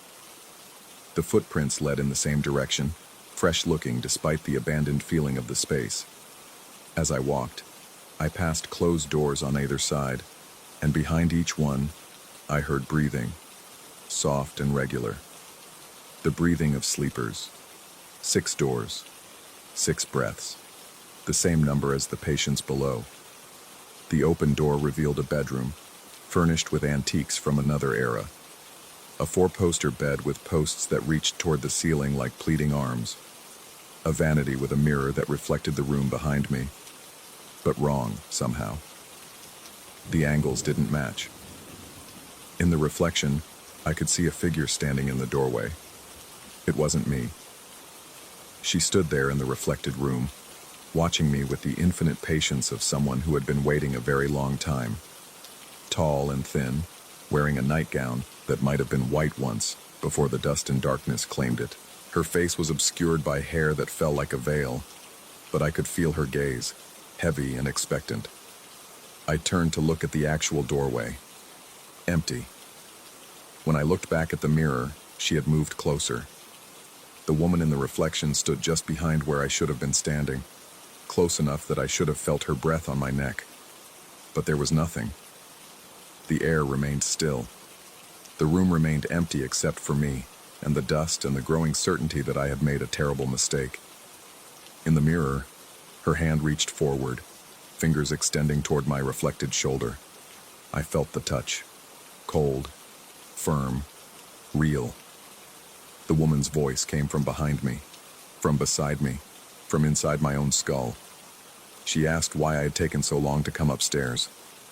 She said they had been waiting, she and her husband. They'd prepared a room. My room. I could hear him moving in the hallway now, his footsteps approaching, and she squeezed my shoulder with increasing pressure, her fingers digging into flesh that should have been solid but felt suddenly permeable. I wrenched away and ran. The hallway stretched longer than it should have, the doors multiplying as I passed. Behind each one, I heard waking sounds. Stirring, rising, the breathing becoming conscious and aware. The dust on the floor showed footprints now, dozens of them, all converging toward the staircase. I hit the stairs at full speed, taking them 3 at a time, my shoulders slamming against the narrow walls. Behind me, the footsteps followed. Multiple sets, a crowd of them. And underneath it all, that woman's voice, calling my name with increasing desperation, as if I were the one who was lost. The bottom of the stairs appeared, and I crashed through the door into the back hallway, spinning to slam it shut behind me. My hands fumbled with the key, turning the lock, securing it. The pounding started immediately, fists against wood, muffled and insistent. Then silence. I stood there, gasping, my back against the locked door, waiting for staff to come investigate the noise. But the house remained quiet. The office light glowed at the end of the hall, unchanged. When I crept closer, I could see Chen through the window, reading something on her phone, completely undisturbed. No one had heard anything. I returned to my room and lay in bed, staring at the ceiling, waiting for the footsteps to resume. But they didn't come. The house had settled into a new kind of quiet, expectant and patient. Morning arrived with its usual routine: medication distribution, breakfast, Dr. Brennan asking about my sleep, and me lying smoothly about how well I'd rested. But I noticed things now. The way Chen avoided looking at the mirror in the back hallway, how Delgado's hands shook slightly when he served coffee, the new patient being shown to Keller's old room, and the way she glanced up at the ceiling during the tour. During my session, Dr. Brennan mentioned that I was making excellent progress. She thought I might be ready for discharge soon, maybe another week or 2. I thanked her and asked what would happen to my room after I left. She said another patient would move in, of course. The waiting list was quite long. People needed help. That night, lying in bed, I heard them again. The footsteps resumed their pacing, but closer now, directly overhead, and underneath them, I heard breathing. 6 sets of it, soft and regular. The breathing of sleepers in the rooms above, in the spaces that didn't exist, in the second floor that was always waiting. I understand now. The house has one floor for the waking world, the world that doctors and staff members inhabit. But at night, when medication dulls the boundaries and consciousness loosens its grip, the second floor emerges. It's where the house keeps its other residents, the ones who never left, the ones who found their rooms upstairs and decided, or were persuaded, to stay. Keller is up there now. I'm certain of it. I hear his voice sometimes, arguing with that couple, and soon there will be another voice added to the chorus, another set of footsteps pacing through the dust. Dr. Brennan says I'm ready to leave, but when I close my eyes, I see that woman in the mirror, her hand still extended. And I wonder if leaving is really an option, or if I've already been assigned my room. If the key in my pocket is a gift or a claim, if the footsteps I hear overhead are a warning or a welcome. Tonight, I stood at the mirror in the back hallway and watched my reflection. For just a moment, I saw myself standing in a different hallway. Upstairs, the dust settling around my feet. Behind me, doors opened one by one and figures emerged. They looked like they'd been waiting a very long time. Tomorrow, Dr. Brennan will ask about my sleep again, and I'll have to decide what to tell her, whether to mention the key, whether to describe the stairs, whether to explain that the house doesn't have one floor or 2, but exists in both states simultaneously, depending on who's looking and when, or whether to say nothing at all. Because the truth is, I'm not entirely sure which floor I'm on anymore. The one where I wake up for breakfast and attend therapy, or the one where I pace the hallway at night, my footsteps joining the others, my voice adding to the argument that never ends. The medication makes it hard to tell. Reality becomes negotiable. And the woman upstairs, she's still waiting. They're all waiting. The house has infinite patience and room for everyone who hears the footsteps. I lie here now, staring at the ceiling, and I can see the dust beginning to gather on my hands. Story 24. The fluorescent lights hummed their mechanical lullaby at 2:47 a.m., casting that sickly yellow glow across rows of candy bars and motor oil. I was restocking cigarettes behind the counter when I heard it, the pneumatic hiss of the automatic doors sliding open, that familiar chime, the one that usually announced truckers or insomniacs seeking coffee and lottery tickets. But no footsteps followed. I looked up from the carton of Marlboros in my hands, squinting past the glare on the glass doors. The parking lot stretched empty under the sodium vapor lights, just my Honda and the manager's pickup sitting there like sleeping animals. The doors had already slid shut again, sealing me back into my fluorescent tomb. Must have been a moth, I told myself. Or the wind. The doors were sensitive, always had been. 3 months working the graveyard shift at this Reno gas station had taught me that much. But my hands had gone cold, and the back of my neck prickled with that ancient warning system we pretend civilization bred out of us. I turned back to the cigarettes, trying to focus on the mundane rhythm of work, when I heard it. Hello? The word came as a whisper, so soft I almost convinced myself I'd imagined it. It seemed to emanate from everywhere and nowhere, from the drink coolers humming against the far wall, from the space between the shelving units, from the very air itself. The voice was female, young, and carried a quality I can only describe as hollow, as if the speaker were calling from the bottom of a well. My heart hammered against my ribs. The cigarette carton slipped from my fingers, hitting the floor with a dull thud. I stood frozen, listening to the electric buzz of the lights, the low rumble of the refrigeration units, the whisper of my own breath. Hello? I called out, hating how my voice cracked on the second syllable. Silence pressed against my eardrums. I stepped out from behind the counter, my sneakers squeaking on the linoleum. The aisles stretched before me in neat parallels, undisturbed. Bags of chips hung perfectly aligned.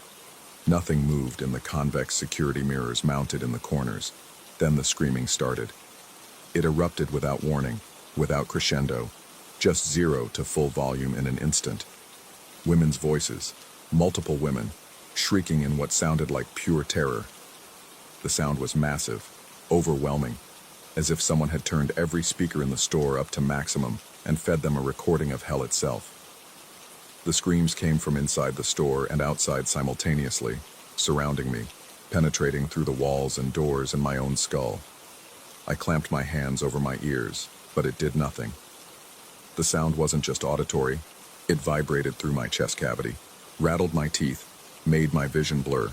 I staggered backward, colliding with the counter, sending a display of air fresheners clattering to the floor.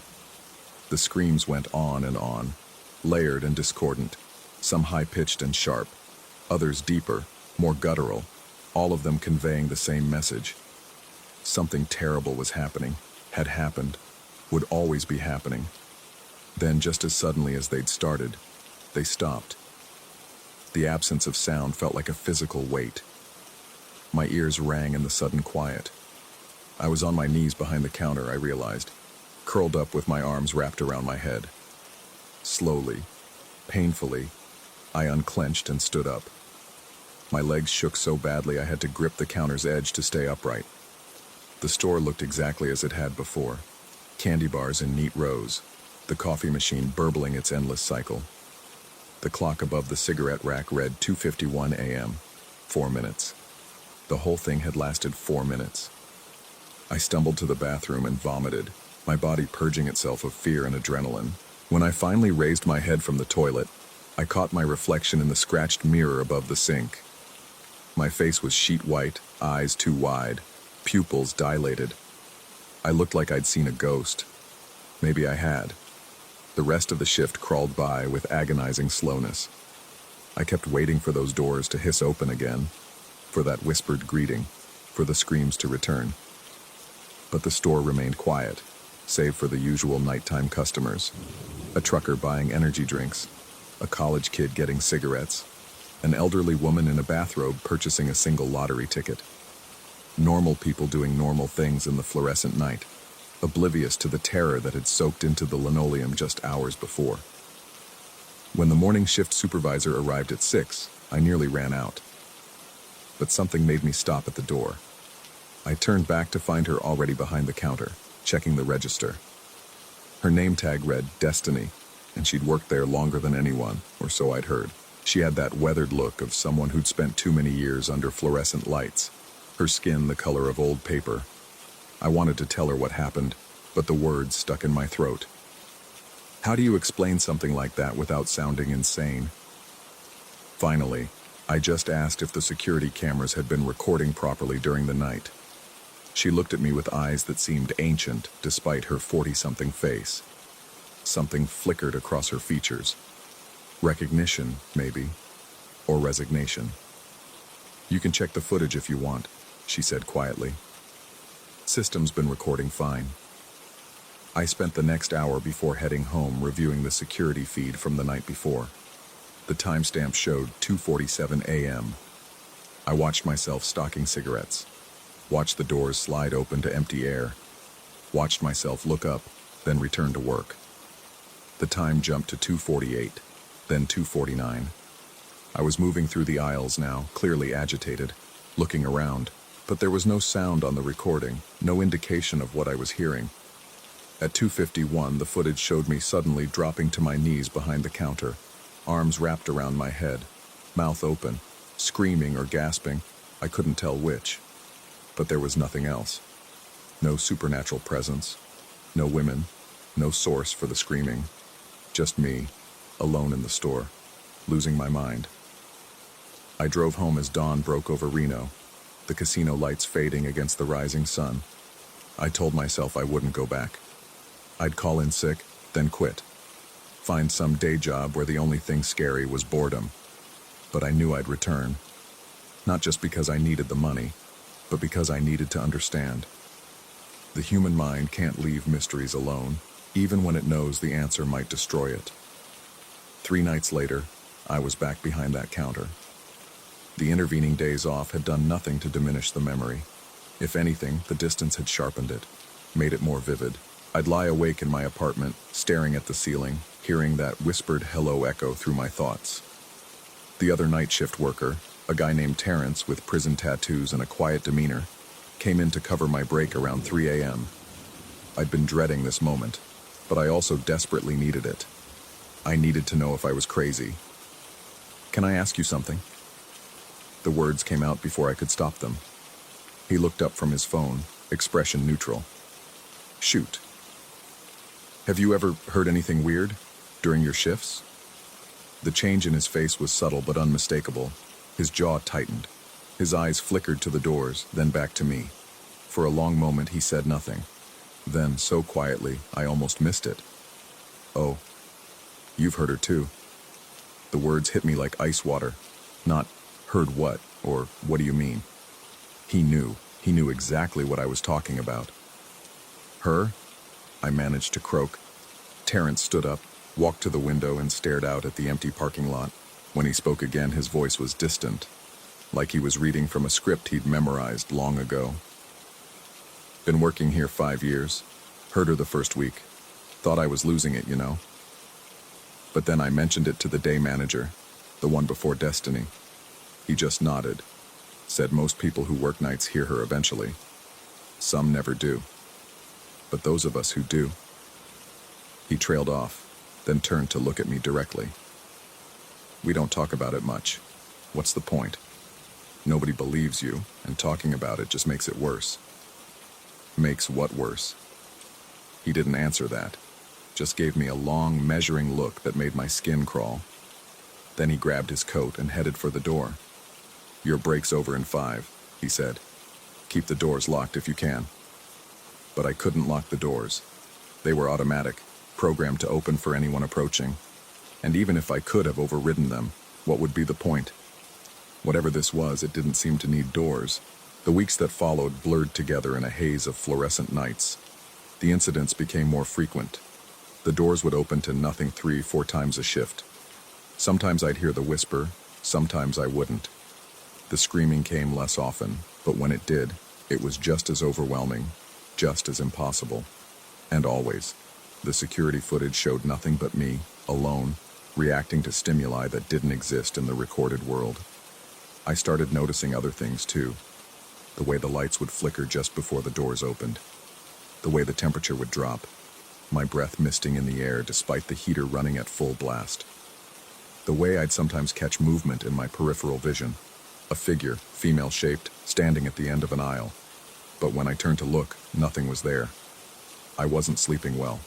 The few hours I managed were filled with dreams of screaming women, of automatic doors opening to darkness, of that whispered greeting echoing through empty spaces. I'd wake up gasping, convinced I could still hear it, convinced she was in my apartment, waiting. Destiny started watching me more closely. I'd catch her staring sometimes when she came in for the morning shift, her expression unreadable. One day, as I was leaving, she stopped me. "How much longer are you planning to work here?" she asked. The question caught me off guard. I don't know. Why?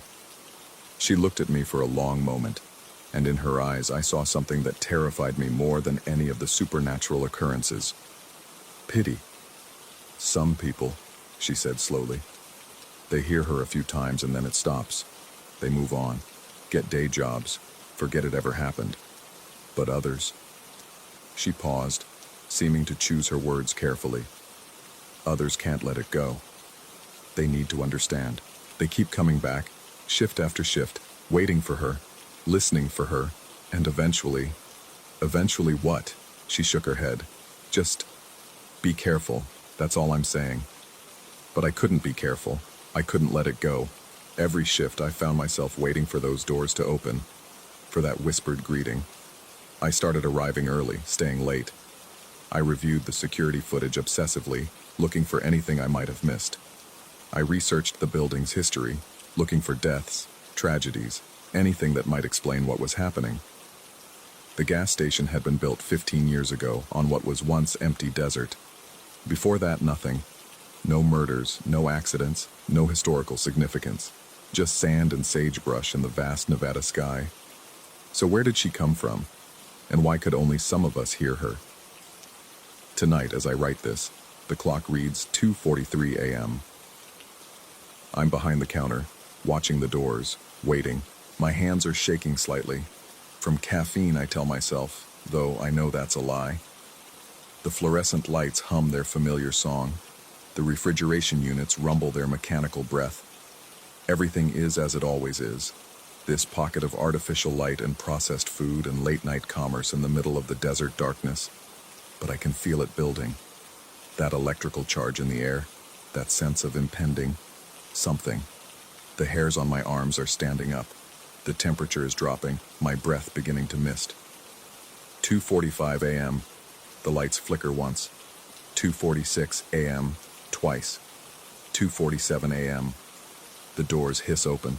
The parking lot is empty. But this time, I see something on the security monitor that I've never seen before. A distortion, like heat shimmer, moving through the space where the doors stand open.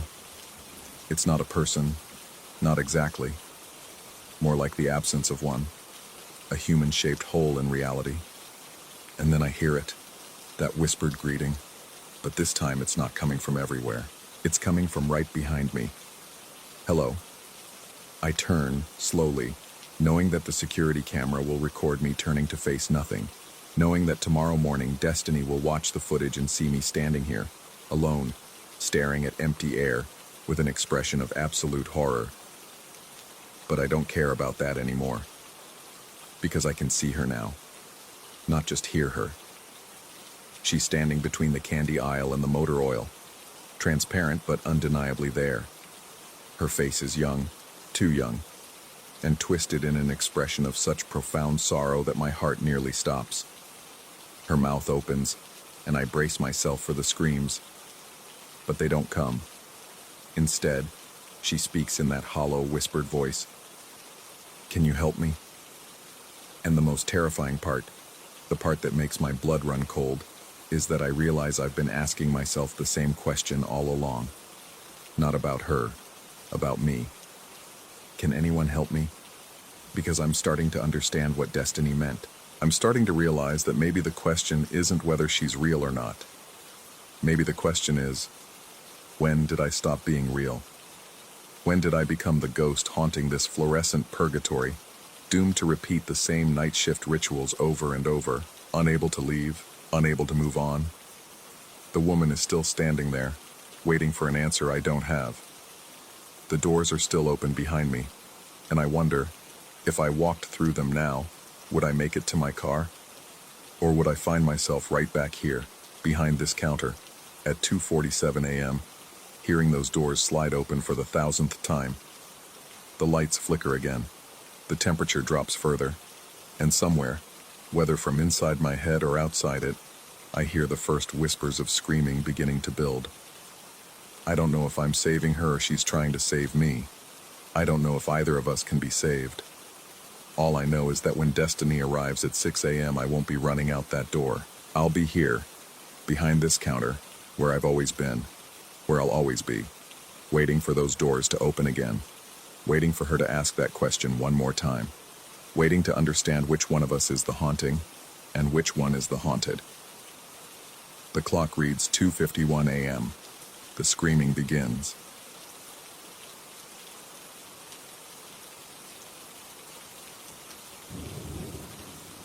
Story 25.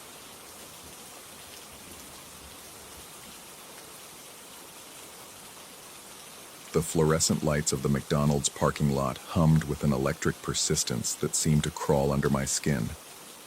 I'd been sitting in my car for 20 minutes, maybe longer. Time had become elastic, stretching and contracting in ways that made my pulse quicken.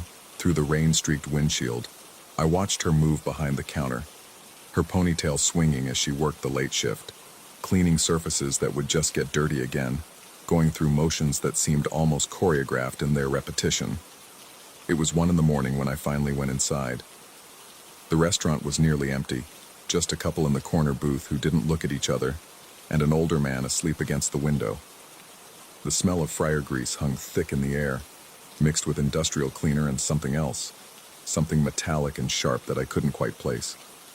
My shoes squeaked against the freshly mopped floor as I approached the counter, and she looked up with that practiced customer service smile that didn't quite reach her eyes.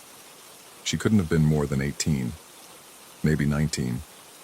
Her name tag was slightly crooked, and there was a small coffee stain on her uniform shirt that she'd tried to hide under her apron. I noticed these things. I noticed everything about her. The way she tucked a loose strand of hair behind her ear, the subtle exhaustion in her shoulders, the slight tremble in her hands. Or was that my imagination? My thoughts had been doing strange things lately, weaving patterns where none existed, finding connections in the static. I didn't order anything at first, just stood there, and the silence stretched between us like taffy pulled too thin. She asked if she could help me, her voice pleasant but with an edge that suggested this wasn't her first late-night encounter with someone who made her uncomfortable. I told her I'd been watching her work, that she seemed tired, that maybe she'd like to go somewhere after her shift. Get coffee. Talk. Just talk.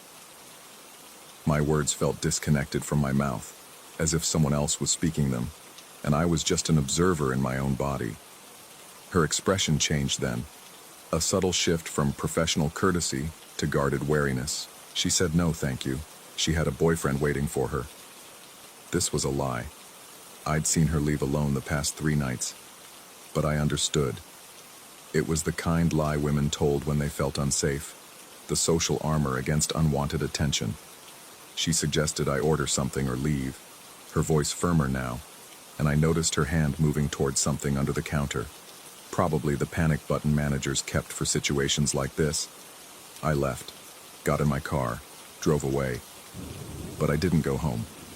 The thing about this town is that there aren't many routes from the McDonald's to anywhere else at 1 a.m.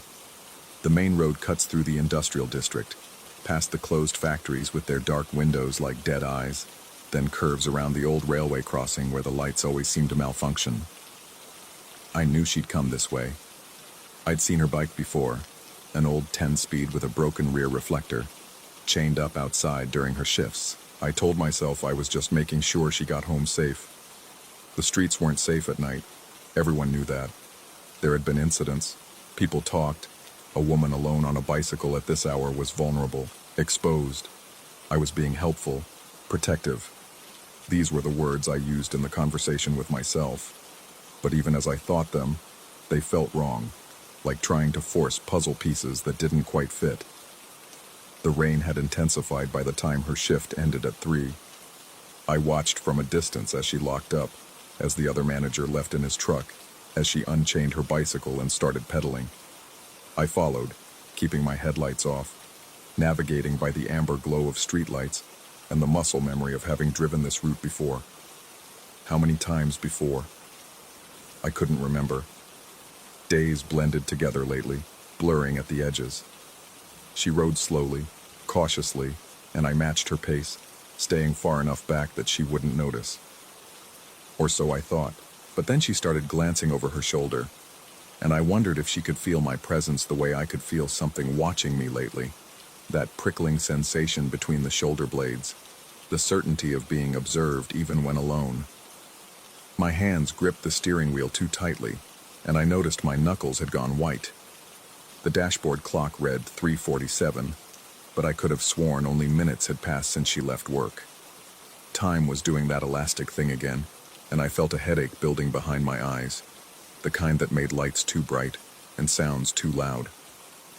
She turned down Maple Street, a residential area with sleeping houses and darkened windows. I accelerated slightly, pulling closer.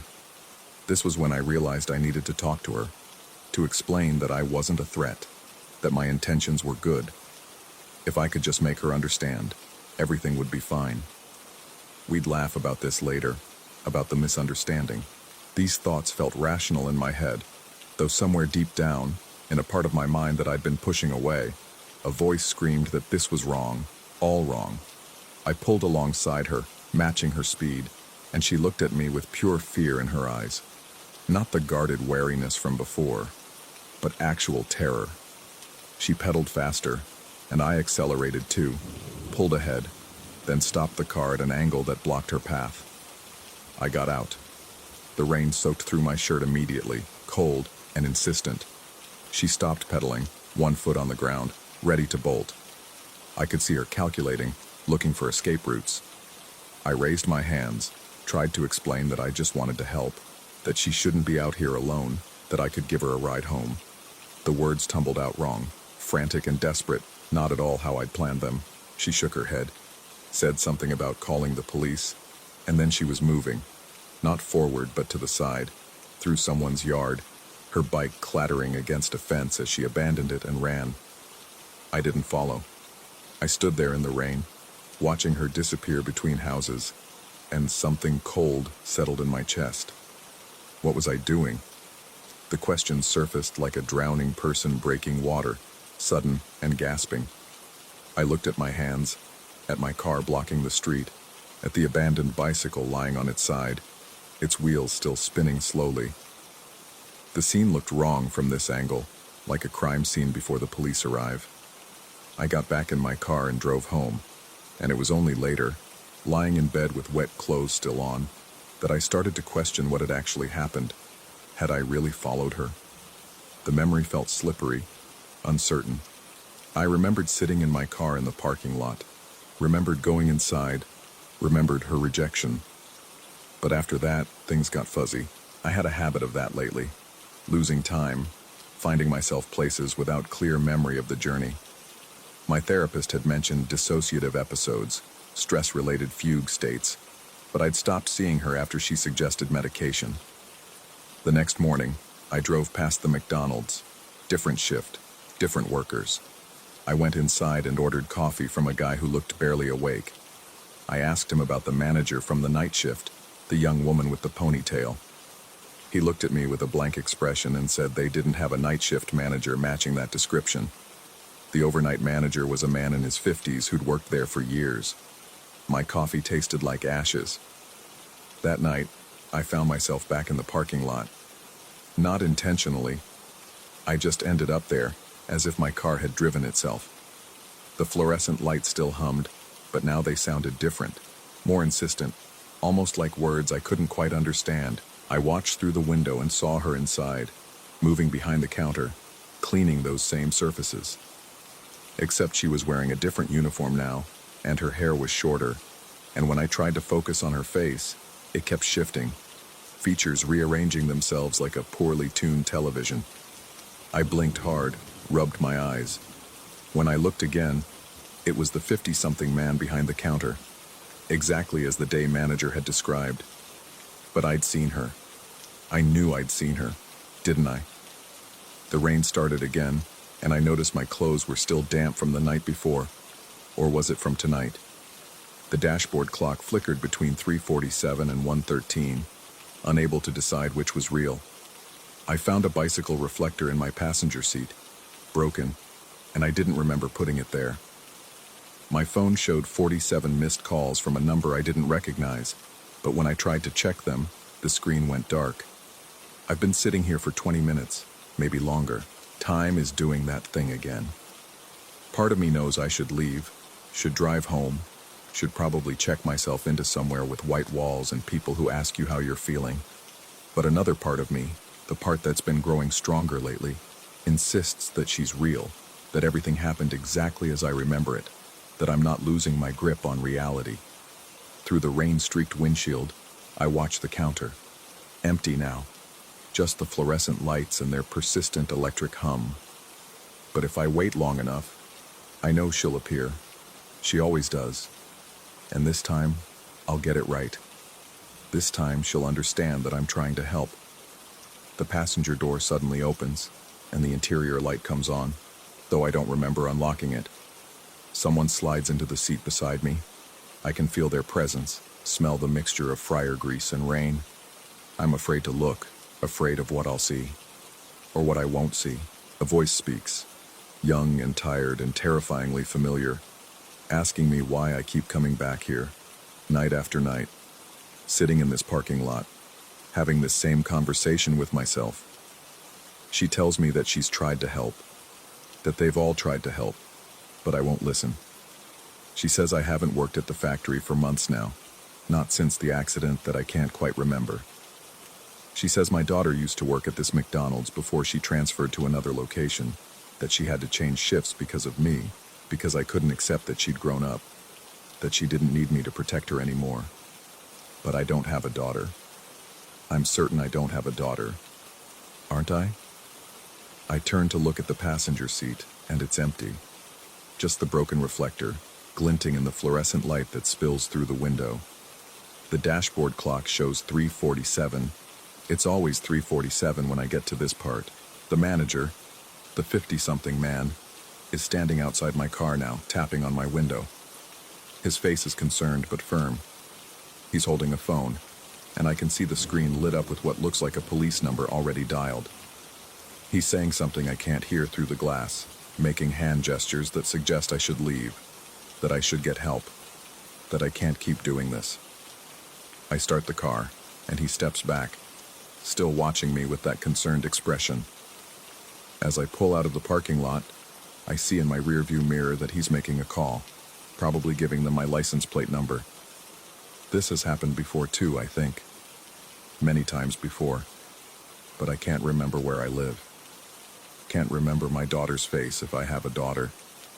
Can't remember anything before the fluorescent lights and the rain and the persistent feeling that something terrible happened that I need to fix. If I could just figure out what it was. I drive through the empty streets, past the closed factories, past the railway crossing with its malfunctioning lights. The rain continues, and I realize I've been driving in circles, passing the same landmarks over and over. Or maybe they just look the same. Maybe everything looks the same now. The bicycle is back in front of me again, lying on its side in the street, wheels spinning. I stop the car. I always stop the car at this point. And somewhere in the distance, I can hear sirens. Or maybe just the electric hum of the fluorescent lights that seems to follow me everywhere now, getting louder, more insistent, almost like words I'm not ready to understand. I get out of the car. The rain soaks through my already wet clothes. I approach the bicycle and I notice something I hadn't seen before. Or maybe I've seen it every time but forgotten. There's a name written on the frame in faded permanent marker. And as I lean closer to read it, the fluorescent lights from somewhere I can't identify grow impossibly bright, and the humming becomes a roar, and I can almost remember. But then I'm sitting in my car in the McDonald's parking lot again, and it's 1:13 in the morning, and through the rain-streaked windshield, I watch her move behind the counter, her ponytail swinging as she works the late shift. It's time to go inside. This time will be different. This time, she'll understand. Story 26. I'd been working the graveyard shift at the gas station for 3 months. 3 months of watching the clock hands crawl through the small hours while moths threw themselves against the windows and the coffee machine gurgled like something drowning. The pay was terrible, but I needed it. Student loans don't care about your sleep schedule or your sanity. It started on a Tuesday. He came in around 2 in the morning, when the world outside had reduced itself to empty highway and distant engine sounds. I'd been restocking cigarettes behind the counter, my back to the door, when the bell chimed. The sound made me flinch. It always did at this hour, breaking the careful silence I'd built around myself. When I turned, he was already at the counter, too close, close enough that I could smell him. Old leather and something chemical, sharp and wrong. He wore a denim jacket despite the heat, and his eyes had that glassy quality I'd learned to recognize, that particular shine that meant trouble, but it was his smile that set my teeth on edge. Too wide, too knowing, like he could see something about me that I couldn't see myself. He bought a pack of cigarettes and a lottery ticket, and when I handed him his change, his fingers lingered on mine a moment too long. The touch sent ice through my veins. Then he reached across the counter, quick as a snake strike, and pressed his palm against my cheek. The gesture was almost tender, which somehow made it worse. I jerked back, my spine hitting the cigarette display, but he was already walking away, that too wide smile stretching his face into something that didn't quite look human under the fluorescent wash. At the door, he turned back. He said my name.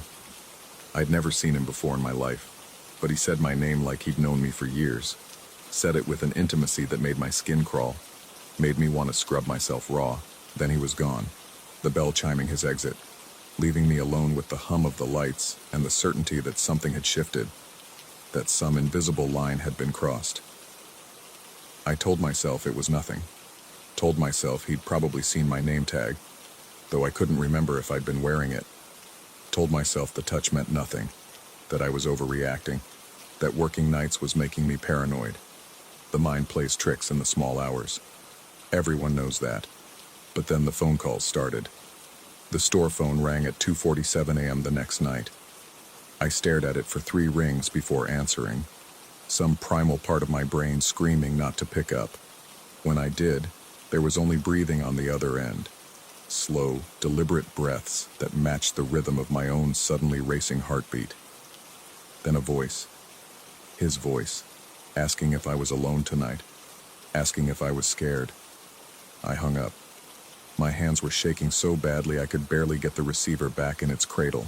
The phone rang again immediately. I let it go to voicemail. Then again. And again. 7 times that night, each call at exactly 13-minute intervals, precise as clockwork. I stopped looking at the caller ID after the 3rd one. I knew who it was. Somehow, I knew. Between the calls, I found myself watching the darkness beyond the windows with an intensity that made my eyes water. The gas station sat on a lonely stretch of highway, surrounded by empty fields on 3 sides and a thin strip of woods on the 4th. During the day, you could see for miles. At night, the darkness pressed against the glass like something living, something hungry. The fluorescent lights only pushed it back so far, creating an island of sick yellow light in an ocean of black. I started noticing his car on the 3rd night. An old sedan, dark green or maybe brown, hard to tell under the sodium lights, parked at the far edge of the lot near the air pump. It hadn't been there when I'd arrived for my shift, I was certain of that. But sometime between midnight and 1, it had appeared, silent as a ghost. The engine was off, but I could see the silhouette of someone in the driver's seat, utterly motionless, facing the store. Facing me. I tried to tell myself it was just someone sleeping, someone pulled off the highway for a rest, but they never moved.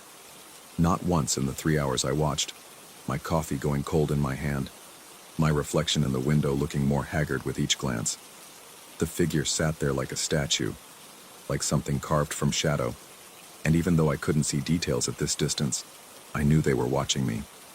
Could feel the weight of that gaze like fingertips on the back of my neck. When my shift ended at 6 and the morning guy arrived, the car was gone. No engine sound, no lights pulling away, just gone, as if it had never been there at all. I mentioned it to the morning clerk, tried to keep my voice casual, but he just shrugged and said he hadn't seen anything. The look he gave me suggested he thought I'd been sampling the beer cooler. Maybe I was losing it. Maybe the night shift was finally getting to me the way everyone said it would. Sleep deprivation does strange things to the mind. I'd read about that, about how the brain starts filling in gaps, creating patterns where none exist, seeing threats in every shadow. That's what I told myself during the day, lying in my dim bedroom with the curtains drawn, trying to sleep while the world outside went about its sunlit business. But the knowing, that cold certainty that something was very wrong, never left me. On Thursday night, I arrived early and checked the break room. We rarely used it. Just a cramped space behind the store with a card table, a broken microwave, and a door that led to the dumpster area. The single bulb overhead had burned out weeks ago, and no one had bothered replacing it. When I flicked the switch, nothing happened. Just darkness, thick and complete. I stood in the doorway, my hand still on the light switch, staring into that darkness. Something felt wrong about it, wronger than simple absence of light should feel. It was the quality of the silence, maybe, or the way the air seemed heavier somehow, pressing out from that black rectangle like a held breath. I backed away without going in. Told myself I'd replace the bulb tomorrow in daylight when things didn't feel so oppressive. I closed the door, and the click of the latch sounded too loud in the empty store, too final. The phone started ringing at exactly 2:47 a.m. I didn't answer, couldn't answer, just stood there behind the counter, frozen, while it rang and rang and rang, the sound drilling into my skull. When it finally stopped, the silence that followed was somehow worse. That's when I saw him at the window. Not outside looking in, but reflected in the glass standing directly behind me. I could see his face clearly in the fluorescent lit reflection. That too wide smile, those glassy eyes fixed on the back of my head. I spun around, a scream building in my throat. The store was empty. I was alone with the hum of the coolers and the tick of the clock and my own ragged breathing. But I could still see him in the window's reflection when I turned back, still standing there. That smile stretching wider and wider until it seemed to split his face in two. I ran.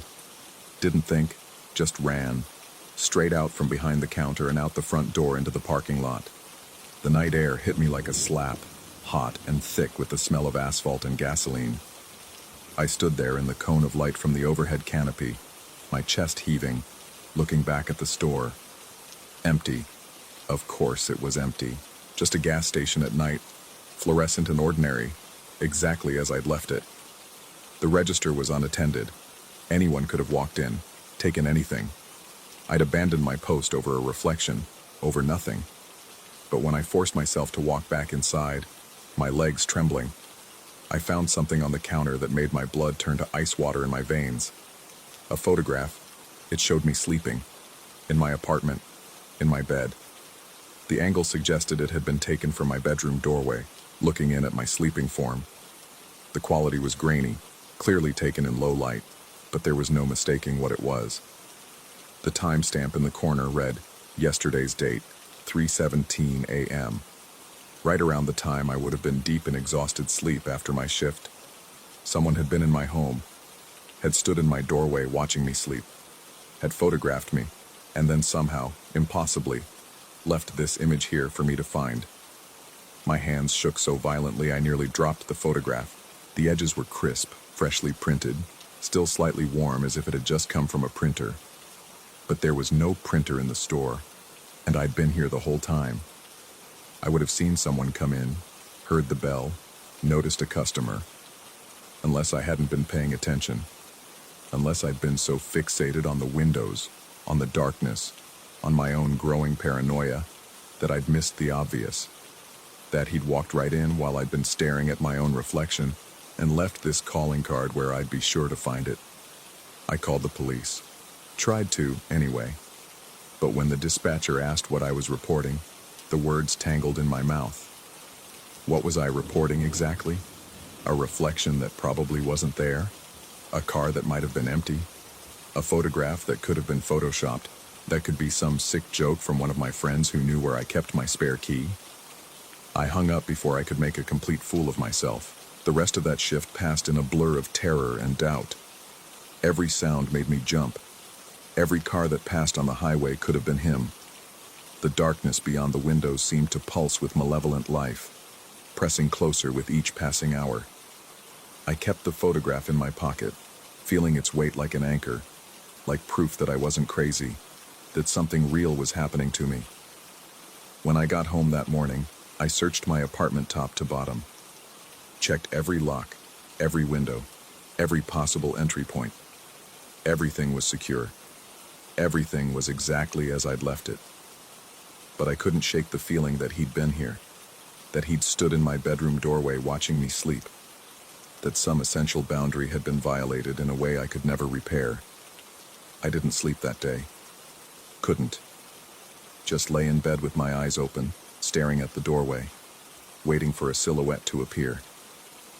Friday night I almost called in sick, stood in the parking lot for 10 minutes, phone in hand, thumb hovering over my manager's number. But I needed this job, needed the money. And what would I say? That I was scared of a customer? That I was seeing things in reflections? That I couldn't tell anymore what was real and what was paranoia feeding on itself in the isolation of the graveyard shift? I went in, told myself I'd be fine, that it was almost over, that I just had to make it through one more night, and then I'd have the weekend to sort my head out, to figure out what was real and what I'd imagined. The break room door was open. I know I'd closed it. Know I'd heard that final click of the latch. But it stood open now, darkness spilling out into the hallway, and from somewhere inside came the faintest sound, a rhythmic scraping, like metal on concrete, patient and purposeful. I should have run. Should have walked straight back out to my car and driven away and never looked back. But instead, I found myself moving toward that open door, drawn by something I couldn't name, couldn't resist. My hand found the wall, searching for the light switch, and when I flicked it, the bulb blazed to life.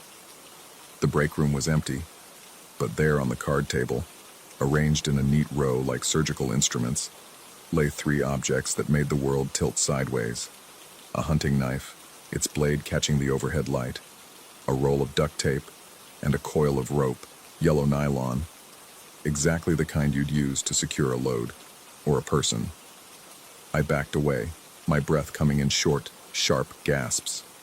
These things hadn't been here before, couldn't have been here before, but they were here now, real and solid and undeniable, and their presence confirmed every fear I'd been trying to rationalize away. That's when I heard it. A car engine very close, right outside the back door. The door that led from the break room to the dumpster area. The door I'd never used, never had reason to use. The handle began to turn. I ran. This time I didn't stop, didn't look back, just grabbed my keys and my phone and bolted out the front entrance.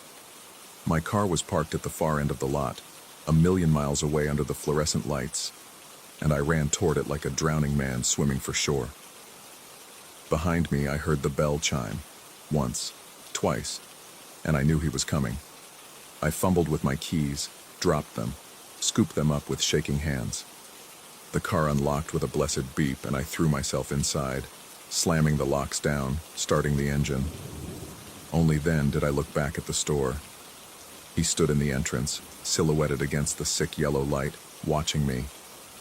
Even at this distance, I could see that smile, wider than any smile should be. He raised one hand in a wave, casual and friendly, as if we were old friends parting ways. I drove. Didn't stop driving until I was home, until I was inside with every lock engaged and every light blazing. I called my manager from my apartment and quit over voicemail, my voice cracking, unable to explain, unable to make him understand. That was 2 weeks ago. I found a new job, day shift at a grocery store. I sleep with the lights on now, changed all my locks, blocked the number that kept calling the gas station, though it never called my personal phone. But sometimes, late at night when sleep finally drags me under, I feel it, that weight of being watched, that certainty that something is standing in my doorway, something with a too wide smile and eyes that see too much. I wake gasping, and the doorway is always empty, and I can't tell anymore if the terror I feel is memory or premonition. Yesterday, I found a photograph slipped under my apartment door. It shows me at the grocery store at my new job, stocking shelves. The timestamp reads 3 days from now. I haven't told anyone. How could I explain? That time seems to be moving wrong? That he's been somewhere I haven't gone yet? Photographing a future that hasn't happened? They'd think I was crazy, and maybe I am. Maybe the night shift broke something in me that can't be fixed. Maybe I've been talking to myself this whole time, seeing threats in every shadow because the isolation finally got to me the way everyone said it would. But the photograph is real.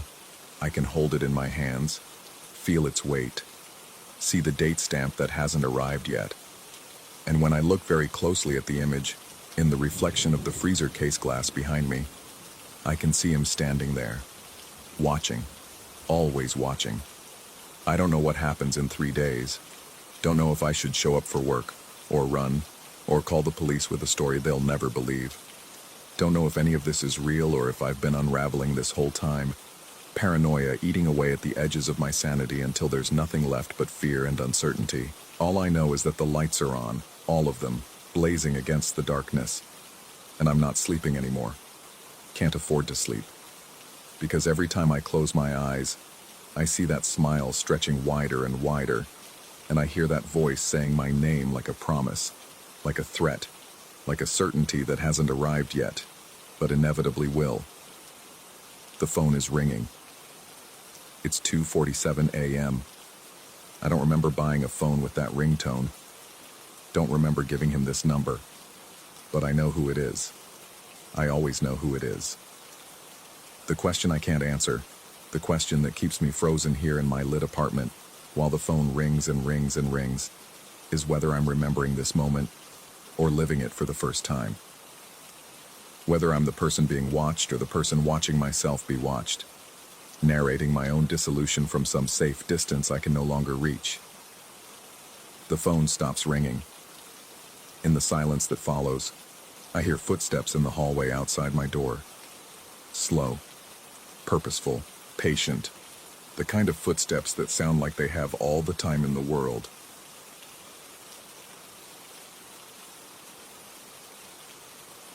Story 27. The fluorescent lights hum their nocturnal song at 2:47 a.m., and I'm the only living thing in 40,000 square feet of retail space. Or at least, I'm supposed to be. I took this overnight stock clerk position at Meridian Marketplace 6 months ago because the pay was decent, and I needed the solitude. After my divorce, after the apartment that felt too quiet during the day but somehow louder at night with memories, I wanted a job where I wouldn't have to smile at customers or make small talk with coworkers.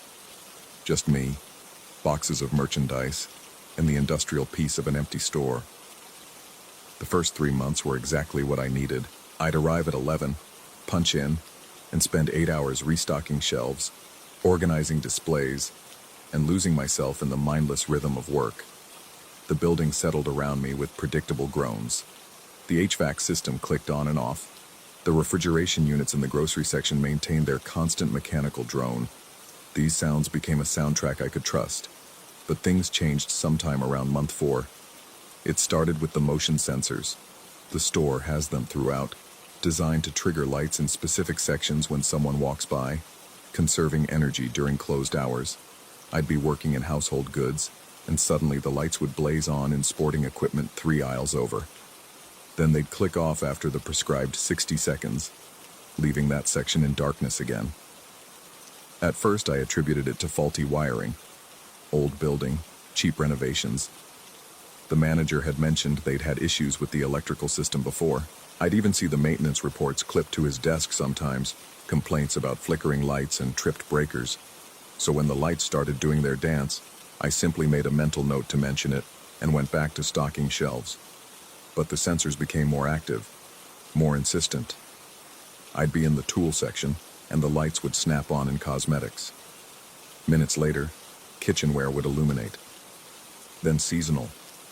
Then back to cosmetics. It was as if something was moving through the store in a pattern, triggering each sensor in sequence, like someone walking a deliberate path through the darkened aisles. I told myself it was impossible. The doors were locked. The alarm system was armed on the perimeter. I checked the security panel 3, 4, 5 times a night. Everything showed green, secure, but the lights kept performing their phantom ballet. The second thing I noticed was the display cases. Meridian Marketplace sells electronics, and we keep the expensive items, tablets, smartwatches, noise-canceling headphones, in locked glass cases. Only management has keys. At the end of my shift, around 7 in the morning, I'm supposed to do a final walkthrough and make sure everything is secure before the morning crew arrives. One morning, I found 3 cases in electronics standing open. Not broken, not damaged. Just open, their locks disengaged, glass doors ajar. The items inside were undisturbed, but the cases gaped like mouths frozen mid-scream. I closed them and said nothing. What would I say? That I somehow opened them without keys and without remembering? The manager would think I was stealing or losing my mind. Maybe both. So I closed them, checked them twice, and added them to the growing list of things I was choosing not to think about. Except they kept opening. Not every night. That would almost be easier. A clear pattern to report. Instead, it happened randomly. I'd walk through electronics at 3 a.m. and everything would be secure. At 5 a.m., 4 cases would be open. I started checking them compulsively, every hour, my hands running over the locks to confirm they were engaged. And still, I'd return to find them open, waiting. The third thing was the reflections. The store has large windows across the front, floor-to-ceiling glass that during the day showcases the entrance and makes the space feel open and inviting. At night, with all the interior lights on and darkness pressed against the glass, those windows become mirrors. Perfect, unavoidable mirrors. I started seeing people in them. Just for a moment, just at the edge of my vision. I'd be pushing a cart of stock toward the front registers, and in the window's reflection, I'd see a figure standing near the pharmacy. I'd spin around. Nothing. Empty aisle. But the impression lingered. Someone tall, still, watching. It happened more frequently. A reflection of someone browsing in produce, someone standing at the end of the cereal aisle, someone in the parking lot, right up against the glass, face close enough that their breath should have fogged it. But every time I looked directly, there was nothing. Just the reflection of the empty store and me, alone, staring at my own increasingly haggard face. I know what you're thinking. I was thinking it too. Sleep deprivation. Working nights messes with your circadian rhythm, causes hallucinations, paranoia. I researched it during my lunch break, scrolling through medical websites on my phone. Every symptom matched. The brain, deprived of natural sleep patterns, starts to misfire, creates sensory experiences that aren't there, fills the void with phantoms. I tried sleeping better during the day, bought blackout curtains, used a white noise machine, took melatonin. But the apartment was still too quiet, still too full of the life I used to have. And when I did sleep, I dreamed of the store, the aisles stretching impossibly long, the lights clicking on in sequence, leading me somewhere I didn't want to go. Display cases opening like blooming flowers. And always, the sense that someone was walking parallel to me, one aisle over, matching my pace. I started drinking coffee by the thermos. Stay alert, stay rational, Document everything. That's when I noticed the fire alarm. Not the alarm itself, that had never gone off, but the pull stations. The little red boxes mounted on the walls throughout the store, behind glass that reads "in case of emergency." There are 12 of them total. I'd never paid attention before, but once I started looking, I couldn't stop. They were smudged. Fingerprints on the glass. Fresh ones. I'd walk past them on Monday, and they'd be clean. By Wednesday, the glass would be clouded with prints, as if someone had pressed their hands against them, feeling for the mechanism inside. I started wiping them down with cleaning solution, part of my new compulsive routine. Check the display cases. Check the security panel. Wipe down the fire alarm stations. But the prints always came back, and they were always in the same places. The pull station near the loading dock, the one by the employee break room, the one at the front entrance, the one near the cold storage room and back. Someone was touching them. Someone was in the store. I reviewed the security camera footage. We have 16 cameras covering the main floor, the stockroom, the loading dock, and the entrances. The system records everything on a 30-day loop. I started coming in early for my shifts, spending an extra hour in the manager's office, scrubbing through footage from the previous night. Nothing. Just me, moving through the store like a ghost haunting myself. Me checking cases, me stocking shelves, me staring at reflections in the front windows, me walking through aisles where, 30 seconds earlier, I swore the lights had been triggered by something else. But there was one camera angle that bothered me. Camera 7 covers the back corner of the store, near the storage room and employee areas. It's positioned to catch anyone trying to sneak out the fire exit or tamper with the loading dock. The angle is wide, taking in about 40 feet of concrete floor, metal shelving, and the gray door that leads to the break room. In almost every night's footage, for just 1 or 2 frames, we're talking a fraction of a second, there would be a blur near that door, a distortion, like someone had walked past right as the camera refreshed its image, creating a smear of motion that didn't quite resolve into a shape. I rewound it, watched it frame by frame. There, then gone. There, then gone. I told myself it was a glitch. Compression artifacts. The system was old, probably recorded at a low frame rate. Of course there would be anomalies. But every night the blur appeared, and every night it was in a slightly different position, moving closer to the camera, moving into better view. Last Tuesday night I saw it clearly. I was reviewing footage from Monday night, 11 p.m. to 7 a.m., fast-forwarding through the hours of me working. Around 4 a.m., camera 7 showed me walking past with a cart, heading toward the stockroom. I disappeared from frame. For 60 seconds, the camera showed an empty hallway. Then someone else walked past. Not a blur this time. A figure. Tall, wearing what looked like dark clothes, moving with purpose across the frame from right to left. They were there for maybe 3 seconds of real-time footage. Clear as day, clear as me. I sat in that office chair, staring at the screen, my coffee gone cold in my hand. I rewound it, watched it again. The timestamp showed 4:17 a.m. Monday morning. I remembered Monday morning. I remembered being alone. But the camera disagreed. I watched the figure move across the screen 5 times, 10 times. Their gait was steady, unhurried. At one point, just before they moved out of frame, they seemed to pause, turn slightly, as if they'd heard something, as if they'd heard me. I checked the other cameras for the same timestamp. Nothing, just empty store. But camera 7 had caught them, preserved them in digital amber. I checked the perimeter alarm logs. No breaches, no entries. The system showed the building had remained secure all night. I started carrying my phone with me constantly, ready to call 911. I mapped out the exits in my mind. Front entrance, fire exit by the loading dock, emergency exit near the bathrooms. I could be out of the building in 30 seconds if I needed to be. But what would I tell the police? That I saw someone on camera from 2 nights ago?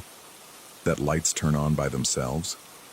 That display cases open and reflections don't match reality? They'd think I was crazy. Hell, I was starting to think I was crazy. Wednesday night, I almost didn't come in. I sat in my car in the parking lot for 20 minutes, staring at the building's lit windows, trying to convince myself to drive home. Call in sick, quit, take any other job, day shift at a gas station, anything. But I needed this job, needed the money, needed something to fill the hours that weren't filled with sleep anyway.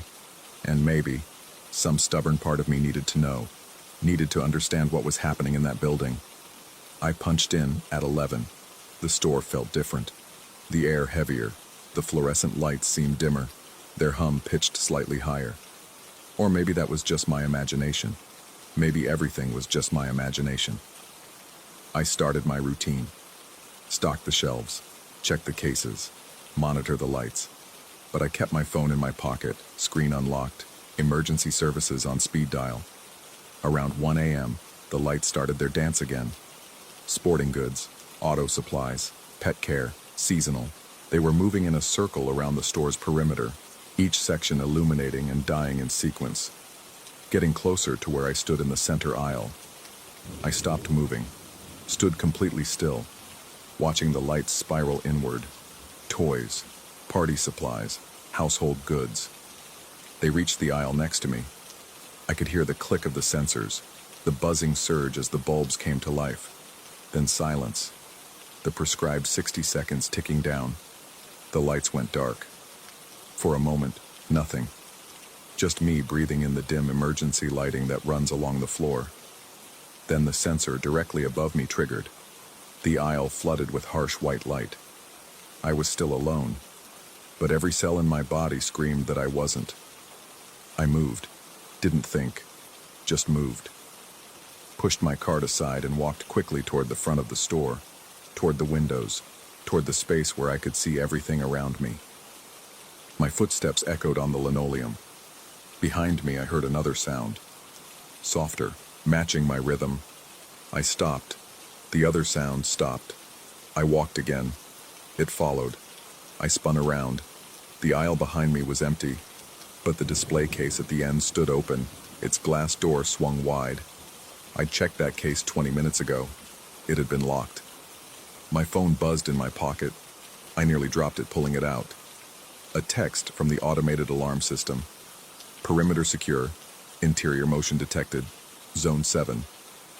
Zone 7 was where I stood. I pulled up the security camera app on my phone, the one management had given me access to for emergencies. Cycled through the cameras.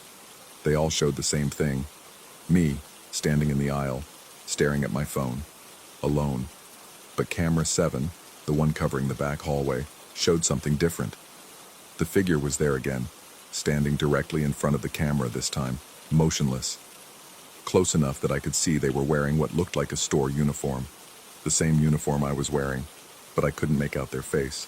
The image was distorted, pixelated, as if the camera refused to resolve their features. As I watched, they raised one hand, pressed it against the camera lens.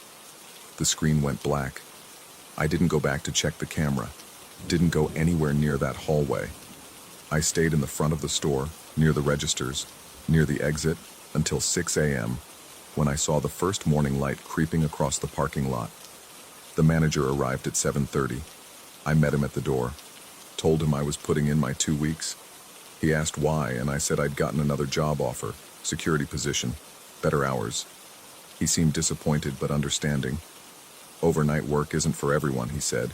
It does things to your head. I didn't tell him about the cameras or the lights or the cases. Didn't mention the reflections or the footsteps or the figure that was slowly becoming more solid on tape. What would be the point? But I asked him one question before I left, tried to make it sound casual. Did anyone else ever work overnight here, before me?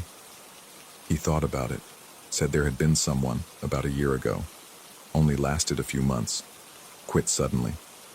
The manager couldn't remember why, just that he'd seemed stressed, paranoid even, kept talking about needing to get out. I thanked him and left. Walked to my car as the sun climbed higher, casting long shadows across the parking lot. I didn't look back at the store, at those big windows that would soon be transparent again, showing everyone inside. I have 12 more shifts, 12 more nights of fluorescent lights and motion sensors, and the question that won't leave my mind. Was I seeing someone else in that store? Or was I finally seeing what's been there all along? And which answer is worse, that I'm being haunted, or that I'm losing my mind. Because there's a third possibility I can't quite shake, a thought that comes to me in the gray space between sleep and waking. What if the figure on camera 7 isn't someone else at all? What if it's me, and I just can't remember? What if I'm the one opening the cases and triggering the lights and pressing fingerprints against the fire alarms?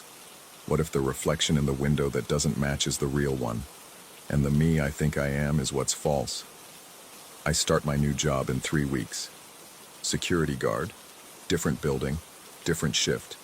But I wonder if it will matter. If I'll see the same figure on those cameras too.